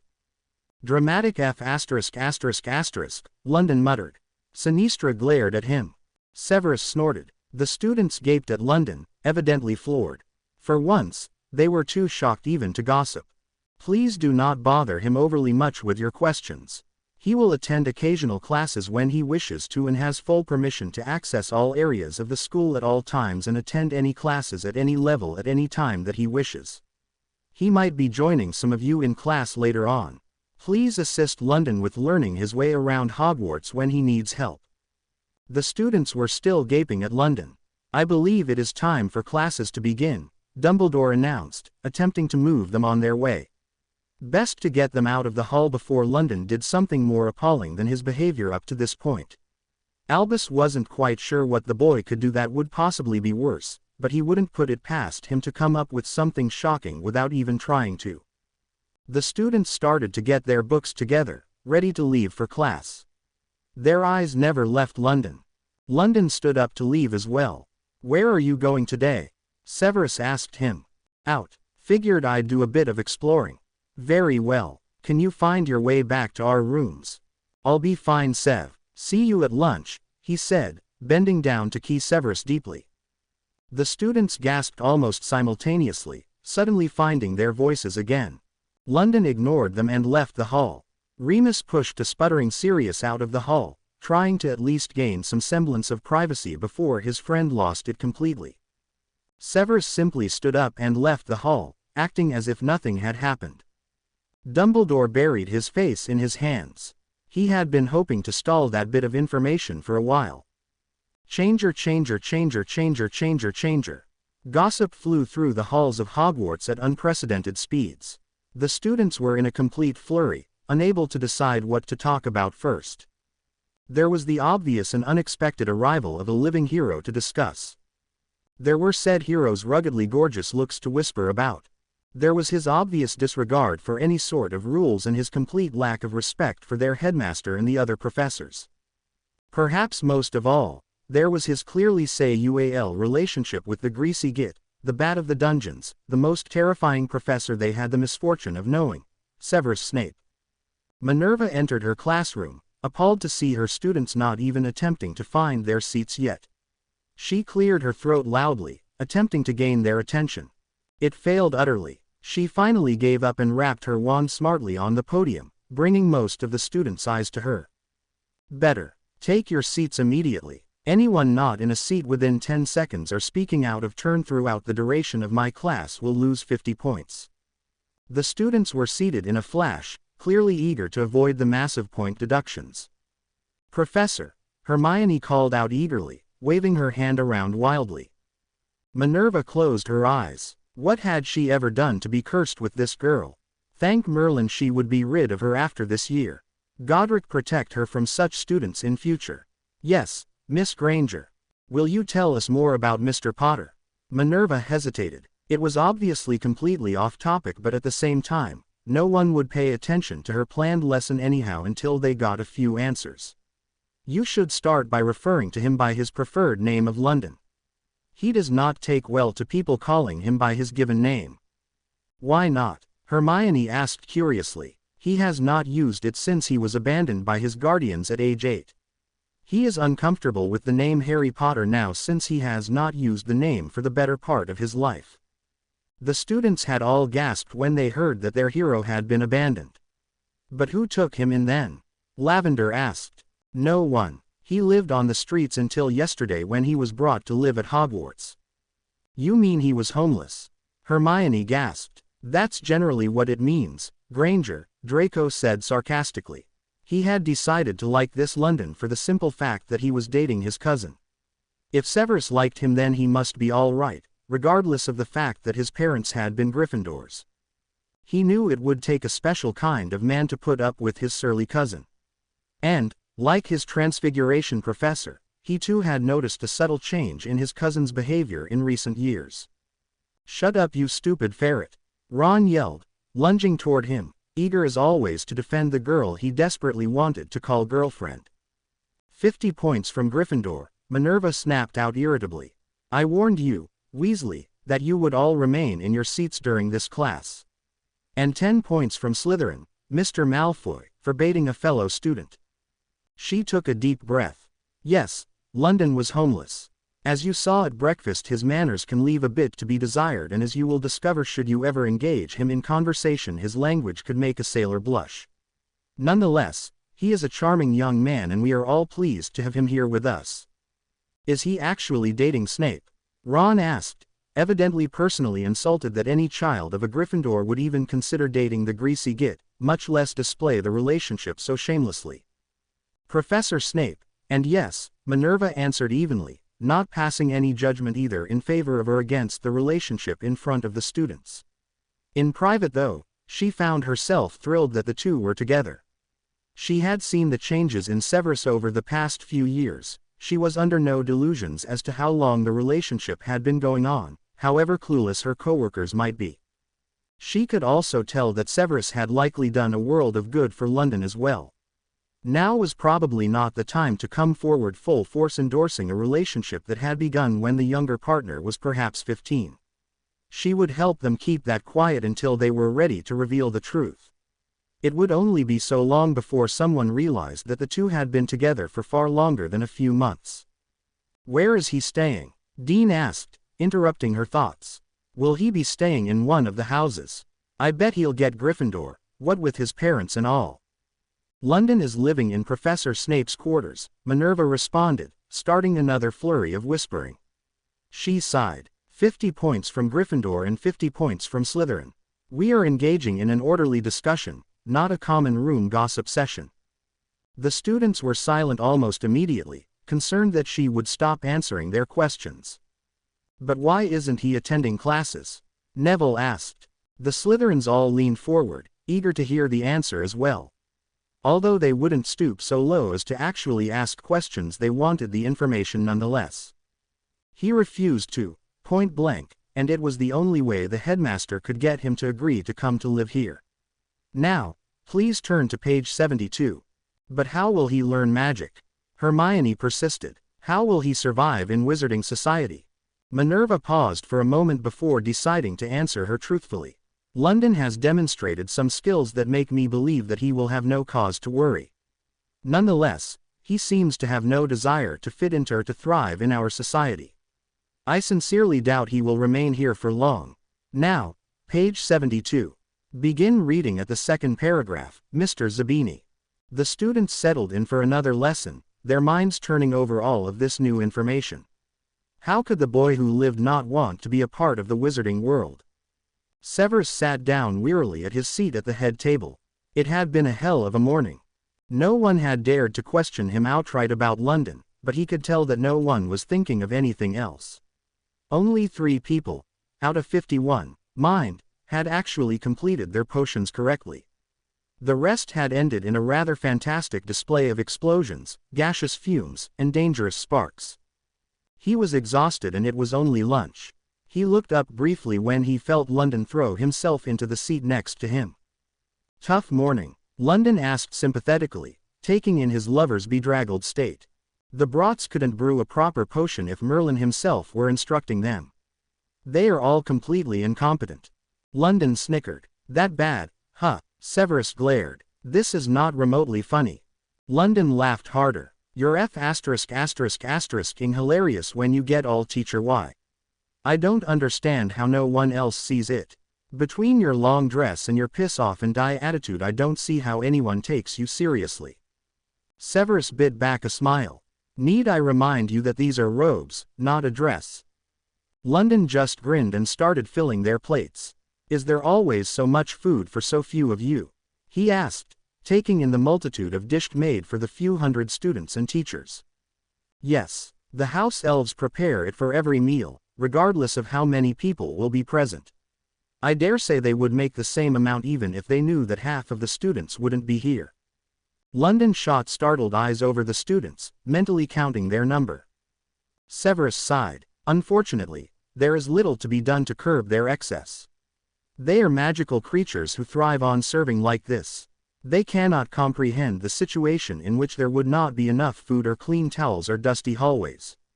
They overwork out of their own desire. Don't worry, we'll go by the kitchens and prepare a large hamper before we go to visit your friends next." London nodded, but it was clear that he was still thrown off by such immense and unthinking waste. His mind flitted unthinkingly back to the times in which he had nearly starved, the times in which he had either stolen from someone to feed himself or in which he had slept with someone in hope of a large breakfast to follow. Minerva sat down at London's other side. "How has your morning been, London?" she asked, not noticing that he was lost in his thoughts. He smiled, tossing aside his memories. "No use dwelling on the past. It was ****ing great. I wandered around the castle and found some ghosts who told me about the school. One of them knew my mum. Her name was Lily," he said proudly. He had long ago begged assistance interpreting the cursive words scrawled on the back of her picture. She smiled. "Your mother was a Gryffindor. I had the privilege of teaching her during her career at Hogwarts." London swallowed his bite quickly. What was she like? He knew that Sev had known her as well, but the necessity of continuing their unspoken dance around the truth for the last few years had forced him to remain likewise silent about such questions. "Much like you, in many ways," Minerva said, ignoring the rather loud snort of Professor Vector who sat on her other side. "She was uncommonly beautiful and very kind to everyone, particularly those less fortunate than her or less popular. I had a picture of her once," London announced proudly. "She had red hair. She was reading a book in it." Minerva's heart clenched for a moment when she heard how proud he was of having had a single picture of his mother. She was also absolutely brilliant. She must have read every single book in the library by the time she was 16. London's eyes dimmed for a moment. Minerva noticed it and pressed on quickly. More importantly though, she had an incredible natural talent in many fields.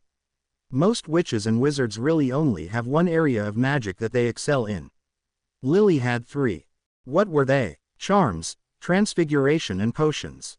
From the little I have seen of your talents it would seem that at the very least you have inherited her talent for transfiguration.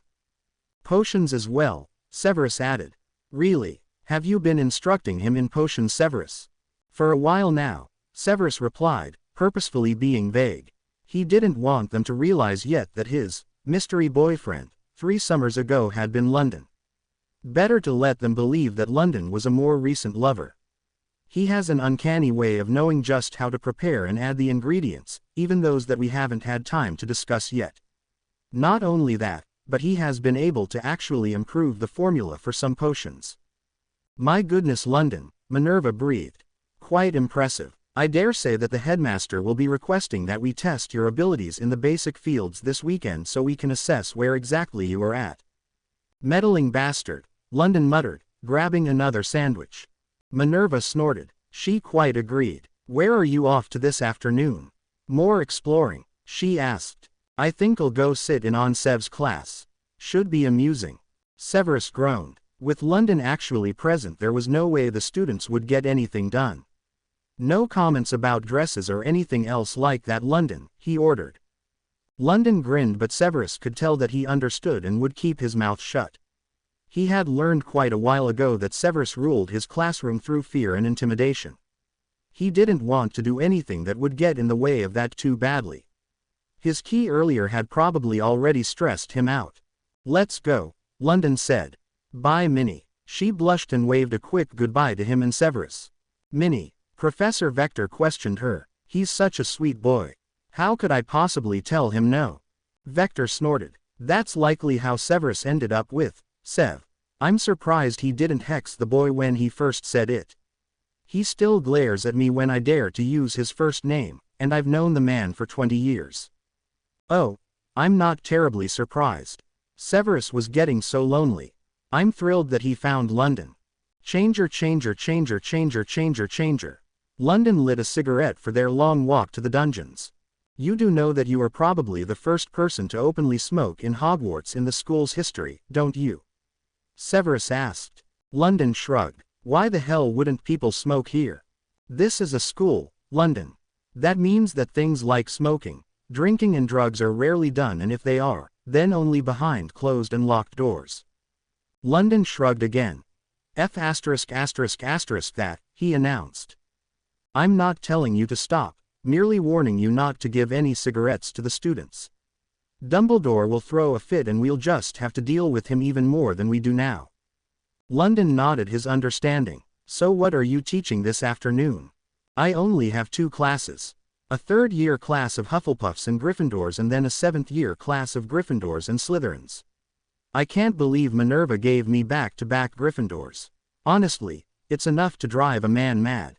London laughed. I can't wait. The 3rd years are actually learning a potion that you already know, so you can probably assist some of them. Maybe you can prevent a few of the usual explosions. Whoever thought mixing Hufflepuffs and Gryffindors together for potions was even more insane than whoever decided to mix the Gryffindors with the Slytherins. The whole room is a mess of explosions by the time they are done. None of them could brew a decent potion if their life depended on it. What potion are they doing? A fever-reducing potion. That's the crimson one that you brewed for Anna last year when she had that terrible cold. London nodded his understanding. That had been a bad winter. His friends had all been incredibly ill and they could barely crawl out of their cold beds to go out into the freezing cold and try to find some food. Severus had arrived just in time. When he had returned home for the halls to find an empty flat, he had waited until nightfall before going to look for London. He had found him huddled up with all of the others covered by all of their blankets. What had been a drafty warehouse in the summer could barely be described as shelter at all in the winter. Small drifts of snow were piled in the corners and the few window panes that remained were heavily frosted over. Severus apparated back to the flat and cleared out his entire medical cabinet and returned. He could feel that London had been attempting to cast warming charms on the blankets. The fact that they were all still alive indicated that he must have been able to do them for an incredible amount of time. He was just getting too tired now to keep them up. Severus had desperately wanted to pitch a Hagrid-sized fit over the situation, but he had remained calm, healed them, and then while they were all in a comfortable healing sleep, repaired the windows while leaving a charm on them to still appear broken from the outside. He wondered why London had never done as much before, realizing that he tended to only attempt magic that he had seen someone else do or that he desperately needed and thought about. He knew better than to flaunt his magical abilities, so he had never fixed the glass, knowing that someone on the outside would have noticed.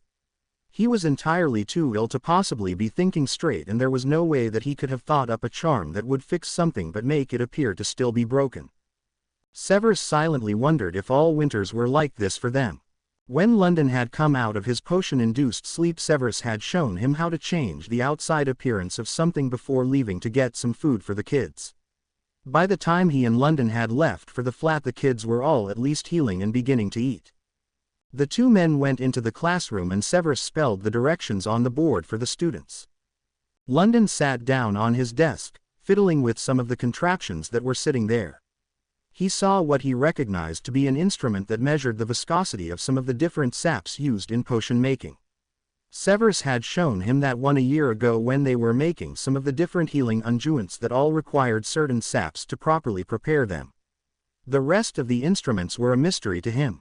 The students started trickling in, stopping abruptly when the first one caught sight of London, the rest of them bumping into each other. They stared at him in silence. "Take your seats immediately," Severus hissed. London stifled a smile, but only barely. He quickly slipped into the emotionless mask that he often wore while he was on the street. When he was with Sev he felt safe and at peace, so it rarely made an appearance. The students shivered as they noticed the subtle change in the young man. "London will be sitting in on today's lesson. Should he offer you assistance, it is in your best interest to take it." He launched into a long and tedious lecture on fever-reducing drafts and how they were linked to the other healing potions. London found it interesting, but he was quite certain that 90% of his lover's words were completely over the students' heads. The students wrote down what he said frantically, perhaps hoping to understand it later when they reread it. London looked at their notebooks curiously for a moment before ignoring them in favor of listening to the lecture. He hadn't thought he would ever admit it about school, but it was interesting. He would damn well never tell that to the old man or consent to being a true student here, but maybe he would sit in on a few classes. Maybe. Well, Severus barked out impatiently when he noticed that the students were staring at London again. "Get to work." The students scrambled out of their seats and toward the supply closet. London watched them with a smirk. "Quite effective," he said quietly. Severus snorted. "What year are these again?" "Third. So the next group is my age." Severus held back a wince. Yes. He wasn't bothered unduly by the age difference, and most of the time he forgot about it entirely. Every once in a while though, it hit him particularly hard. "What do we do now?" London asked, watching the students working feverishly. "I make rounds and try to keep the blighters from blowing the entire school up." London laughed quietly, startling those students who were close enough to hear him. Severus glared them back to their potions before walking between the rows of desks slowly. London decided to do the same thing and started on the opposite end, correcting students when necessary, London doing so quietly and without much discussion, Severus barking orders and insults indiscriminately as usual. The class ended surprisingly quickly, and Severus was thrilled that despite the distraction of having the boy who lived in the classroom, none of the students had blown up a single cauldron. Severus stepped into his adjoining office for a moment to collect some items that he needed for this lesson. The third years filed out quietly and the seventh years started to trickle in. The Slytherins quickly covered their surprise at seeing London sitting on their head of house's desk, but the Gryffindors were floored and stood in the back of the room staring at them instead of taking their seats. Draco sat down close to the front of the room, near enough to talk to London. "Hi, I'm Draco Malfoy." "London." Draco smirked at him, glancing around at the rest of the students who were staring at the two of them in awe. "Idiots. You're dating Severus, aren't you?" "Yeah." Draco wasn't at all put off by his short answers. "Severus is my cousin." London's eyes flickered between Draco's white gold hair and his lover's form, which was just visible through the open door in his office. "I know, we don't look much alike. My mum has light hair like me, but her sister and brothers had dark hair. Most of the family does. Severus is more properly a second cousin, once removed." London blinked at the wash of information then nodded. "You should come to the Slytherin common room sometime to hang out. We're having a party tomorrow night, if you want to drop by. I'll see if Sev wants to go." There'll be alcohol," Draco said nervously. London shrugged his indifference. "Severus is our head of house. We're not supposed to drink." "Ah. One of those school things Sev was telling me about. Maybe I'll drop by for a bit. Not much going on here." Draco smiled. "Not so much, no. Slytherin is the only house that ever attempts to change that though. We have some great parties." London grinned. "Sounds good. Severus saw that their conversation was drawing to a close and he wiped the small smile from his face. He was pleased that Draco had already sought London out. He knew his young lover would make friends his own age, and he had prayed that these friends would be acceptable. He didn't know what he would do if London had become friends with the Granger girl, or a Weasley. He stepped into the classroom, glaring at the students who were still clustered in the back, trying to spy on London and Draco's conversation. "Well," Severus said acidly, "get to your seats." The students hurriedly threw themselves into their seats, no one daring to comment on London's presence. "Sure you don't want to go with me?" London asked again, pulling on his leather jacket. "No, the students would be horrified if I showed up. You can leave your jacket here, you know. You're only going down the hall to the party."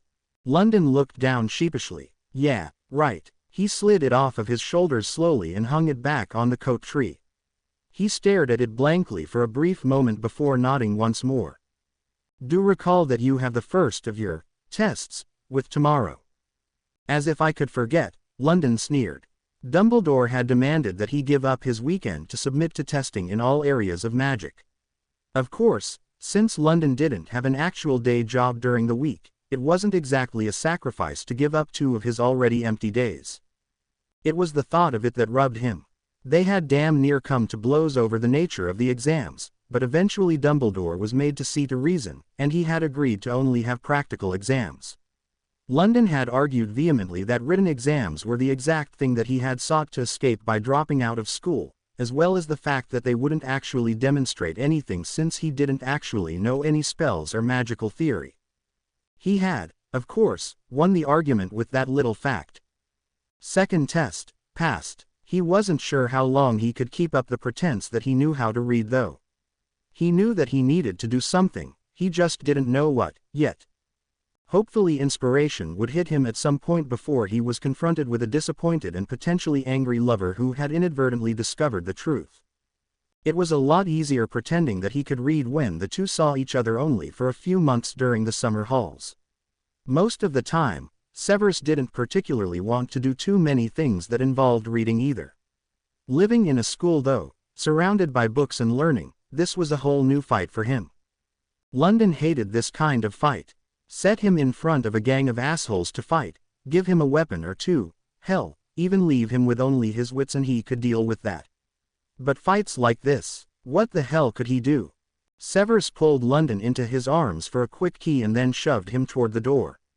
"Go, I have grading to do.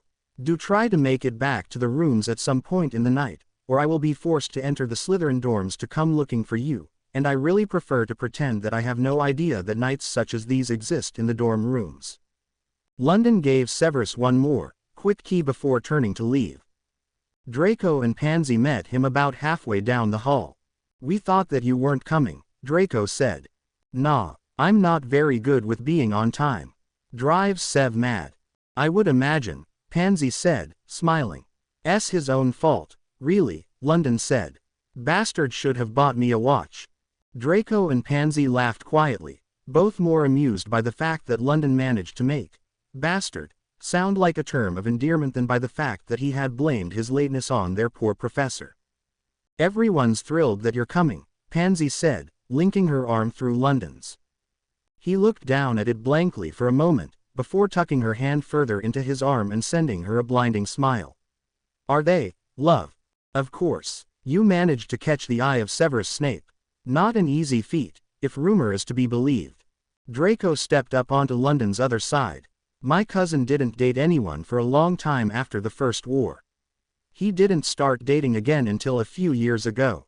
"I know," London said simply. "Yeah, of course," Draco said, blushing lightly. "Of course you two have talked about your histories before." London shrugged, deciding not to correct the blonde's misinterpretation of his words. "How long have you two been together, anyway?" Draco asked. "So much for that. About 2.5 years now." Draco's jaw dropped. "But that would mean, you would have been 15. 14. Pansy stopped dead in her tracks. 14, she whispered. "That's young. I turned 15 about a month later," London said by way of excuse. Draco quickly pulled himself back together. It's not much younger than many of us begin our courting, really. It just seems that way because Severus is so much older than us. Courting. Purebloods tend to begin the courting or marriage rituals just before they turn 16. It's important to find out if our magic is sympathetic to each other's before we are of age. So you're really just a year ahead of us in that respect, Draco explained. Who are you courting? London asked curiously. Pansy. London turned his gaze back to the young woman on his arm. Good choice. She blushed prettily at his words, and then released his arm as they approached the door to the common room. Motivation, she said to the heavy wooden door, which slid open immediately. The party was already fully in swing, with music on the wizarding wireless and drinks being passed around. A few of the braver or drunker souls were already dancing. Drink, a young man said to London, holding out a glass filled with juice and liquor of some sort. London accepted it gratefully. I'm Greg Boyle, he introduced himself. London, I know. At London's raised eyebrow he elucidated. Everyone knows, so I suppose that wasn't terribly intelligent. Glad you came though. London nodded, his body already throbbing with the desire to dance and lose himself in the pounding music. He caught the eye of one of the young women who was staring at him with open curiosity. Dance? He asked, finishing his drink in a single gulp. She nodded immediately, and they pushed their way to the center of the room where a dance floor had been cleared. The room watched in stunned amazement as their professor's boyfriend lost himself in the music. He moved as though his body were made for this moment, for this song, for this dance. It was mesmerizing. When the song ended he pulled another girl to his side, dancing with her for a few minutes before turning toward a young man. As he switched from dancing with a woman to dancing with a man, his movements instantly became more sensual, an almost heady say-ual allure pouring off of London. The Slytherin stared at him in undisguised lust as he danced with his partners. A light sheen of sweat covered his arms, and his already tight shirt clung to his chest. Pansy said softly. I know. No wonder Severus is with him. He's say-why enough to even turn my head, Draco whispered back. Tell me about it, she said, not at all disturbed that the man she was courting admitted to being turned on by his cousin's lover. London was gorgeous, and just watching him dance with Gideon Macy was enough to make her pant. Can you believe that they've been together for so long? Draco paused for a moment. In some ways, no. I never thought Severus would take a kid to his bed. But in other ways, Look at him. I bet he was just like this at 14. And I'm sure that he looked far older than 14, too. I know. Pansy watched in silence for a moment as London moved toward Blaise Zambini. They must be made for each other, to be able to have come together when London was so young. Their magic must be incredibly sympathetic. That's my thought too, Draco agreed. So what have you two learned about London? Millie asked, joining their conversation along with Theo. Draco and Pansy exchanged a long look. Draco nodded. He and the professor have been together for quite a while. It seems that their magic is sympathetic. If I'm not mistaken, they are nearly bonded without even having to go through the formal steps. Millie gasped softly. That would take years though. Even if you are sympathetic with your lover, it takes years and years. She said, doesn't it? Draco nodded slowly. Millie gasped again, understanding sinking in. I see. We'll need to keep it quiet, Theo said. Those who are not purebloods will never understand. My thoughts exactly. They'll accuse Severus of pedophilia, Draco said. But that's ridiculous. Millie argued. It's the way Muggles think, Pansy explained. Muggles and Muggleborns don't understand our ways. They don't understand the importance of the courtship rituals and sympathetic magic and soul bonds. They just don't get it. Draco explained further. Most of them think that true love can only happen between a man and a woman who are both the same age, or nearly so. They don't understand that your life partner can come in many different guises. They certainly don't understand that it is possible for a 14-year-old boy and a 35-year-old man to fall in love. Can they do anything to them? Either of them? Theo asked. No, not really, Draco said. I don't believe that there are any actual laws regarding the courtship process, At least there aren't any that specify the ages either of the members must be before it begins. People will just try to make Severus look bad because of it. And because he helped the boy who lived to hide, Pansy said, noting that London was dancing with two fifth-year girls now. Although tamed, his movements were still sensual enough to make many of the young women blush. Do you think he knew? Theo asked. Draco rolled his eyes. This is Severus. Of course he knew. He might have been fooled for a bit, but I'll bet you half my inheritance that he knew who London really was within a few months of the meeting. Millie nodded. Me too. The professor is just too smart to have been fooled for long. I don't know, Pansy said. London seems like someone who can keep a secret if he wants to. He told you two about himself and Severus easily enough, Theo pointed out. Yes, but he seems to have little understanding of why we would have been surprised that they had been together for so long. Not to mention, even if he did know that it might be better to keep that quiet, he also knows that Draco is related to the professor. He would have little reason to keep his secrets then, Pansy explained. You're right, Draco said. He doesn't seem to know some really basic things. He didn't understand why Severus wouldn't want to come tonight. I don't think that he knows much about schools, or about what is or isn't normal for kids. I guess so, Theo said. Seems odd, anyway, who wouldn't know not to drink near adults?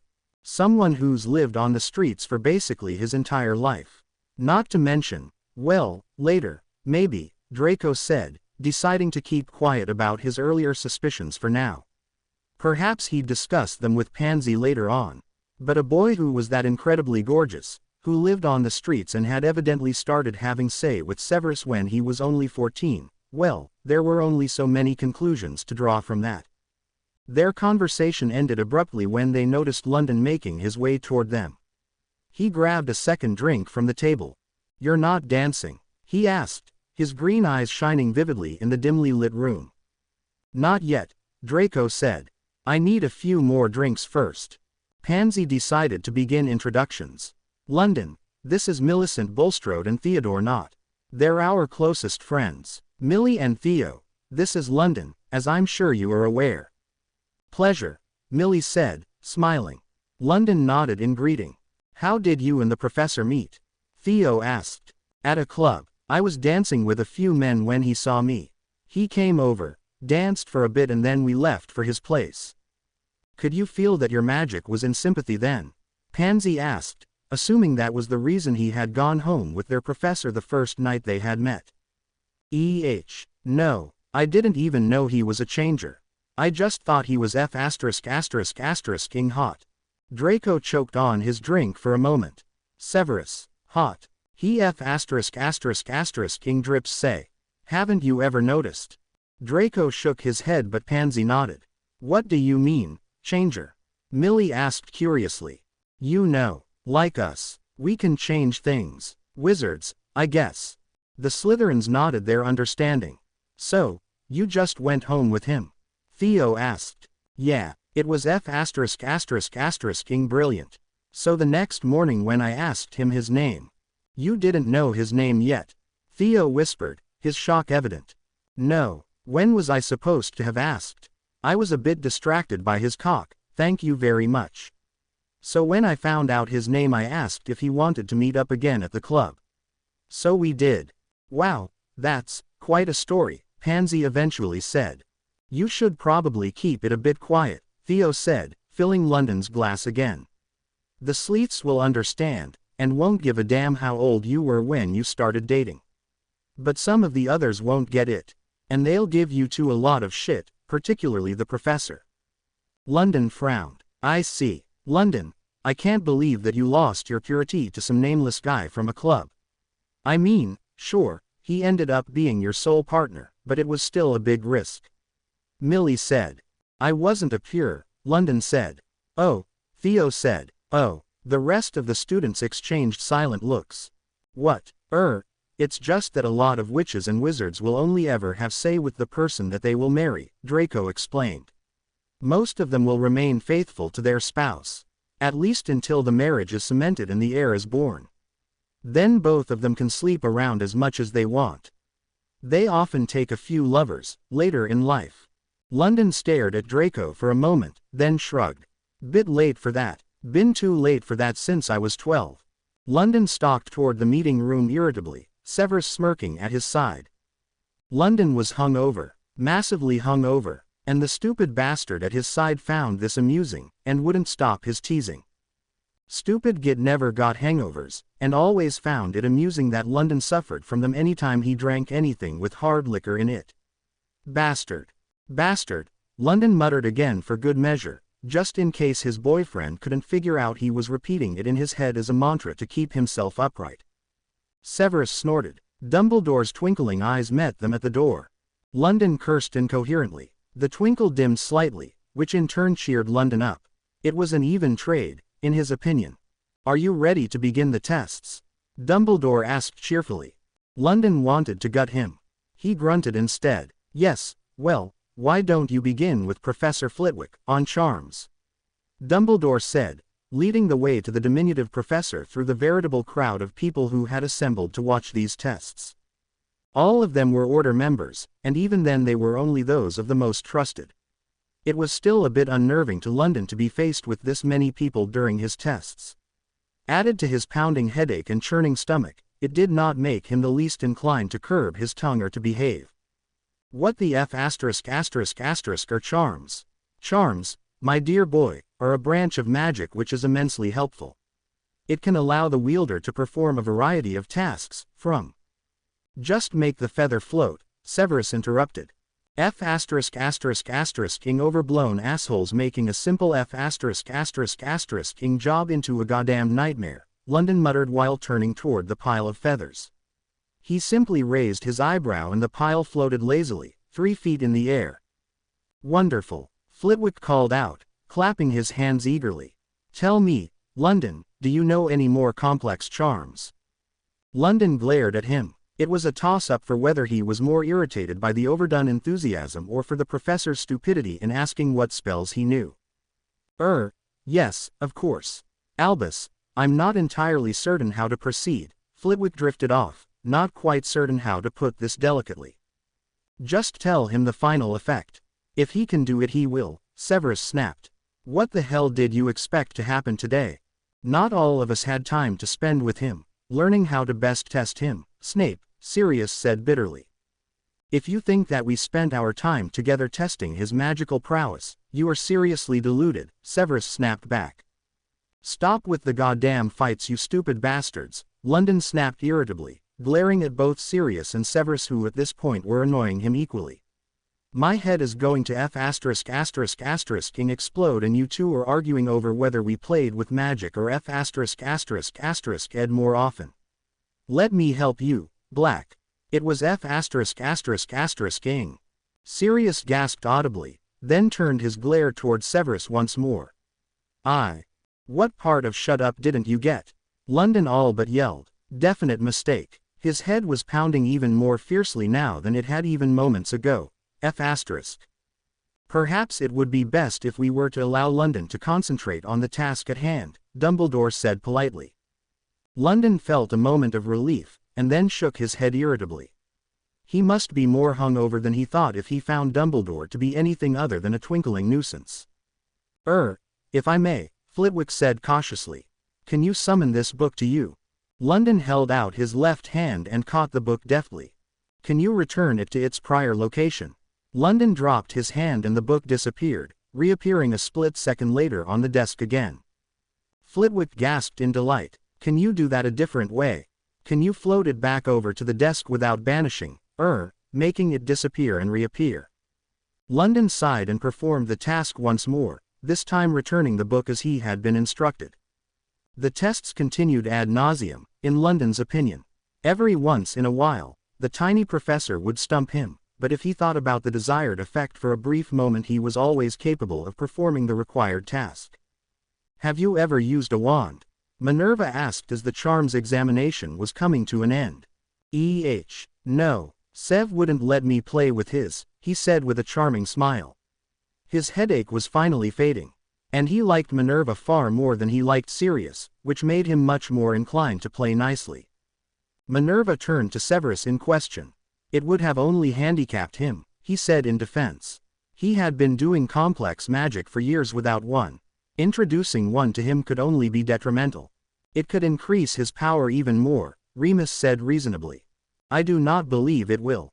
He seems to channel magic through his body with the same strength he would with a wand. He was unable to produce even a single spark from my wand when he held it. It's probably because you have a dark wand and he needs a proper light wand, Sirius announced. He is James's son after all. Give him yours then, if you are so certain, Severus said. Sirius let out a much put upon sigh and reached into his pocket to fish out his own wand. Here you go, London. I'm sure this one will work better. London glared at him. That man could piss off an angel. He gripped the wand in his left hand, much as he had done with Sev's all that time ago. Nothing happened. Give it a wave, Dumbledore said cheerily. London cocked an eyebrow at Severus. Was this man serious? Sev's inclined head led him to believe that he was. He waved the wand almost violently, wielding it more as a knife than a wand. Nothing happened. London twirled the thin wood in his fingers for a moment. What's supposed to be happening? Well, something, that's for sure, Minerva said. I've never seen anything like this. If I didn't know better, I'd think you were a squib. What are you talking about, woman? Squib? That's our word for men and women born of wizarding parents who have no magic of their own. Usually only squibs can hold a wand like that and have absolutely no reaction, Minerva explained. Even if a wand is imperfectly matched with a wizard, usually something will happen. So I'm a squib? He asked. Not at all, London, Albus said. You have a rare magical gift. It is just most unusual that someone of your obvious talent would have no reaction to a wand. Most unusual. Whatever. Am I done? I'm afraid we've barely started, Minerva said. We have yet to test the other branches of magic. Perhaps we could have a defense demonstration and leave the others for another day. It is already nearing noon. After a short conference, the assembled adults decided that this would be the best plan. After all, it was defense that they were most worried about. The boy had to be able to defeat you-know-who at some point. London made his way through a number of shielding exercises with Remus and Sirius before Shacklebolt spoke up. I think it would show us more if one of us engaged London in a proper fight. Let him attack and counter-attacks at once. London looked over at the tall Auror. That sounds brill. This is ing boring. All right, what rules shall we abide by? Kingsley asked the group. Well, no unforgivables, obviously, Sirius said. London looked to Severus for clarification. There are 3 curses that the wizarding world has classified as unforgivable. One allows you to completely control the mind of your opponent. One causes intense pain. One causes instant death, although no pain. He turned to Kingsley. No description of these curses will be precise enough for him to know the exact curses we are speaking of. Could we have a demonstration? Perhaps after the fight. I think those were decent explanations, and we are fighting to establish where London is with his defense work.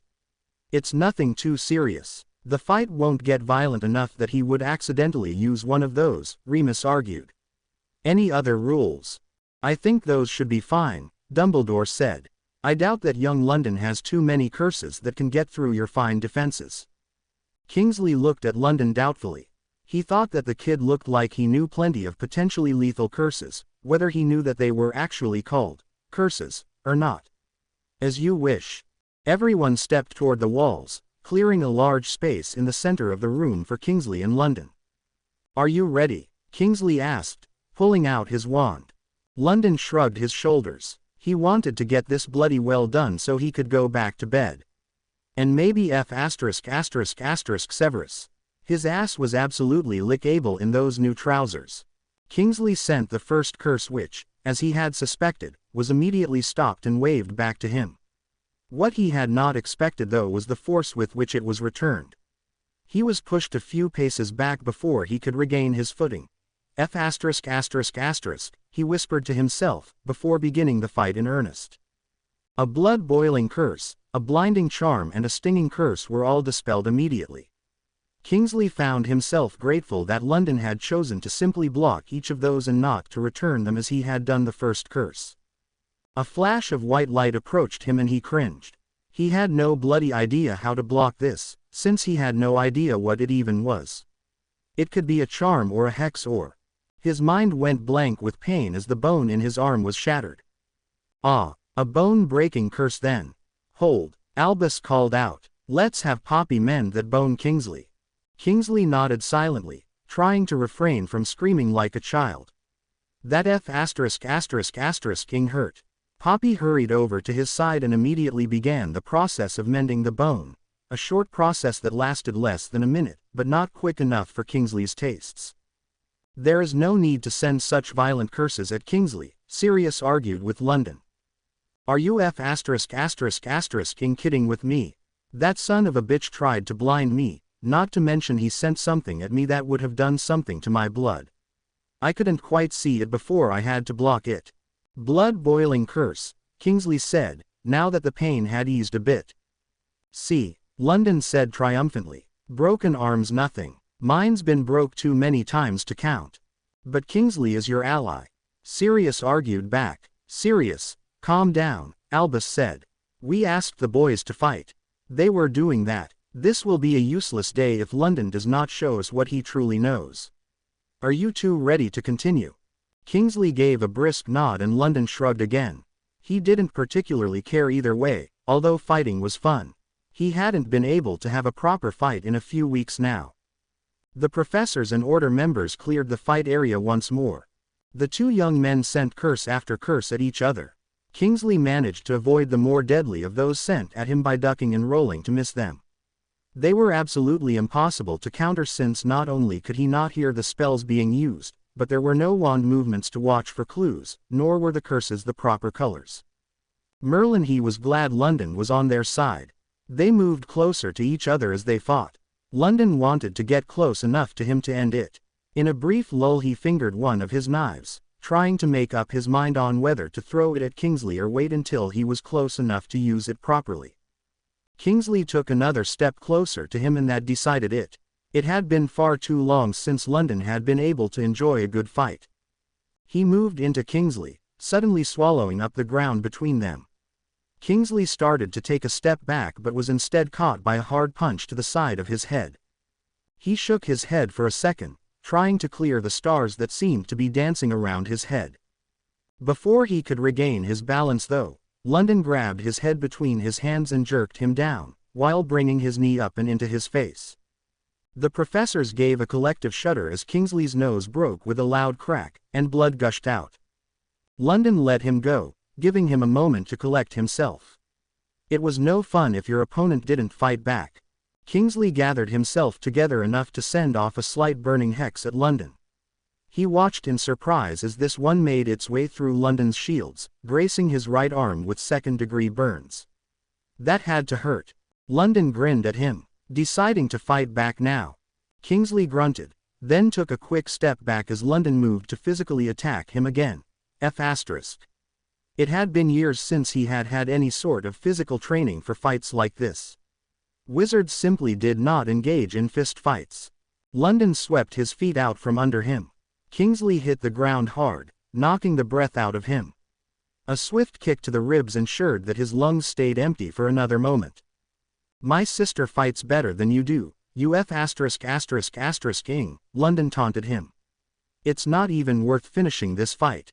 Kingsley fought his way to his feet again.